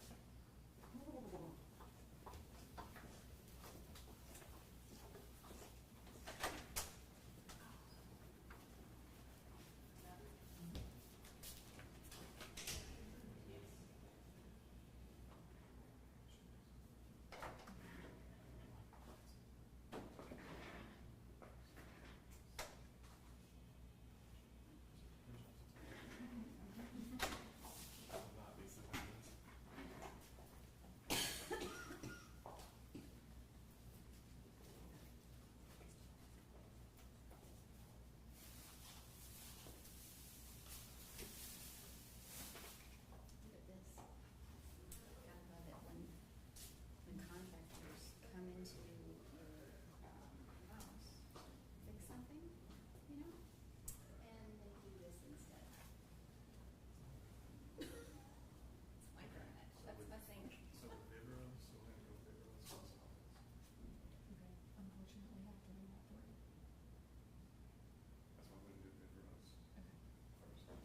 Yeah, I don't have any on it, so it's my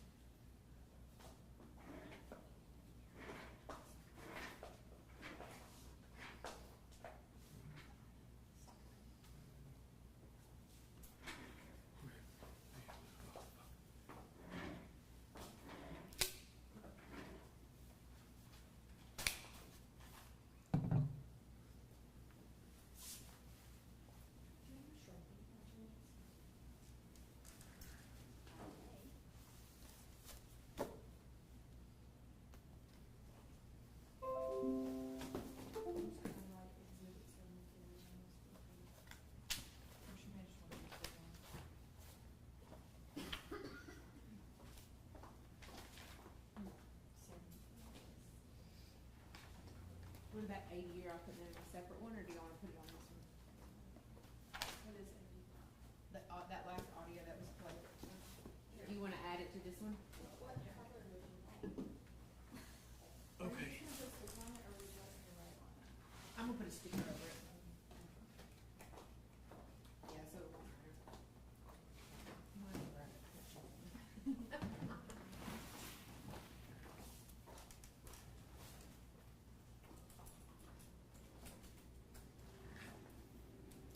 This whole thing is independent.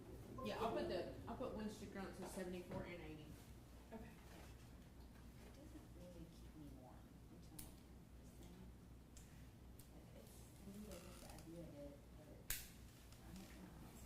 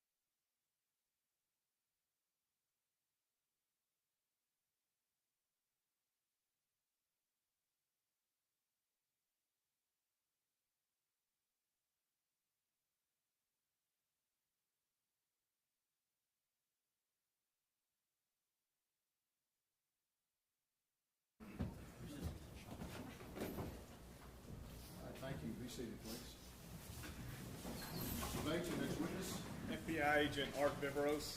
Art Viveros.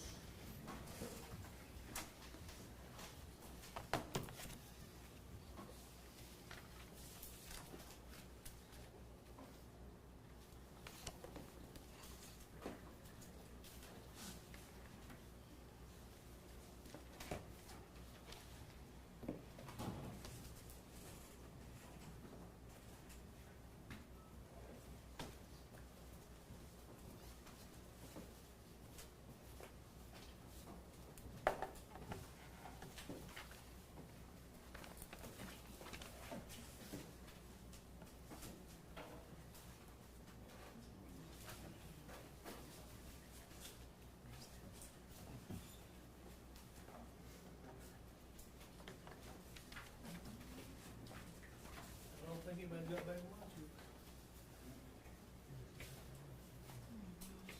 Anyone else in line, Mr. Bates? Mr. Viveros has not returned. Is Jerry Gonzalez there? I think I don't think he's back here. Neither one of the witnesses right there in the hallway. And I asked Austin, he said nobody got back lunch yet. Can I step out and call? Okay.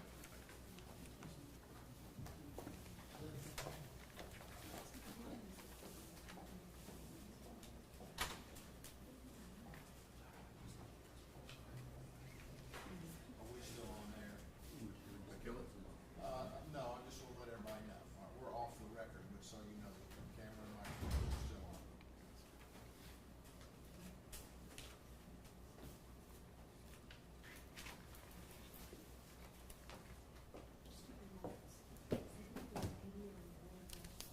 Great.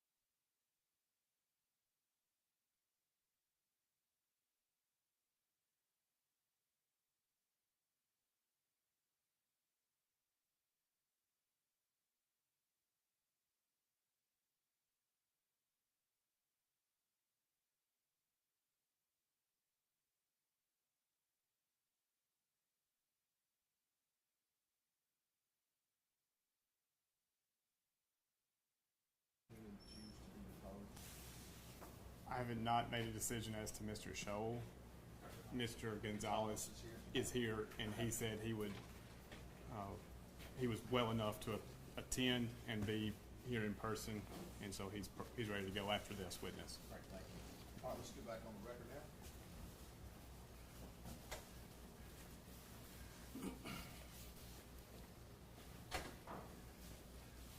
Mr. Barrows, if you'll stay on this one, please. Okay. Over there? Yeah, just, you can stay right there. Okay. Just raise your hands. All righty. Do you swear or affirm the testimony you give will be the truth, the whole truth, and nothing but the truth, so help you God? I do. Sorry about that. Sheriff, the mic. All right. State your name, please. Arthur Gregory Viveros, Viveros. And Mr. Vibros, you are here under subpoena as a formal federal agent with the FBI? Yes, I am. And are you familiar with your restrictions regarding The TUI letter. Yes. Yes, I am. And just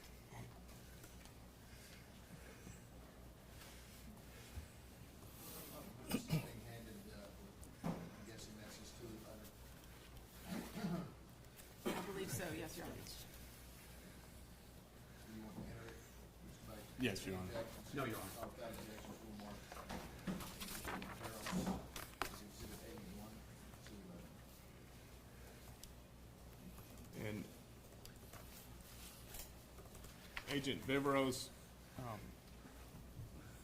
you were here in May of this year, Yes, I was. and that was a Thursday, I believe, the May 22nd. Yes, I believe that's correct. And where had you been that day? I just flew in from California. My oldest brother had died. Okay. I was there for the funeral, and I right. just flew in into Memphis, And then you came right here. straight over here in the And- morning. And then we started with your testimony, and then you left. Yes. Did you understand that you were still a sequestered witness? Yes. All right, what's your understanding of a sequestered witness? I'm not supposed to discuss the case or with anybody, not do any research or look for any kind of thing on the internet or on TV, anything like that. To understand what witnesses testified before you, Correct. and by the end of that weekend, did you contact me? Yes, I did. And had you obtained information about what took place prior to you taking the stand in May of 2025? Yes. All right. What did? Don't tell the substance of what you listened to, but how did you listen to it? I was just walking to the living room. The TV was on. It was on the local Jackson, Tennessee News, Channel 7, and they were talking about the trial and Joe. Don't say anything about what you learned.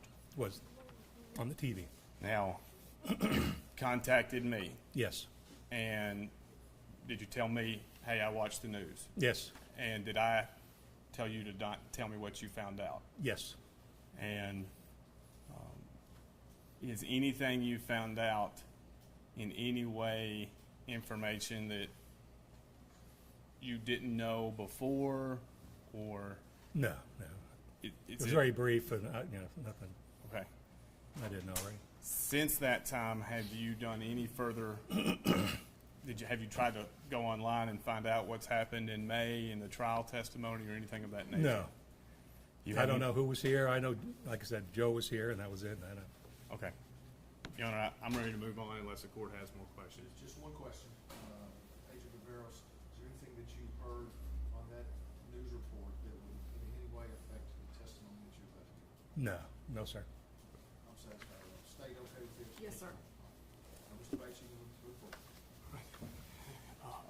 In April of 2011, Agent Viveros, how long had you been in law enforcement? 27 years with the FBI as a special agent. And what were your duties and responsibilities? Investigating violations of federal crimes, from drug trafficking to white-collar crime to espionage to kidnappings, things like that. Do you remember what day in relation to the abduction was April 13th, 2011? Do you remember what day you came in on this Holly Bobo case? That very day, I think it was a Wednesday, and Terry Buckley with the Jackson PD was a task force officer agent with us, and he called me up and said, "Hey, Art, you've got Decatur County." I said, "Yeah." He said, "They got a kidnapping going on over there. You might want to give them a call and see if you want to help them out, whatever." See, anyways, I got the information. I called up the the station, the PD, and they told me where it was and everything, the address, and I just came straight over, and I ended up in front of the Bobo house. Of course, there's cars, people everywhere, and I just started trying to talk to people who knew about the case, what was going on, and somebody referred me to. They said, "Well, there's a Drew. That's the boyfriend, Drew," and the first person I spoke to was Drew, the boyfriend, and I talked to him there in front of his car, or a car. Then I talked to another. I can't even remember the names. Another law enforcement. They said, "I think one of the TBI guys is talking to Clint, the brother, and he's down there in his car." And that was Brent. That was Brent Booth. And I went over there and knocked on the window. Brent said, "Can I help you?" And I explained to him who I was, and he says, "Can I sit down on the interview? I need some help with it." And I identified myself. I said, "Sure." So I hopped in the back seat, and we interviewed Clint Bobo for the next hour and a half, I guess it was. When did you stop working on this case? When I retired. I thought it was at I think in the March of 2012. And anyways, I retired, and that's when I stopped.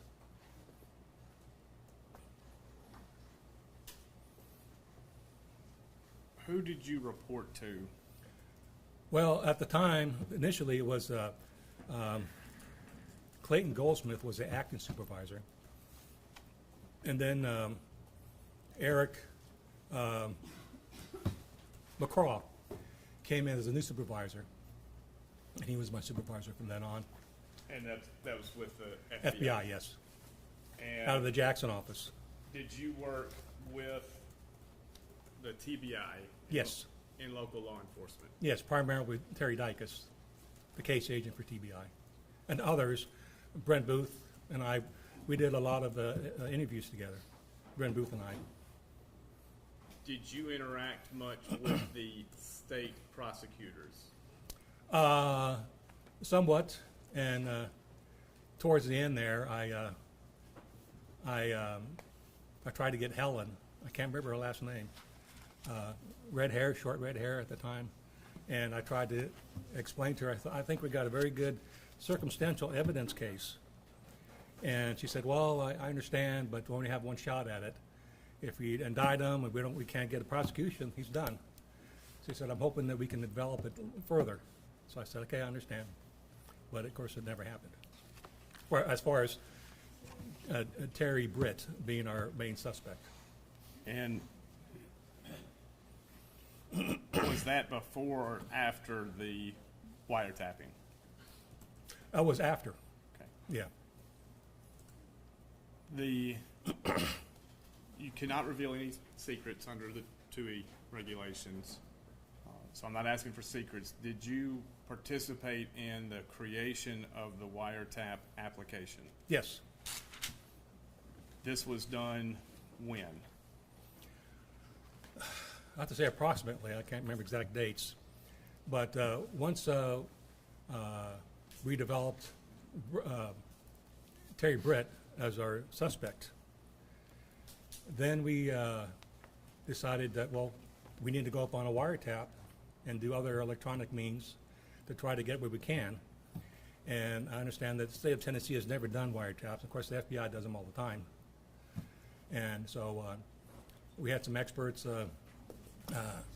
contact Terry Dykes, and he drew up a very nice application for a wiretap. And I did some communications requesting it, and the Bureau, to do that. And they came in from Quantico, and we set up the equipment, helped them set up the equipment, the state.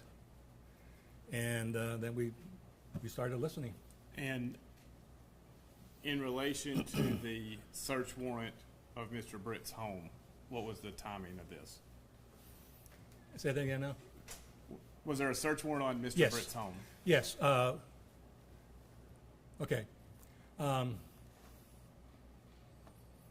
We had set up some other electronic means of capturing information beforehand I remember correctly. And then but we also had realized that we wanted to go further, and we decided that if we do the search warrant on his place and to arrest him for, I think it was a gun charge, outstanding gun charge on Terry Britt, we could use that as a means to go in there and set up the electronic, devices. Okay. And then we used that with him being gone, and then doing the search warrant and searching his the facility, his grounds and so forth, to do what we needed to do. Do you remember the day of the search warrant? Were you present at Mr. Britt's Yes, home? absolutely was. Do you remember talking with Miss Janet Britt?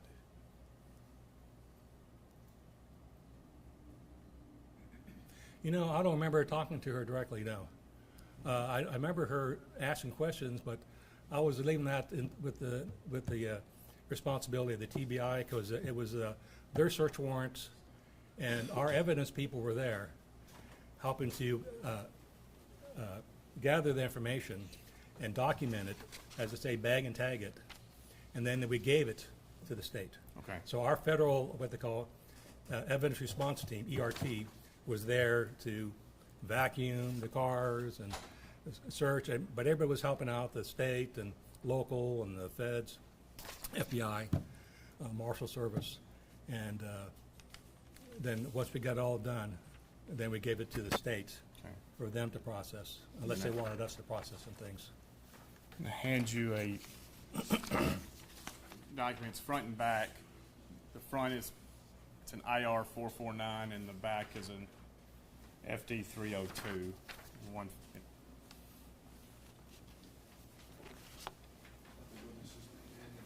Documents for identification. Exhibit 82. And on the FD 302 on the back, Oh, okay, can you review this document? okay.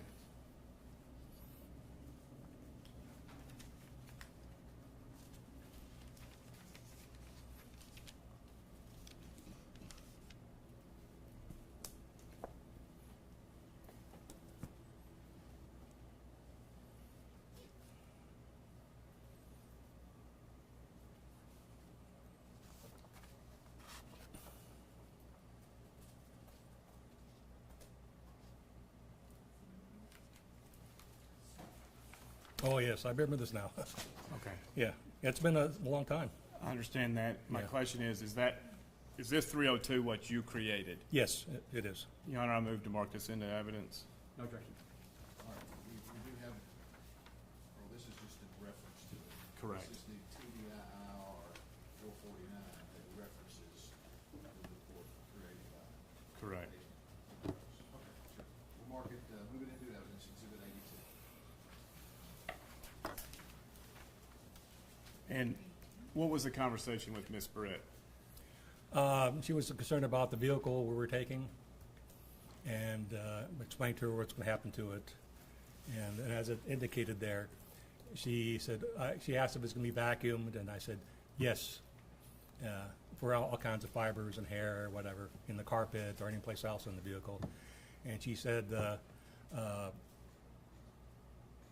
there's going to be all kinds of women's hair in there.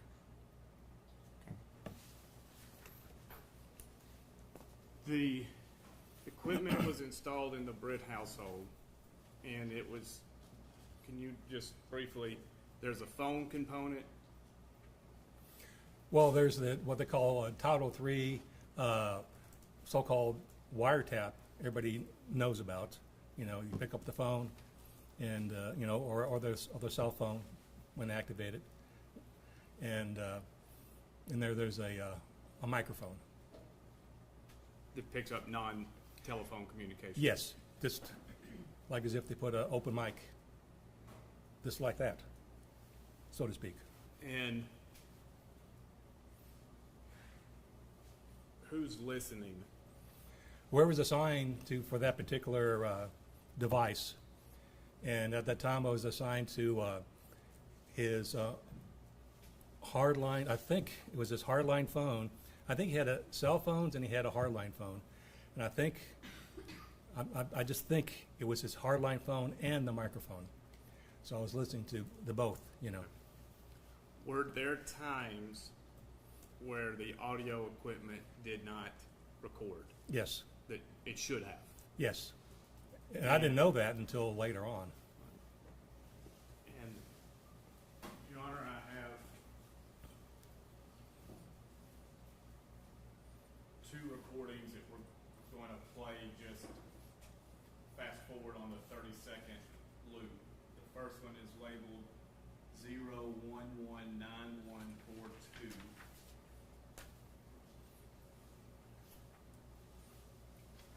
These are recordings from the wiretap of Mr. Britt's home. Yes, Your Honor. And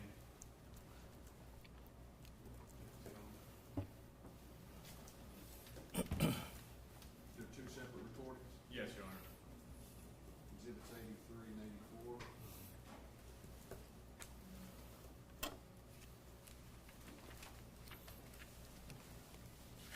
Objection to there being any? No, Your We'll move into that.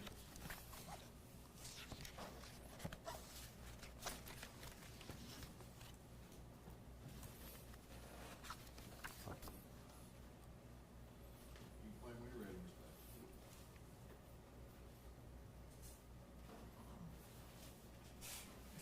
They're being played, they're silent, Your Honor. I'm somewhat approving them. There's nothing on it. You just fast forward 30 seconds.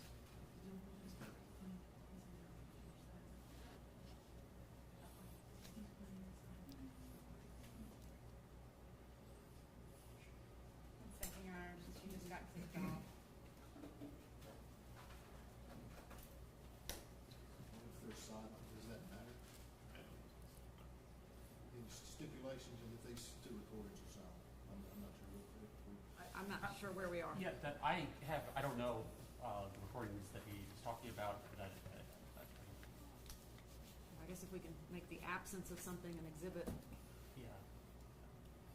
we would object, Well, he's for playing. what it's worth. They're just silent. Right, but I don't know how you authenticate that they are what they claim they. They're provided in discovery.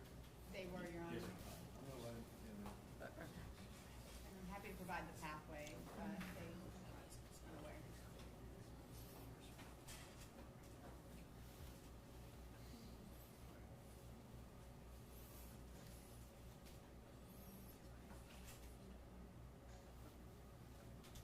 What are the length of these recordings? Right. I believe this one's 10 minutes. I don't plan to play it for 10 minutes. If we just fast forward through. So the first one is 10 minutes, Yes, Your Honor. and the second one?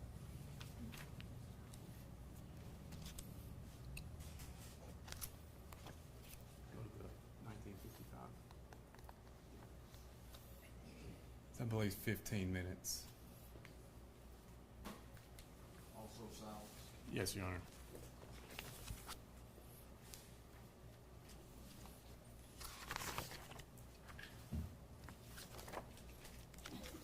Do you remember when you were listening, writing down notes or some form or fashion regarding what was on a recording? Yes. Whenever you hear something on a phone call or a microphone, if you hear something that's pertinent, meaning something that's criminal, could be used as evidence for the crime you're got the equipment set up for, you need to annotate, summarize what you're listening to, and so the case agent can look for it and find it, listen for it himself, and then see what I thought was pertinent, and see if he agrees, and see if we're going to use it as evidence or not in the case. So I'm going to summarize what I heard was I think is criminal activity. Go for it. And I'm going to make it there for the case agent to, use it, read it himself or herself for the case. And did you hear things that you believed was important in investigating Terry Britt? Yes, I did. What were they? Well, first I heard a phone call.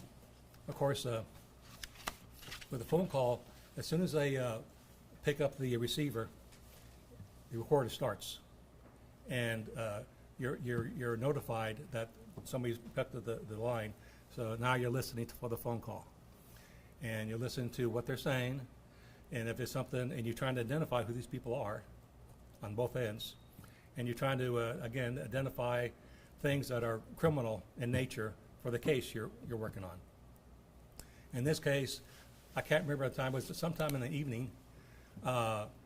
His sister, and I can't remember her name, might be Peggy. I can't remember. Anyways, she calls him up, and I recognize Terry Britt's voice because I had interviewed him with Brent Booth like 2 months prior, so I knew that was Terry Britt. Of course, the other end was at that trailer, so so I knew that was him. And the conversation was such where she said, "Well, you need to be careful what you say on these phones because they're gonna wiretap these phones." She said, "Remember when Mom and I burglarized those Natchez Trace cabins?" She said they tapped our phones, and they came in and arrested us, and they must have tapped our phones. So I said, yeah. Well, he says. Why is that important? Well, it's just that she's conscious of, to me, that there could be some criminal activity, and I need to be careful what you say. It's going to get you in trouble. He said, he says, those whores are going to try to pin this case on me. The whores are the law enforcement. He says, yeah, those whores are going to try to pin this case on me. He says, I didn't even know the bitch. And I believe he was referring to Holly. He said, I didn't even know the bitch. And he says, okay, well, yeah, just be careful. Anyways, they hung up the phone. And there was some silence. Now I'm listening to the microphone. So there was some silence, and then he says to somebody there in the trailer, he says, yeah, those whores are going to try to pin this case on me. And the person that he's talking to doesn't say anything. And he says, again, I didn't even know the bitch. And he says, I wouldn't do something like that. And he says, I can't remember what we did that day. And then somebody speaks up, and I can tell that it's Jana Britt. Of course, again, I remember speaking to Jana Britt. That day we spoke to Brent Booth. She showed up from work, and she insisted she came to the trailer when Brett and I were talking to Terry. Terry Britt insisted he contact his wife Janet to leave work at the newspaper and drive up to the trailer, so she can show us a receipt from Goodall's where they bought a bathtub enclosure that morning of the kidnapping. And Terry said, well, she keeps it in the safe. She needs to come over here and get it from the safe and show you guys what we were doing that morning. So I said, okay, how long does it take? Because he's going to be here right away. And sure enough, she showed up like that. And she came in, went straight to the other end of the trailer, and she brought this receipt. And she said, here's the receipt. We were there buying a bathtub enclosure. He said, yes. And he said, see, that's where we were at, mid-morning. Were you? And anyways, going back to the microphone, when he says that I didn't remember what we did that day, then she spoke up again. Like I said, she said, oh, about 10:30, we went over to Goodall's in Camden, and he goes, oh, yeah. That old man sold us that bathtub enclosure. He said it was a $300 bathtub enclosure. He's going to sell it to us for $150. And we put it in the back of the truck, and then we went down to Decatur. He said he went down to Decaturville, went to do-it-yourself, and then we came back home. But what struck me about that conversation was him saying, I wouldn't do something like that. That struck me as, why is he having to tell her, I wouldn't do something like that? Because in theory, that day of the kidnapping, they're supposed to be in bed together. That night before, they told me, Terry Britt said that he and Janet were delivering Lisa handbills that the newspaper had about sales and so forth to different businesses. And they did that throughout Decaturville until like 2 o'clock in the morning or something like that. And they went back to their trailer. Okay? Well, in theory, you get done with your job that night, you go to bed. And then in the morning, since Janet had that job working in the newspaper, she would get up in the morning, let's say 7 o'clock. She looks over, and there should be Terry. So, and then she would leave, and she'd be at work. You know? But Terry Britt on the microphone says, you know I wouldn't do something like that. The whole idea is, well, of course you didn't do something like that, because in theory, when she gets up on that very day of the kidnapping, he should be in bed with her. When she gets up at 7 and she leaves for work, he's supposed to be in bed, which tells me he knew that she knew that he was gone that morning. Were you a part of creating a summary? Yes. And this,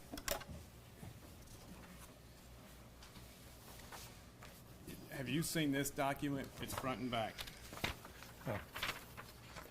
Well, this is all apparently afterwards. I did like a little handwritten summary on the side. Okay. Where was this pertinent for Terry Dykes to look at.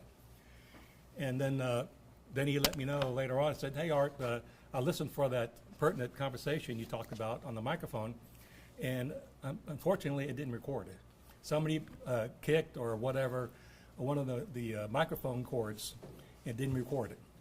And I said, okay, well, listen, I'm going to do an FT302.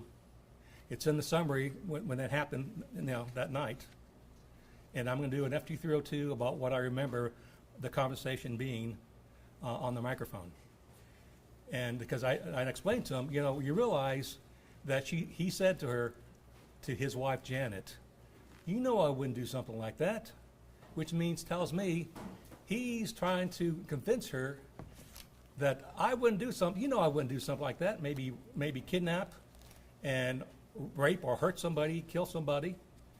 Because, she would say, in any other case, you would say, of course not. You wake up every morning and there's your spouse. You don't, my wife doesn't tell me when something bad happens in Jackson, Tennessee, thinking that I had something to do with it. I don't have to tell her, I wouldn't do something like that. Well, yeah, I don't expect you to have that kind of lifestyle. And I expect, every morning I wake up, you're right there. So you couldn't have done it. So why are you telling me I couldn't do it? I wouldn't do something like that. To be clear, you did not create this Well, no, spreadsheet? I don't. It's been so long. There should be some, handwritten summary on the side of where that said it was pertinent. Your Honor, if we could just mark this for identification. And then, of course, there should be an FT302 that I gave to the TBI, summarizing what I heard on the microphone. But I remember it just like yesterday.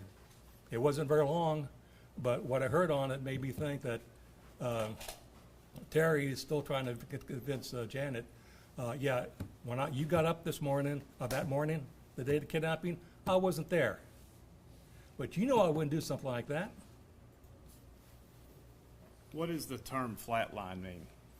It means there's no activity. That's what I'm guessing. It's like anything else. No signature, no recording, no activity. The recordings that we played where it's nothing. No, right.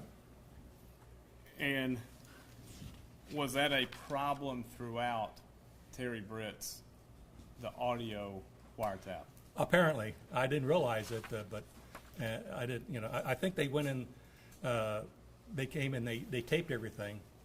And I just talked it up that, the state wasn't used to having to deal with something like that. That's the first time I've ever done a wiretap. But you have to, we would call it Murphy-proof it. I don't know where the term came from, but you wherever you got cords plugged into an outlet or into a recording device, you got to tape it down so nobody doesn't kick it out or pull that out inadvertently and say, what do I do with this thing? I don't know where I went to, and just stick it someplace. It's got to work every time. So All right, let me ask this. After this time, did you continue to work on this case? Yes. And at what point were you aware of a Tequila Jones? Of course, one of the first things that everybody, TBI, ourselves, whatever, that very day when Britt and Ruth and I went and talked to Terry Britt, he was acting very nervous. And of course, we already knew, we already had interviewed Clint. So we already knew what kind of guy we were supposed to be looking for that Clint described. So we first look at Terry Britt. That guy matches exactly what Clint was talking about. The size and so forth.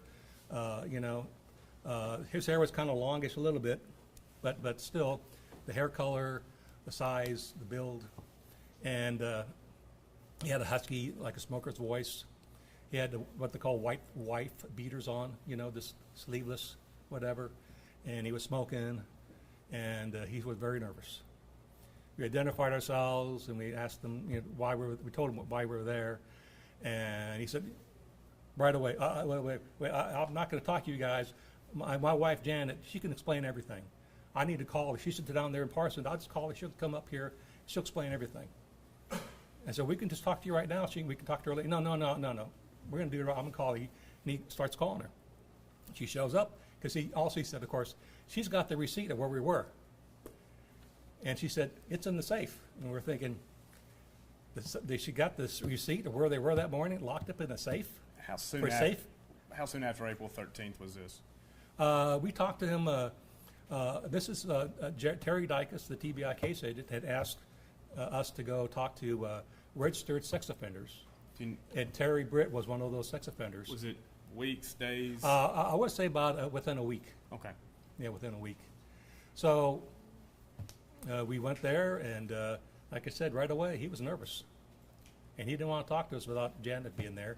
And for her to go to the safe and get that receipt. Then, just kind of fast forwarding, the Tequila Jones, did you? Oh, yes, and then we did checked his criminal background, and I saw there that Terry Britt had been arrested by Jackson Police Department like a year beforehand, before Holly's kidnapping, and we had a case number, and but it wasn't adjudicated. So I went to the district attorney's office in Jackson. I spoke to Jody Pickens, and he explained that Terry Britt was charged with kid and his wife Janet were both together when they picked up a lady by the name of Tequila Jones. And they believe that she was picked up to have sex with her. They were kidnapping her. And they're going to charge him with kidnapping of Tequila Jones. But the case couldn't be completed because Tequila Jones... Your Honor, are we talking about information that General Pickens shared with this witness? If so, yes. The state's objection is hearsay. If we're talking about information... The objection is hearsay. It's valid, Your Honor. But yeah. Sure. Let me, sure. if I can amend a question. The objection is sustained to the last part of the testimony that you can change your question. Did you find out why there was an arrest? Yes. We went, Brent Booth and I went and found Tequila Jones there in Jackson, south part of Jackson. And of course, we identified ourselves and we asked about what happened. All right, don't get into what people told you. Okay. Let me ask this. Did you figure out why Mr. Britt was not incarcerated? Because they couldn't get the Tequila Jones to show up for the court case. All right. And when did you talk with the DA in Jackson in relation to the wiretap? If the wiretap is in the middle to end of January 2012, It was after the wiretap, I believe. okay. I'm pretty sure that was the case. But, it's been a while. How soon after that, to your knowledge, was Mr. Britt arrested on the Tequila Jones charges? Within a couple weeks, we found out that the event started in Jackson and then carried over to Lexington, Tennessee, and there was a patrol officer that went to a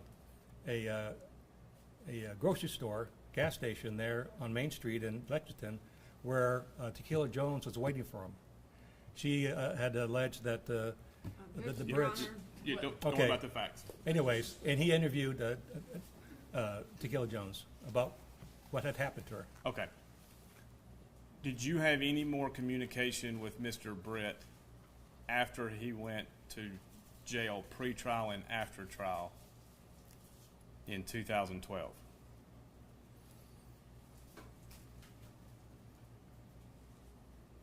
No. His wife, yes. Okay.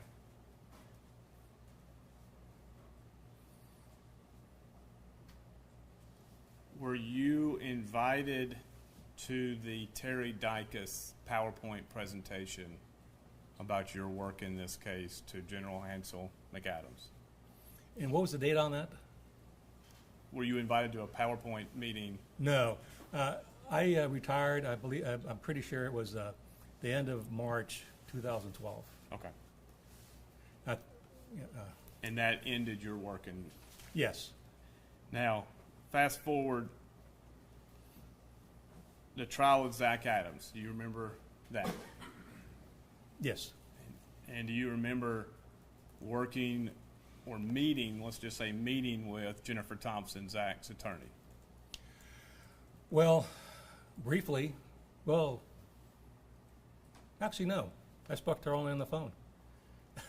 It's kind of funny, I'd gotten a subpoena from her to testify, and then when it came to trial, I never got a call saying, be here such day, this is what we're going to talk to you about, and so forth. So I said, well, okay, I got a subpoena, and I hear on the news it's going to be a such date, but nobody's called me.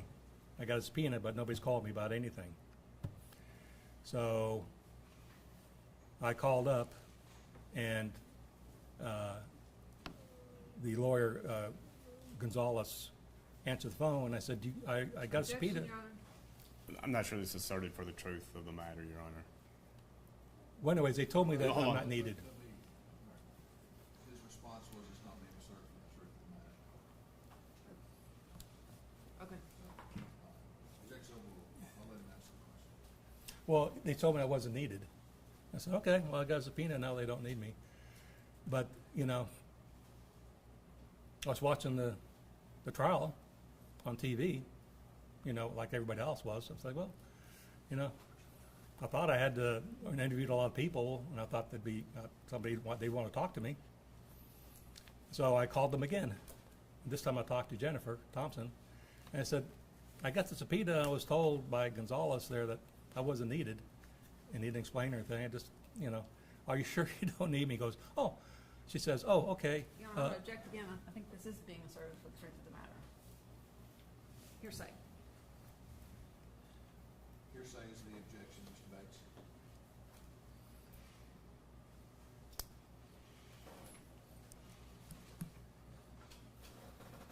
I'll stipulate that. What? Objection's sustained. Right. In relation to that conversation, did you ever show back up to the Yes. courthouse? Yes. How many days after? I think it was the following day. Okay. And then you were put on the stand. Yes. Did you Then I do want to hear what the answer to that question was. That's not hearsay. He was ultimately, the result of that changed the perspective. Mr. Gonzalez says we don't need you. Apparently, Ms. What did Ms. Thompson say to you? Well, on the phone, she says, "Oh, you know a lot about the case. Why don't you come down here and we're going to have you testify?" I said, "Okay." So I waited out there, and then was just waiting out there, just like now. And then the defense was the prosecutor, Larry. Is it Larry Hagman? Larry.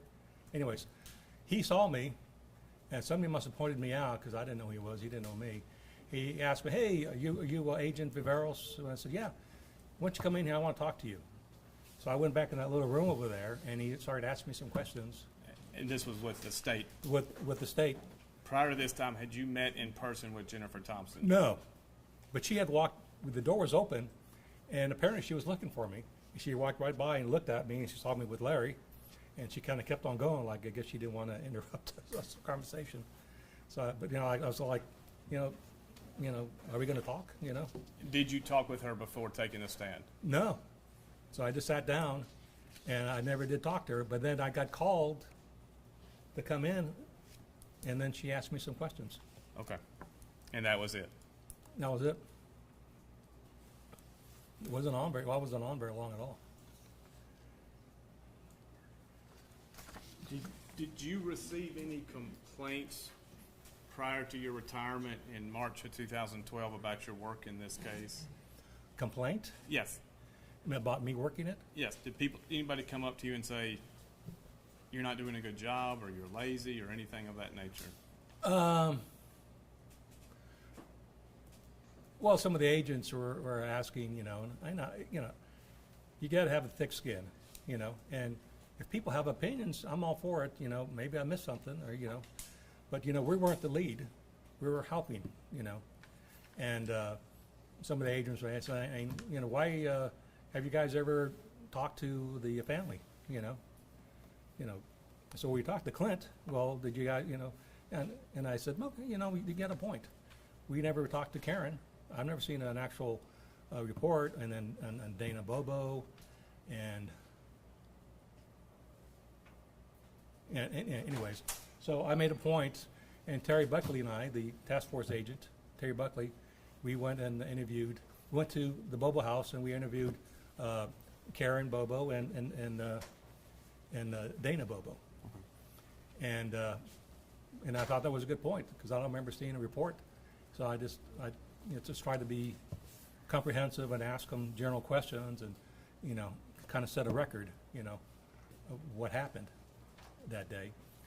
But I spoke to the neighbor, James Barnes, his girlfriend, his mother lived right next door, Kathy Wise. And, of course, I spoke to Drew, the boyfriend. I spoke to Victor Dinsmore with Brent Booth again. And I spoke to another family member, can't remember his name right now, that was familiar with Drew. And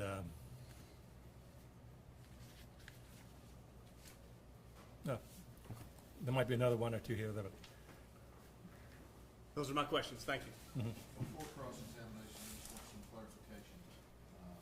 Agent Viveros spoke to, I believe you said Paul Hagerman before trial. Paul Hagen, okay, yeah. Ms. Thompson before trial. Who called you to the stand? The state or the defense? The defense. Jennifer. Any follow-up questions to that? No, Your Honor. Let them cross. Cross-examination, Mr. Boyle. Thank you, Judge. Good afternoon, Mr. Good afternoon. Viveros. I want to start off by discussing your retirement. Mhm. That who was in charge? Who was your direct supervisor when you were still on this case? Eric McCraw. Okay. And isn't it true that you were removed from this case? That's not true.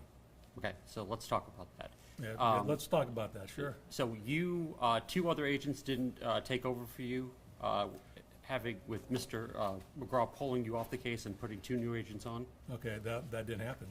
Okay, well, please tell me what happened. Well, I was not taken off the case. Eric and I locked horns a couple times, mainly about the timeline of Clint and what happened that morning. And I'm thinking, Eric, you just got here. We're arguing about the timeline. Myself and Brett Booth came up with that timeline, working with Clint and using his phone by seeing the phone calls. Right, so I really want to focus on, And- like, so you, when you were removed from the case, who made that I decision? was not removed from the case. Okay. You say that I am. This is news to me. How did you depart this case? I retired. Okay. You didn't retire in the face of being taken off the case? No. But ultimately, you left the case and 2 other FBI agents took your place. Well, I don't know what other two. I know Steve Champagne. I remember Eric McCraw saying, "Hey, Art, I'm going to ask Eric McCraw to help you out with this case, and he can handle some of the electronic stuff." You've already testified this on direct, that you appeared during the trial of this case and testified for the defense. Yes. Prior to testifying for the defense, did the defense team reach out to you and ask you questions about your time as an FBI agent?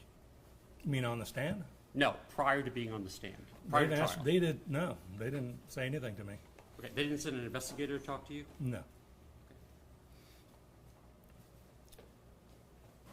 In your to letter, it states that you worked to on the verifying the alibis of the defendants here in this matter, Mr. Zach Adams, Shane Austin at one point, Dylan Adams, and Jason Autry.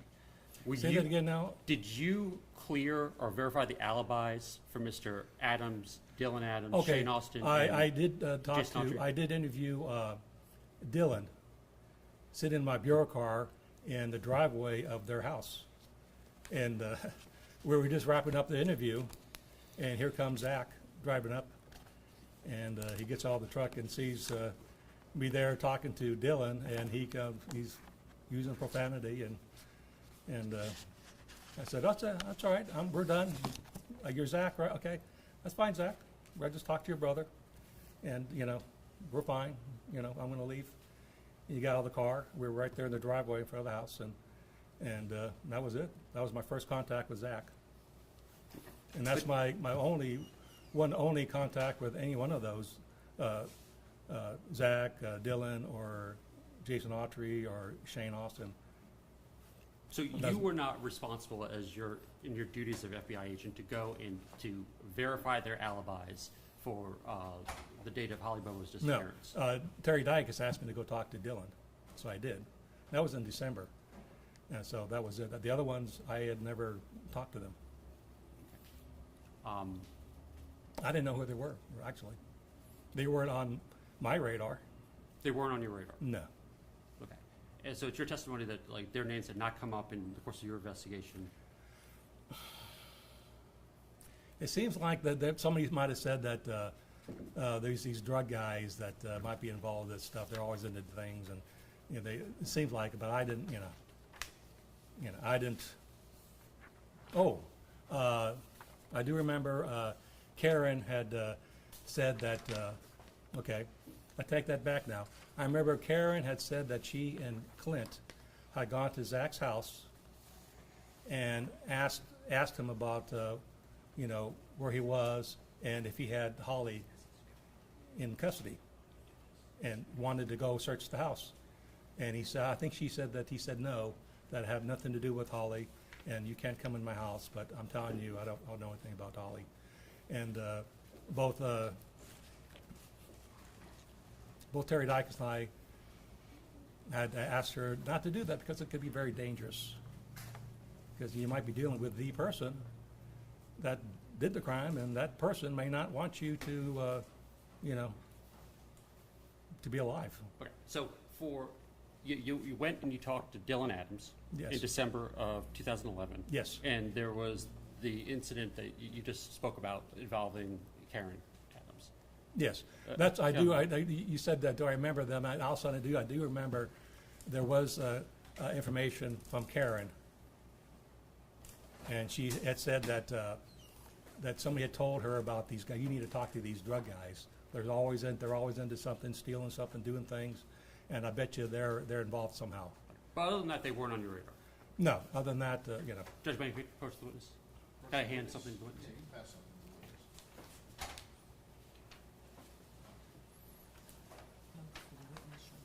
Oh, I have one for the judge. Thank you. One for the judge. You have a document marked for identification, Exhibit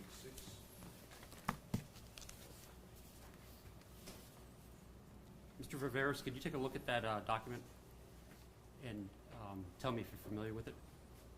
Okay.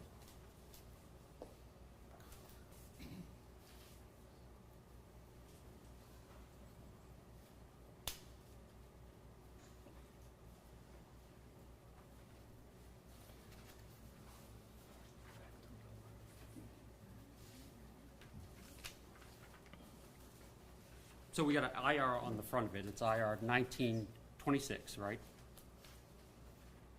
Yes. Okay. And attached to that is an FBI document. Okay. Now, what type of FBI document is this? This is an FD 302. What does that mean? That's a federal document number, and we do all the interviews. With pertinent information, we put on a FD 302. Okay. So when was this interview done on this form? December 8th, 2011. Okay. And do you want to take a minute to read over it? Yes. To refresh your recollection?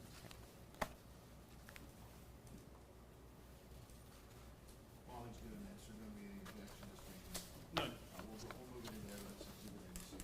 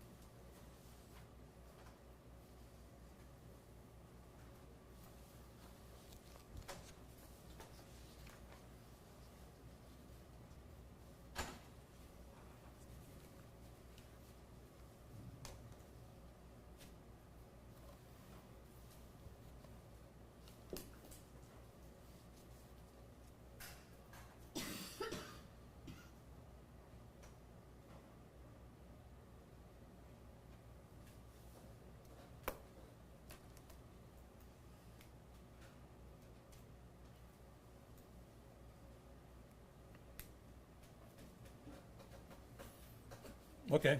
Okay. So in December of 2011, you had the opportunity to interview an individual by name of Carl Statler. Is that right? Apparently, I'd forgotten about it. Okay. Can you tell the court about what you gleaned and learned from that interview? Well, that Zach Adams, he believes that Zach Adams was involved in the abduction of Holly Bobo. Okay. Did he tell you that Zach Adams had made specific statements about Holly? Yes. Okay. Could you tell the court about that?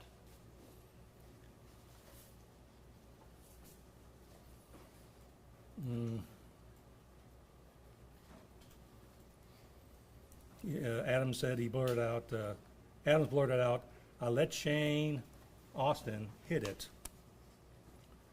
Adams did not explain what he meant by that. Did he also tell you about a conversation that happened at a bar with a Misty Tubbs?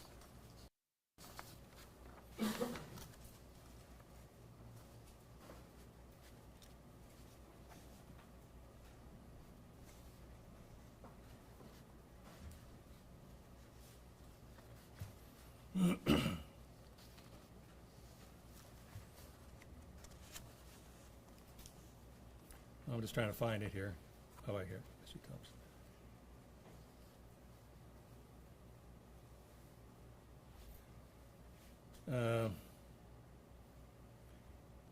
Stadler was interviewed by the TBI by telephone.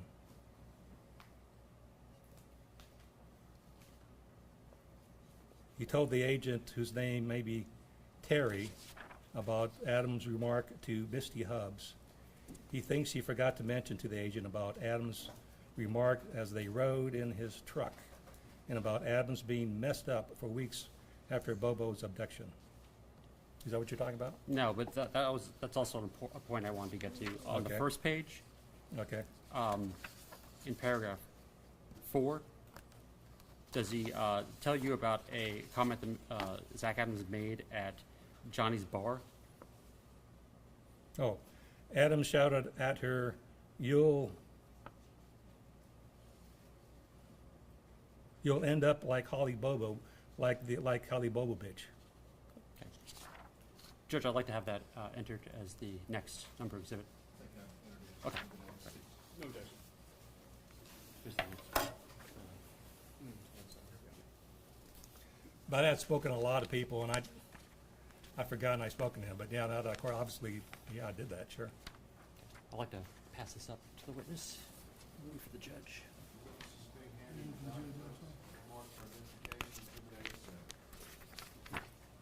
One for the judge.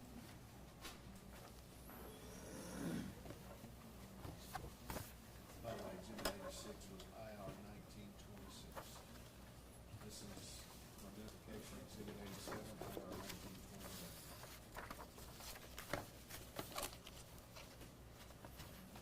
1928. Mr. Viveros, did you have occasion to, based on this document, interview Victor Densmore?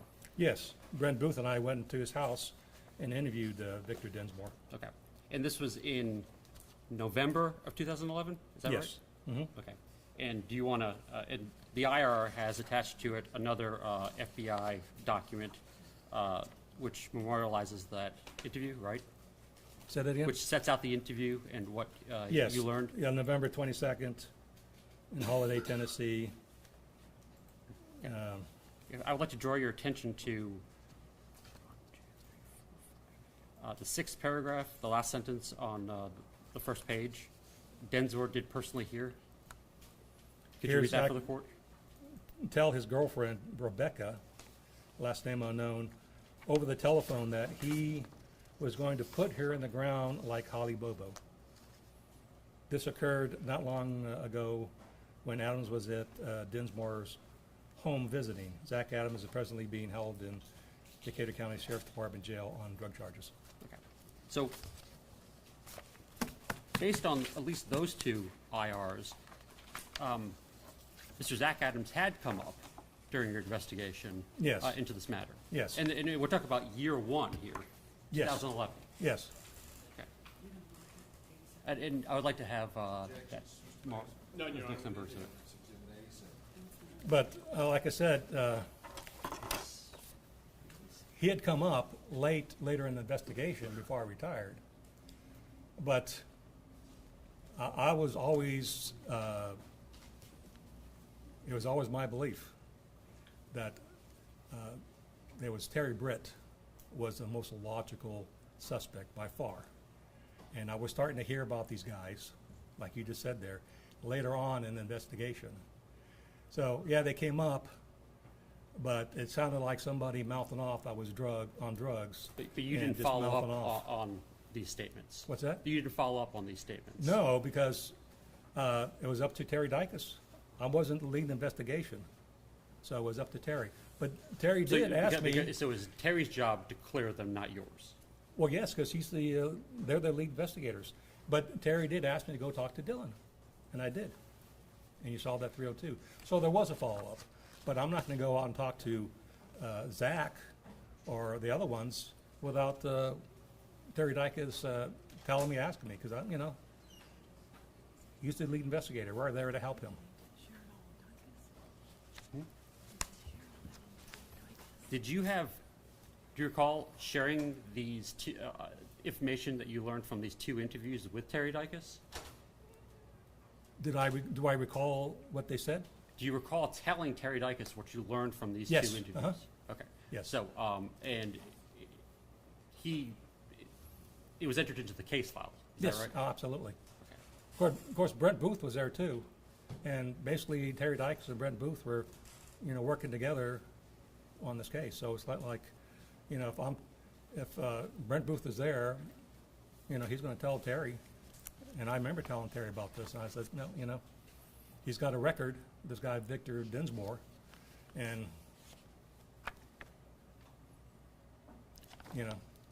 and I just said, well, it could be true. I don't know. There was no physical evidence that was found during the search of Terry Britt's house that.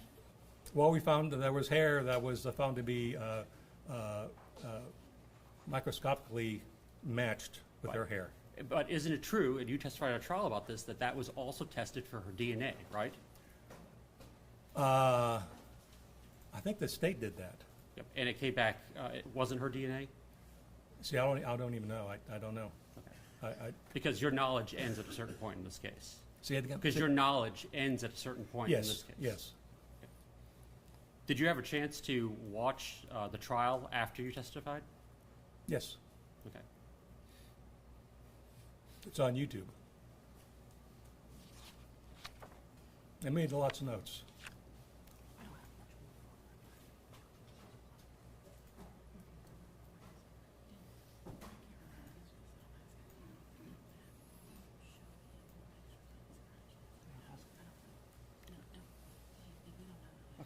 No further questions, Judge. Any follow-up questions, Mr. Banks? Just briefly. Mr. Boyano? Were you a part of receiving anonymous tips? Yes. Did you receive statements people made against other people? I got some calls and said, hey, I think you need to maybe look at this person, or I got this person I know about who thinks they could help you. Yes. Okay. And did people make allegations against other people? Yes. Mm-hmm. Not just Zach Adams or Victor Dinsmore, Carl Statler?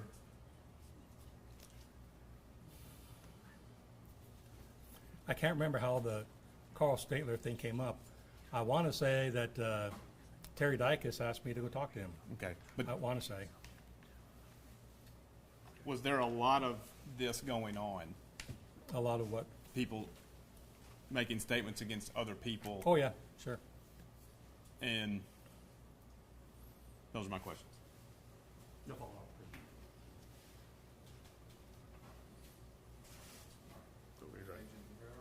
Yes, sir. All right. Thank you. Counsel, we good to go? Release him. Okay. Mr. Barrows, you can release Mr. Peter for 3 years. Okay. So nothing tomorrow whatsoever? Okay.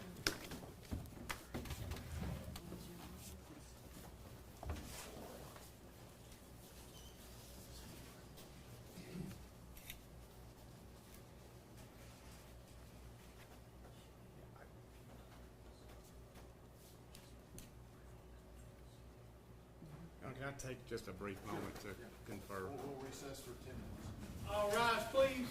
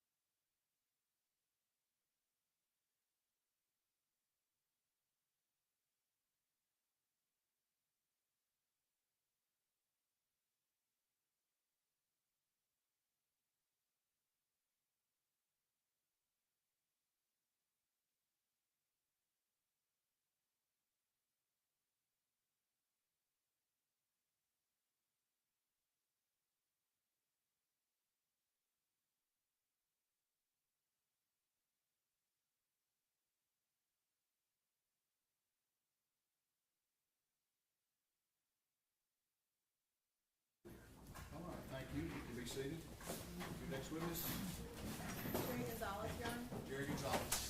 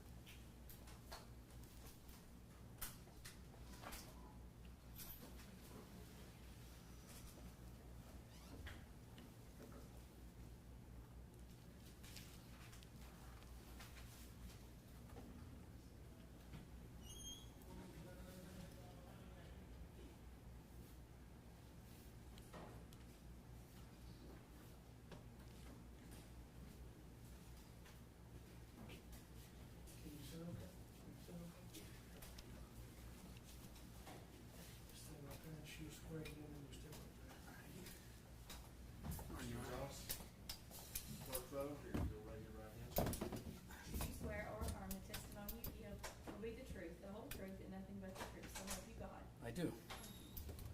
Everybody have a seat, pull up the microphone, please.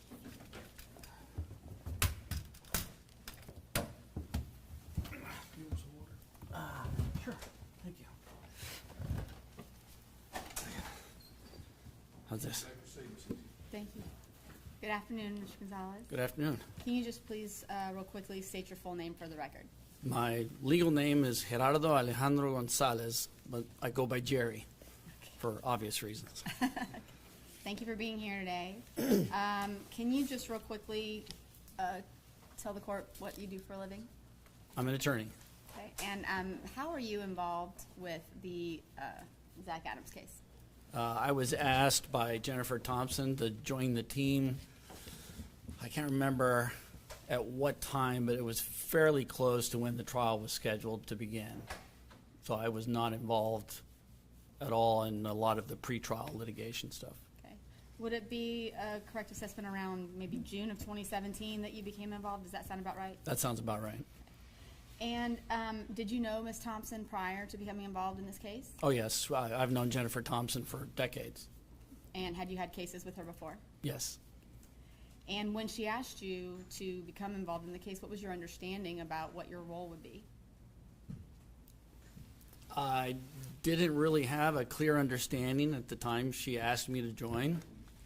As I recall, at the time she asked me to join, her reason was because she needed somebody on her side. It was, obviously I didn't know anything about the case. And at that point in time, as I understand it, her and Jim Simmons were no longer speaking to each other. And she needed somebody sort of on her side, as the way I understood it, between her and Jim Simmons. I'm going to back up just for a second here, just to get some background on you. Just, how long have you been practicing law? I first got licensed in Michigan in 1996, and then in Tennessee in 1997. So 23 years, 24 years. And what type of law did you practice, or do you practice? Well, currently I practice probably 99% of my cases are in federal criminal defense. A small number in state criminal. I used to do more state criminal, but when I got on the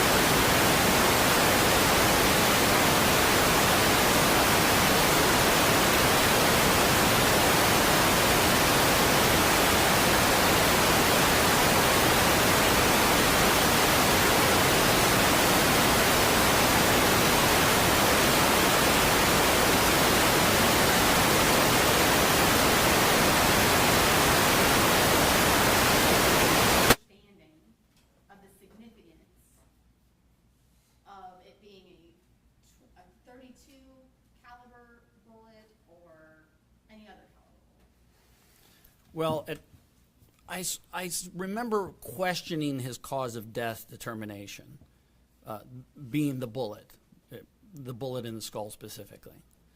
And of course, the idea of whether a particular bullet caliber could have made that hole was an issue, as well as the expansion of the brain material that caused the cracks in the skull that he concluded was evidence of cause of death. And I questioned that. I spent a lot of time, I remember in the hotel room, reading a lot of medical scientific journals, because I had access to any kind of journal you could imagine, because for the last 12 years at least, I've been a co-editor-in-chief on a sociological journal associated with Middle Tennessee State University. So I would be able to access all these journals from my laptop.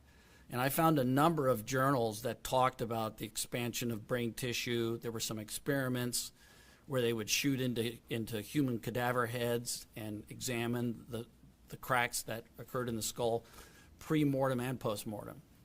And my conclusion was that those cracks could occur pre-mortem as well as post-mortem. In other words, if you're already dead and you shoot someone in the skull, you can produce the same cracks.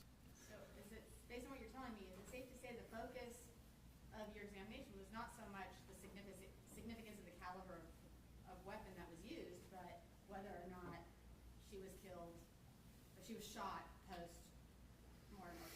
Right. And part of that was because in my investigation, it's very difficult to determine what size caliber produced a particular size hole, because it depends on range, it depends on whether the bullet is fully metal jacketed. If not, does it expand? Does it have time to expand into a mushroom shape and cause a bigger hole than the caliber of the bullet? So when I was talking to forensic anthropologists on the phone, they were telling me you can't really tell the size of the bullet. Mr. Gonzalez, were you aware that there was a .380 shell casing found near Holly Bobo's remains? Yes. And were you proceeding in this trial, in your questioning, as if the .32, you were resigned to the fact that the .32 was the weapon that was used to make the bullet hole? No, I didn't necessarily believe that the gun that was introduced into evidence was the murder weapon itself. We went and examined the weapon. We examined the bullets that I think were found with the weapon. But because of the difficulty in determining what size caliber was, I wasn't convinced that it was a .32 or a .380 or something else that caused the bullet hole. Do you recall what the diameter is of a .380? I think .355, if I remember correctly. And do you have any understanding of whether or not a .380 was ever excluded as the murder weapon, or as the weapon used in this case? No, I don't think it was. So I'm going to come back to that. So I want you to remember that I just asked you that. Okay, so I'm going to come back to that. Other than the discovery that you said, you went to discovery about the bullet, the ballistics, as you cross-examined Dr. Ross and you cross-examined Mr. Nebraska, who was the firearms expert, correct? Right, and that was some of the discovery that I did receive, but I don't remember receiving all of the discovery. Did you ever have any discussions with Jennifer Thompson about Zach's alibi? No, I remember some discussion about somebody up on a utility pole that saw a pickup truck drive by with a woman in the passenger seat that was slumped over on the dash. Something about that.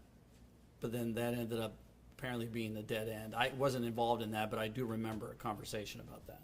Did you have any conversations with Ms. Thompson or Mr. Simmons with regards to the existence of any ATM videos? No, and I didn't have any conversations with Jim Simmons. He was a fly on the wall. You mentioned, let me ask you about Jason Autry. When did you become aware that Jason Autry was going to testify on behalf of the state? I think we were aware for quite some time that he was cooperating. And did you ever receive any audio recordings or any kind of any of the interviews that Jason Autry had been involved with CBI agents? I don't think so, but I was not assigned the task of cross-examining Jason Autry, so I didn't concentrate on that very much. Do you recall either seeing for yourself or having discussions with Jennifer Thompson about any videos or recordings of routes that were ran by Jason Autry, that Jason Autry was going to allege to have run on that day, that his testimony was? Not that I recall. And is the trial is not the first time that you appeared before the court, though, right? No, I had appeared a few times before that. I think the first time was when I presented my notice of appearance, and the judge reminded me that I wasn't getting paid, and I said that was fine. I had agreed to do it pro bono anyway. And that, I don't remember if I came to court after that, before the trial started or not. What was your initial, as a seasoned trial attorney, what was your initial impression of the climate in this courtroom coming into trial? It was very adversarial between counsel. I even found Jennifer Nichols to be very adversarial towards me, and I had just joined the team, and we didn't know each other from anybody else. And I remember thinking, what did I do? But my impression was that the judge was very confrontational, adversarial towards Jennifer Thompson. Most of the other attorneys at counsel's table on the prosecution side were respectful, were cordial, would greet us in the morning, but not Jennifer Nichols. And that really created, from my recollection, a great deal of tension between the two Jennifers, as I will say, Jennifer Nichols and Jennifer Thompson. And what was your perception about how Ms. Thompson was handling the case? Not very well. In what way? Well, the judge was very adversarial towards her, and that caused her a great deal of tension and stress. And then Jennifer Nichols was very adversarial towards her. That caused her a lot of tension and stress. Her lack of communication with Jim Simmons was causing a lot of tension and stress. I mean, for capital defendants, you're supposed to have 2 attorneys, and Zach had 1. My recollection was that Jim Simmons, at some point after their break in their relationship, had sort of committed himself to concentrating on the mitigation phase in the event of a conviction, and that was what he saw his role was going to be. I don't know if that was a self-selected role or whether they agreed to that or not. I didn't really get in between those two. I wasn't going to get involved in that drama. I was just going to try and do the best I could with what Jennifer wanted me to do, to the best of my ability. Now, how about during trial? As you observed Ms. Thompson cross-examining the state's witnesses, what were your observations of her and how she handled that? Well, there were a lot of problems. Part of it was Jennifer Nichols refused to disclose the witnesses she intended to call for the next day of trial, which is, to me, unheard of. I mean, we just don't do that. I practice mostly in federal court. The judges require us to exchange witnesses. Even if we object and we don't want to, we have to do it. And even as a professional courtesy, we do it. And so you can go back and prepare for the next day. Jennifer Thompson had all her files on paper. We had a hotel room that the entire wall was covered with banker's boxes of binders of paper. I try cases off my iPad. I don't use paper. Hers was entirely paper-based.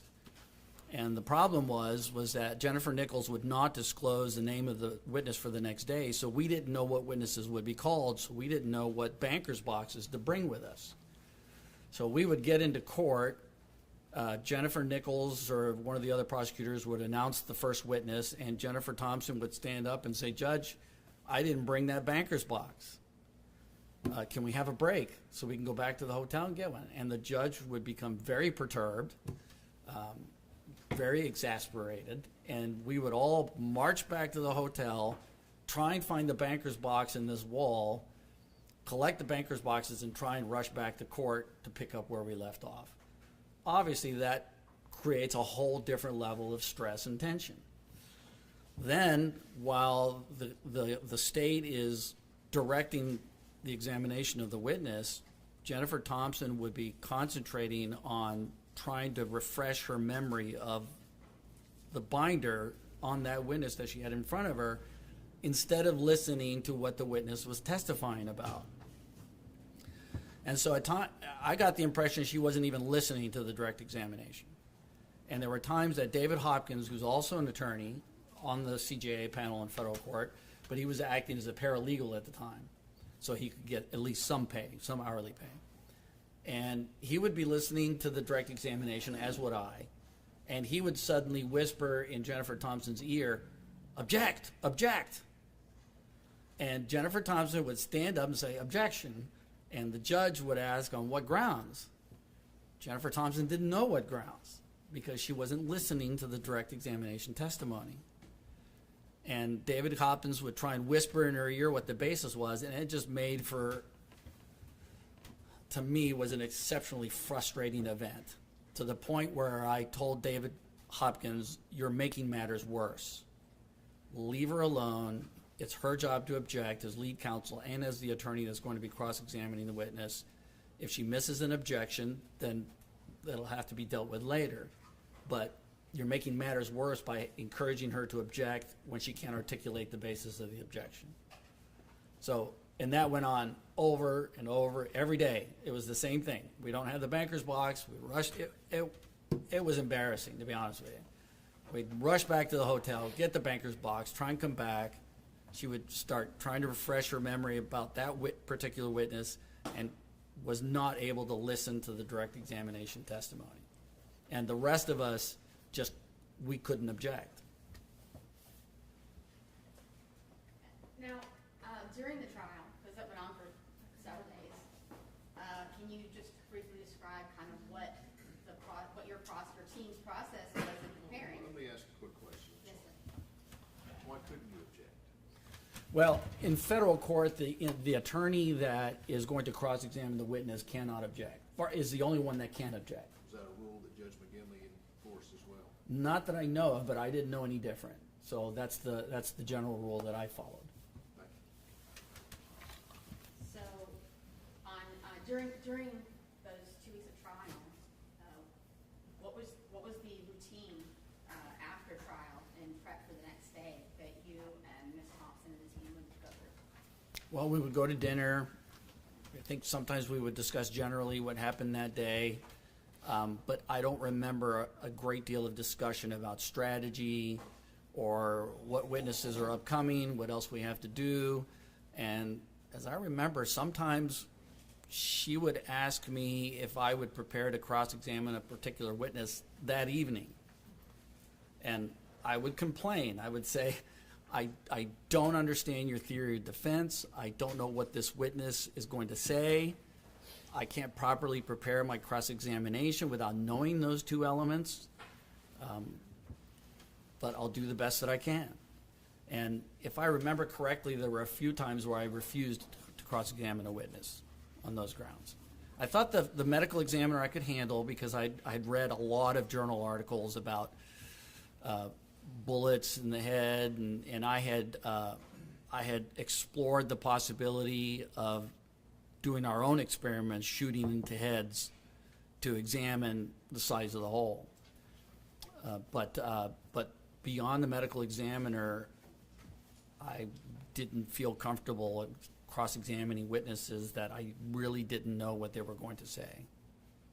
And you said that you guys would go to dinner. Were there any, after dinner, did you guys have prep sessions back at the hotel or getting ready? Not that I recall. My main interaction was with the paralegal and the investigator, one of the investigators. Not so much with Jennifer Thompson. Okay. And what other preparation did you do with the paralegal for testimony of the next day's witness or closing arguments or whatever? I don't really remember the specifics. I just remember that I dealt more with them than I did with Jennifer. Okay. And did Jennifer meet with the paralegals also? Aside from me being present, I don't know.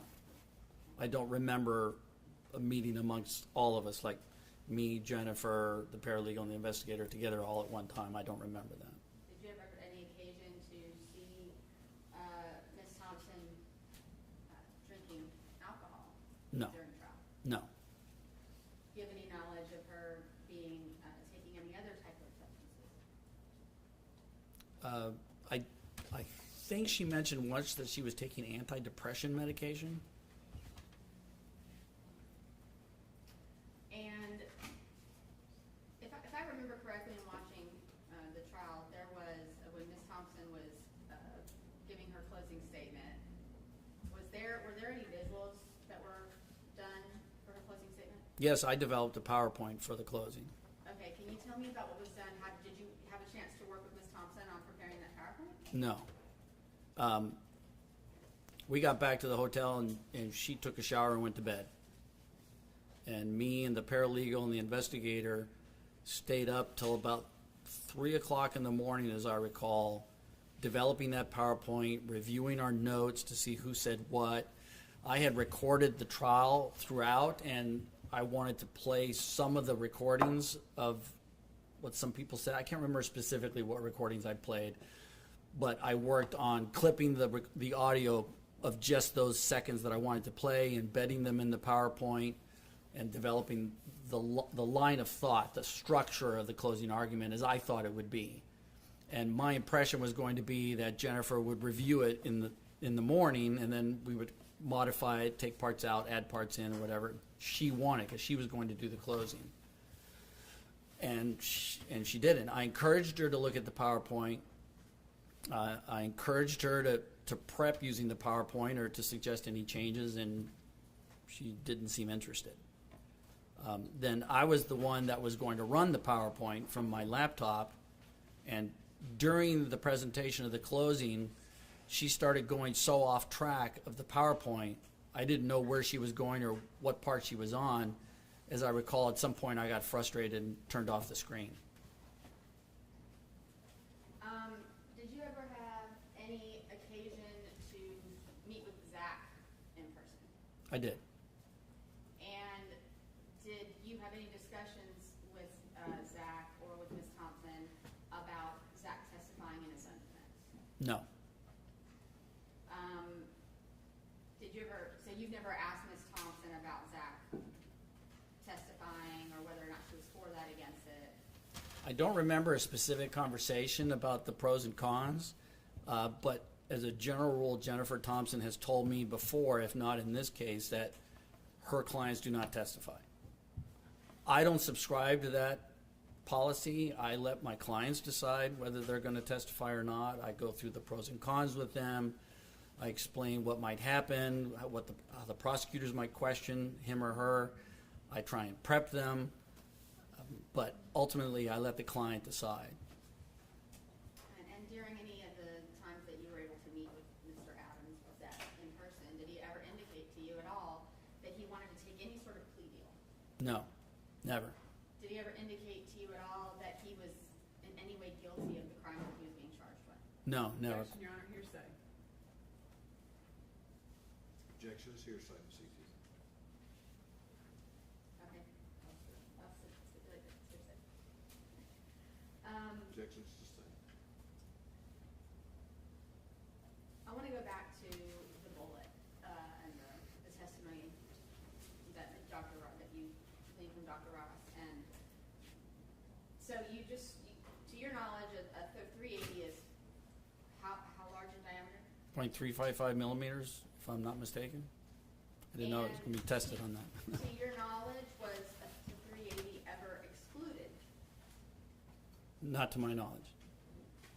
So, do you recall in Jennifer Nichols' closing, her saying in her closing argument, and Your Honor, I'd like to refer to Exhibit 40, that we have in the record right now. It's page 2734 of the trial transcript. We need to hand him Exhibit 40. I can read it. I just, for Your Honor's edification, is that it is in evidence, and so that everybody can reference it. Mr. Gonzalez, do you recall Jennifer Nichols saying in her closing argument that the 380 had been excluded? I don't directly recall that, but keep in mind, one of the problems was I was seated way over there, and Jennifer Nichols was allowed to approach the bar of the jury seating area and lean forward and practically whispered her closing to the jury, where I couldn't hear a lot of what she was saying.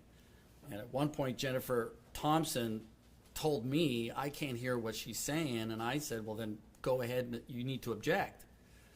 And as I recall, Jennifer Thompson objected, Judge, I can't hear what she's saying, and the judge said something to the effect of, well, the jury can hear her. So I didn't hear a lot of what Jennifer Nichols was saying. I heard some, but I don't remember her saying the 380 was excluded. In fact, in my recollection, the theory of the state from the very beginning was that it was a 380 until they found a gun that was a 32. Then their theory changed that it was a 32. I'm going to read real quick from you from this exhibit that's in evidence, the trial transcript of Jennifer Nichols' closing on page 2734. And she says, I have no doubt that the way he measures them, talking about the bullets, is the way he reported it, but he didn't know how to measure them. Didn't know that remove the projectile from the casing and then measure it. So the expert who testified about the gunshot wound to Holly's head said it matched my words perfectly. Basically, a 32. And if you look at those measurements and you remember his testimony, it excluded a 38. Excluded it. Is she referring to the medical examiner as the expert? I don't remember that part of her closing at all. But if you had heard that, Objection, Your Honor, calls for speculation. Your Honor, he's an attorney, an experienced trial litigator, and if he knows the facts of this case, and had he heard that, I think it's fair game for him to speculate as to what action he would take. All out of question. Objection by rule. I would have objected. We really frown on objecting during closing arguments because closing arguments is not evidence. But when one side or the other argues evidence that was not admitted, that is a proper grounds for objection during a closing argument on either side. Is it safe to say that this trial in and of itself was unique, a unique experience for you? Yes. Were there any other unique observations that you made during this trial about the behavior or conduct of any of the court officers that were involved? There were some things that I thought were strange. The judge required me to escort Zach in from the hallway over there every morning. I never understood why. And we would stand on the other side of the door there, and the judge would be standing there with a gun on his belt, standing right next to Zach.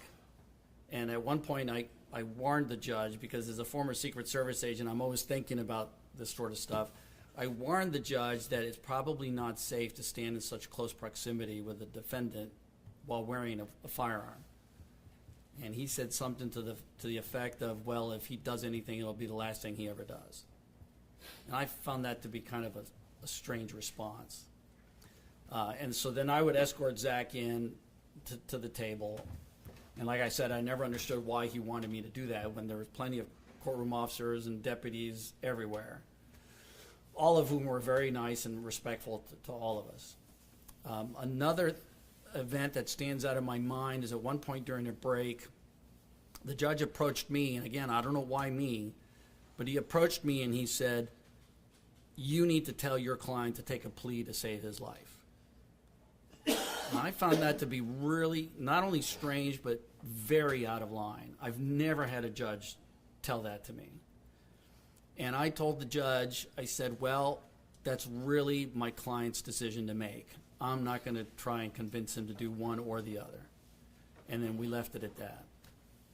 The other thing that really stood out to me was one time, I can't remember who was on the witness stand. The state was examining the witness, and we suddenly started hearing football announcers coming from the bench.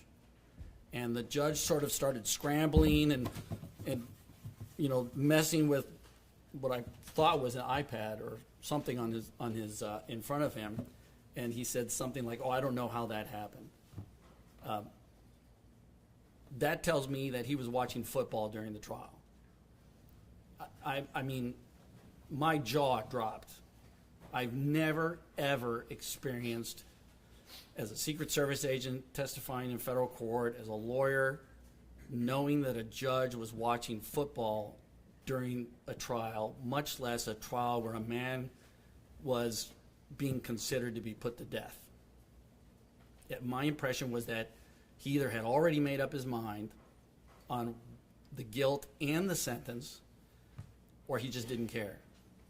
Which, to either one, I'm just speechless thinking about that. Well, the last thing I'd like to ask you about is after the guilty or the verdict was rendered and you guys moved into mitigation, did you have any occasion to interact with Jim Simmons at that point? Yes, that's where he sort of came alive. I think I had approached, I think it was Mr. Hagerman after that, and I kind of mentioned to him, this really this should not be a death penalty case. And at that point, we started the idea of, well, if he agreed to a settlement for the sentence, then we can resolve the penalty phase. And we finally reached an agreement on the life plus 50, I think it was. And so it was me, Mr. Hagerman, and Jim Simmons in the judge's chambers working on the judgment forms, filling them out. And I made it very clear that the settlement, to Mr. Hagerman, I made it very clear that the settlement did not include any waiver of appellate rights. And he agreed. So we were in the hallway here, and we had said, okay, let's let the judge know what the agreement is. And so we're in the hallway here with the judge. It's me, Jim Simmons, Jennifer Nichols, and I think Jennifer Thompson was there, although I can't remember for sure. And I told the judge, I said, Judge, as we're announcing the agreed to sentence, I just want to make sure you understand this does not waive any appellate rights whatsoever. He can appeal the verdict, he can appeal the sentence, anything. And Jennifer Nichols, who was standing right next to me, balled up her fist, looks at me and says, "I'm going to punch you." I have never had an attorney, opposing counsel or co-counsel, ever threaten to assault me over something I said that was clearly part of the understanding and the agreement. And I turned to her and I kind of surprisingly said, "Why? What did I say wrong?" And she didn't respond. And I was also amazed that the judge said and did nothing at witnessing another attorney threatening to assault a fellow attorney in the case. Did anyone respond, or was it a consensus in your opinion, or your understanding that this shouldn't have been a death penalty case? Objection, Your Honor, for relevance. Objection is to relevance, Ms. C.J. Well, I think it goes to the fact of the state sought the death penalty in this case, and if there are statements that are made that this shouldn't be a death penalty case, then they entered that pursuit in bad faith. Well, I think the question was it his opinion on whether or not it should have been a death penalty case? No, I said, was there a consensus when, because he had already mentioned, he had already testified that he didn't think that it should be a death penalty case, and he made that statement, and so my question was there any response or consensus to that by other members of the prosecution team or the defense team? Okay, response and consensus are two different things. Objection sustained, you can rephrase the question. I'll rephrase the question. All right. In your discussions, you testified earlier that you were meeting with Paul Hagerman, Jim Simmons, and Jennifer Nichols, and you stated that you didn't really think that this rose to the level of a death penalty case. Did either, I know Jennifer Nichols didn't, did Paul Hagerman or any of the other members of the state agree with you on that? Objection, Your Honor, your side. I'm going to allow the question. Overruled. When I mentioned that to Paul Hagerman, I don't think Jennifer Nichols was there. At this point, when we were negotiating a settlement, Jennifer Nichols didn't, to me, seem to be involved in that. It was basically me, Jim Simmons, and Paul Hagerman. And when I mentioned that to Paul Hagerman, as I recall, he said he agreed. One second, Your Honor. My last question is just this: in your professional opinion, having experienced what you experienced in the trial of this case, do you believe that Zach Adams received a fair trial? No. I would object. I mean, I don't think that that's really before the court. I mean, we're here on post-conviction. Well, if he were to be qualified as an expert witness, it's a possible question, but he wasn't. So, objection is sustained. That's all I have, Your Honor. No questions. Cross-examination. Good afternoon. I hope you're doing okay after your. Yes, thank you. First, I just want to start off with, you testified that you did not receive discovery from Jennifer Thompson? I didn't receive all. I clarified later that I did receive some of the discovery. So the photographs of the skull, the medical examiner's report, those sorts of things I did receive. Witness has been handed a document marked for identification. Exhibit 85, are we at 85? 88, Judge. Mr. Bates, 88. And Ms. Gonzalez, you handed over your complete file to both parties, or to the petitioner for post-conviction. Yes, to Mr. Bates. I sent a zip file. And which was also handed over to us. Do you recognize that document from the emails as part of this case? Yes. Okay. And you tell the court what that is? It's an email from Aaron Honeycutt, which was Jennifer Thompson's paralegal, to me, telling me here's the link to the Adams Dropbox folder. The discovery folder alone is over 4 terabytes. Please let me know if you have any questions. And then I responded, somewhat chastising her for sending an open link via email to a client's file. And I said, instead, share the file to my email address. Dropbox will send me an invitation and I'll accept. And so was that the client's complete file? I don't remember. I don't think it was. His complete file was in paper format. To the extent that she could send it to me via Dropbox or any other link, it would have been scanned, and I don't think they scanned the entire file. Could have been the digital hard drive that was provided to Jennifer Thompson as part of this case? No, I don't remember receiving any hard drive at all. Do you recall what was in this link? No, I don't. But I do recall sending another email to Jennifer Thompson complaining about how it was so disorganized that I couldn't make heads or tails about it. I'd like to have that entered as Objections? next. Without objection, moved into evidence, Exhibit 88. I'll start over with just some preliminary questions. This result. You've been a criminal defense attorney for a long time. Is that right? Yes. Experienced criminal defense attorney. You're on the is it CJA panel? CJA panel, the Criminal Justice Act panel, yes. So I want to talk about that for a second because that's a defense attorney kind of above the rest. Is that fair to say? Can we get onto that panel? No, I wouldn't put it that way. How would you put it? It's a process where you have to second chair with a first chair federal attorney. I did for a couple of years. And you go through the initial appearance, arraignments, detention hearings, preliminary hearings, trials, suppression hearings, et cetera. You sort of check the boxes of all the different things you've done. Then when you think you're ready to take on cases as first chair, you let them know. You're interviewed by a committee, which includes the chief judge of the federal district, middle district of Tennessee, and then they decide whether to put you on the panel as a first chair. But as I always say, it's a continual learning process. You don't get on the CJA panel and then you're, all right, that's all I need to ever know. I learn new things every day as I go on to my career. How long have you been on that panel? I think I got on the panel in 2005, so 20 years. Okay. It's my understanding that Jennifer Thompson is also on that panel. Yes. Okay. And Jim Simmons? Yes. And you testified earlier that you're taking most of your work right now as criminal defense from the CJA panel? Yes, I do have some private hire criminal cases, but not many. Have you represented murder clients before? Yes. High-end cases in federal court?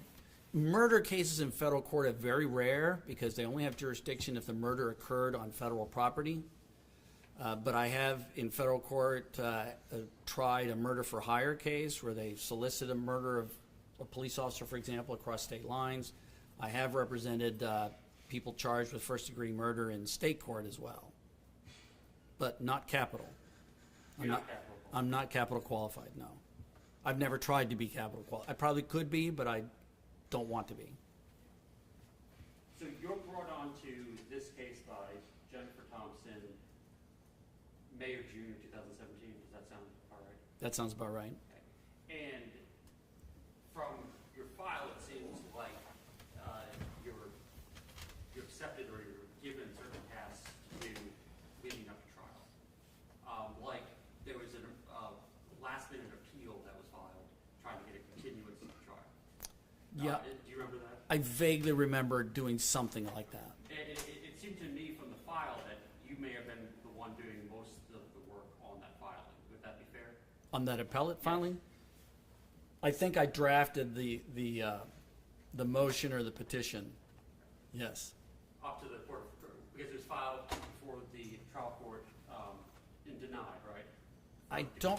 I don't know if I did it at the trial court, but I do remember filing the appeal with the Court of Criminal Appeals. Also, it appeared from your case file that, and in line with what you testified to on direct, that you were doing work preparing for your witnesses for the trial, the medical examiner and the gun witness. Is that right? Is the question, did I prepare to cross-examine them? Yes. Yes. That you were involved with certain tests of firing with firearms being used at like shooting PCP piping? Yes, I had asked our private investigator if she'd be willing to conduct the test. She refused. She was concerned about liability, which I didn't quite understand. So I asked a private investigator that I had used in the past if he'd be willing to do it, and he was agreeable. First, we explored the idea of shooting human cadaver heads, which in my research, there was a company that sold human heads, if you can believe it, but it was discovered, I think, that the human heads were coming from political prisoners in China or India, and so that was there was either a law passed forbidding it or it became an ethical violation. So then I started exploring using pig heads. But then in my discussions with a forensic anthropologist, the skull is so much thicker than a human skull that really couldn't mimic a human skull and be any kind of a definitive examination. There was a company that sells spherical PVC that is covered in in like a rubber substance that is supposed to mimic human skin, because the human skin absorbs some of the energy of the bullet as it penetrates. And so I explored purchasing those and shooting those with a .32 and various different caliber sizes. That company, I think, was in Switzerland, and it was becoming very difficult to try and get those imported into the United States. It was a complex process, so that ended up being a dead end. So then we just got a PVC pipe and said, well, let's just see what happens. And what was the purpose of that test? To see what size bullet hole, different caliber bullet. We were going to try a 10 millimeter, a 45, a 9 millimeter, a 380, a 32. I think Jennifer Thompson and I actually went to a gun show and purchased a 32 revolver for that purpose. But the PVC pipe just ended up shattering. Didn't make any clean round holes like in the skull. And these experiments were recorded and included in your file? I think we either filmed it or took still shots of my investigator shooting at the PVC pipe, yes. For other than that, for the witnesses you were preparing for, could you tell me what else you did to prepare for? Because you had 3 witnesses by my count at the trial, is that right? I think that's right. 2 on cross-exam and 1 on direct. I spent a lot of time on the medical examiner question, reading scientific articles, doing this experiment I just described. I don't remember spending a great deal of time on the second witness, the second government witness. As far as my preparation with my investigator, because we were not going to introduce the evidence of our experiments because they were dead ends, they were inconclusive, I focused more on him just presenting a chart of the different calibers of bullets and what actual circumference or diameter, rather, those bullets were. And he made a nice little diagram, and we met, I think, the day before, and I went over what my questioning was going to be with him. I said, I don't want you to speculate, don't want you to guess, I'm not going to question you about the experiment. All I want you to do is describe the diameter of the different circumferences of the bullets. And on my direct, as I recall, that's exactly what he did. And then when Jennifer Nichols cross-examined him, she got him to go off onto different hypothetical tangents. But from what it seems like you were able to achieve the purpose of that question. Yes. Based on what you're prepared for. Yes, I think so. And were those 3 witnesses assigned to you by Jennifer Thompson, or did you have a conversation with her about what you felt comfortable doing as part of the trial? I'm a little unclear about that. I don't remember exactly whether I volunteered in particular. Of course, I have a bachelor's degree in biology, so I was more familiar with that sort of stuff than her. I had done medical malpractice as a law clerk, and when I first started practicing, so I was familiar with reading medical journals, doctor's notes, medical examiner notes, etc. So I felt comfortable doing the medical examiner. I don't remember whether she invited me to do the medical examiner or whether I volunteered. As for the private investigator, I did volunteer that one, and I took direction. In other words, I directed that one. As far as the second government witness, I don't remember whether I volunteered or whether she assigned it. And the rest of the witnesses obviously were done by Jennifer Thompson. Yes. And she was responsible for preparing for those witnesses, and in fact did prepare for those witnesses. Although, I mean, did you help her at all preparing for those witnesses? No. And from my observation, she was preparing as the witness was testifying. But you agree that there were boxes back at the hotel with documents related to each witness, is that right? Yes, but it's really difficult to prepare the night before if you don't know the witness that's going to be called the next day. I understand that point, but would it be true that she is at least preparing materials in some type of format for each witness and has them in a box or something, and she's taking those boxes as needed down the court? Yeah, my recollection was that each witness either had their own banker's box or their own binder as to that particular witness. And she did use investigators extensively throughout this case. Are you aware of that? Yes, I think we had 2 investigators in addition to the one I hired. So you hired your own investigator?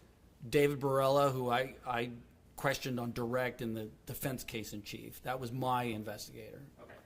Was that investigator paid through AOC? Yes. And so that's yours, and Jennifer Thompson had her own investigators? Correct. And Jim Simmons had his own investigator. And are are you aware that Jennifer Thompson was using those investigators extensively to prepare for these files for each witness? I'm not aware of what she did with those investigators. I'm sure they were involved. I just don't know exactly how. I want to ask you about testimony you gave about the trial judge.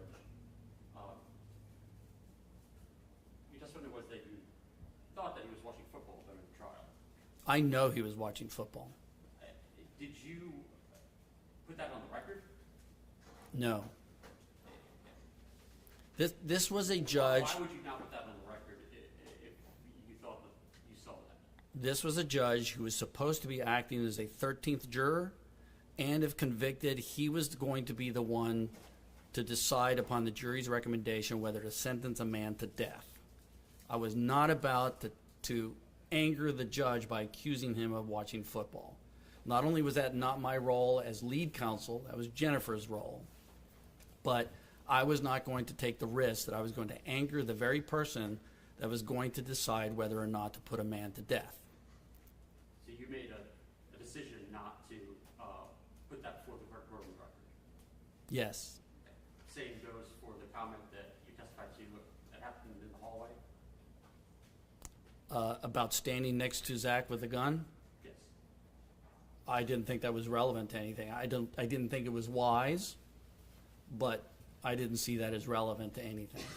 And there was another comment you testified to about When he approached me and told me to get my client to plead to save his life. and you did not at any point try to put that on the record? No, I'm not even sure how I would. Would I say, Judge, I just want to put on the record that you improperly approached me and tried to pressure me to pressure my client to plead guilty to save his life? I'm not even, that was so unusual and so out of norm, something I had never, ever in my life been exposed to. I wouldn't know how to address that with the very judge that committed that behavior. But how else would you address it? Other than it wouldn't be true that the only way you could address it would be to address it before the court, to put it on the record for the appellate court to review. I don't know how to address it. I'd never been exposed to that kind of behavior by a judge before. I suppose I could have tried to file a complaint with the Board of the Judiciary and then anger the very judge that's going to decide whether to put my client to death or not. Again, my emphasis is my client's best interests. So if it was not in my client's best interest to accuse the judge of unethical behavior, I wasn't going to do it. Your client was, in fact, convicted in this case. Is that right? I'm sorry, what? Your client was convicted in this matter, correct? Yes. And after the conviction, you went to work trying to have the death penalty taken off the table. Is that right? I had approached Paul Hagerman. I didn't work very hard. He agreed almost immediately. And there wasn't a great deal of deep negotiation or anything. And by the way, to go back to a previous incident of Jennifer Nichols threatening to assault me, I did file an ethical complaint against her for that. You would agree that you achieved a favorable result by getting the death penalty taken off the table, right? I would not call a favorable result being a client being convicted of something I don't believe he did. But he did not receive the death penalty or have a jury decide on the fate. He did not. Because of your work. Again, I didn't put a great deal of effort into it. I told Judge Mr. Hagerman, I don't believe this is a death penalty type of case. He agreed immediately, and we went back and started filling out the judgment form. There was not a great deal of work that I should take credit for. Was there a moment hearing at trial? A what? A moment hearing where Mr. Adams went up and waived his right to testify? I don't remember. I'm sure there might have been, but I don't remember. And that's usually, that's practice in federal court, right? No, it's not always done in federal court, but I think in state court it is. Okay. And you are familiar with that practice where it's state court, Tennessee state court? Yes, defendant is asked. in the cases I've tried in state court, we usually will announce on the record that the client decides not to testify. And again, you don't have any independent recollection that happened in this case? I do not recall. Would it surprise you that it did happen in this case? Would it surprise me that it did happen? No.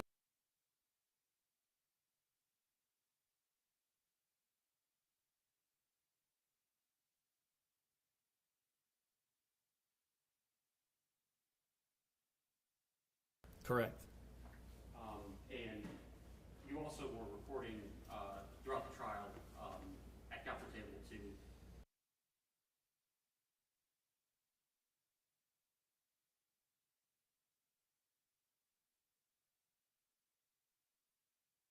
retain those notes as part of the file? I did, but honestly, I don't think I scanned them, so they probably were not on the zip file I sent, but they wouldn't be any different than the digital recordings that I made. In other words, I didn't make notes about my thoughts and impressions. I just made notes about the. You testified on direct that you were unclear about the theory of the case. Is that right? Correct. Would you not agree that the theory, as I see it, as Jennifer Thompson put on, was that Terry Britt was, in fact, the murderer here and not your client? The question is, would I agree that that's how you see it? I'll rephrase. Jennifer Thompson's theory of the case was that Terry Britt was responsible for this murder. Is that right? I know that when Terry Britt testified that was the line of questioning that she went down. I do not recall that was the overall theory of the case. That, hey, we're going to try and show that Terry Britt is the actual person that kidnapped and murdered Holly Bobo. Not only was Terry Britt called, but Jeff Thompson called the agents that were involved with his investigation while at TBI, like Terry Dykes, correct? Is that the one that's now an attorney across the street? I don't remember the name. I think he is an attorney now. Yeah. The only one I really remember related to Terry Britt was the U.S. Deputy Marshal that testified, that went and interviewed him at the jail, I think. Johnny Wall. Yes, I remember his testimony because it was pretty memorable. At the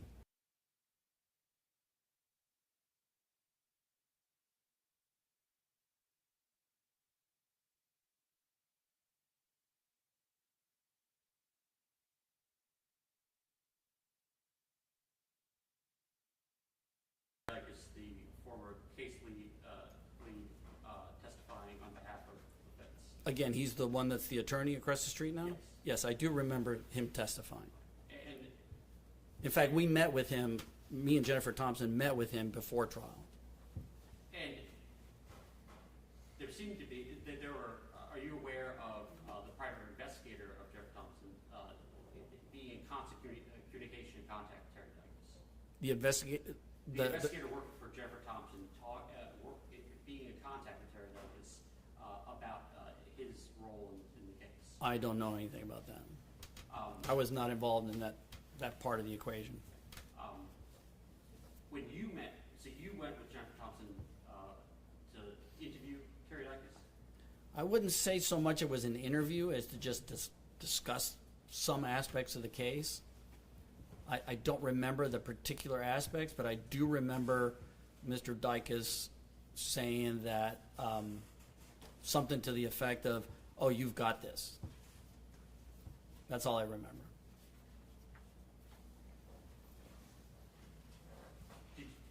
You testified that about an incident with Jennifer Nichols. Which incident? About a comment that she made about hating you. The threat to assault me? Is that what you're referring to? Did you make a formal complaint about that? I did. Okay, and what was the end result of that? They dismissed it. I don't know why. I've never heard of such a thing. They didn't send you a reason for dismissing it? The board never sends you a reason when they dismiss a case against a lawyer. Unless it's to decide to impose discipline. If they dismiss it, and I used to be a panel member for the Board of Professional Responsibility, they would send me the file. If I said dismissed, they send a letter saying the case is dismissed, and that's all it says. Did you file complaints against anyone else involved with this case? No. Defense or prosecution? No. One moment. Certainly.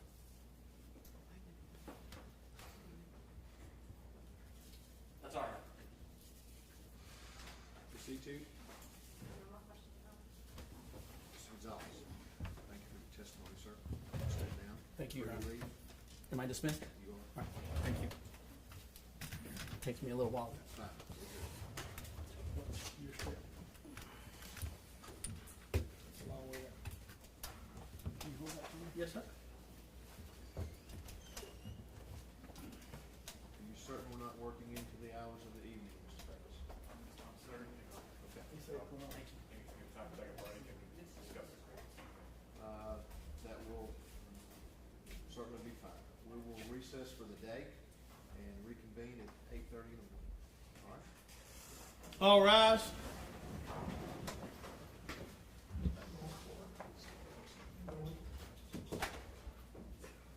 This courtroom's gonna be secure, correct? Yes, sir. All right. You can keep your things there.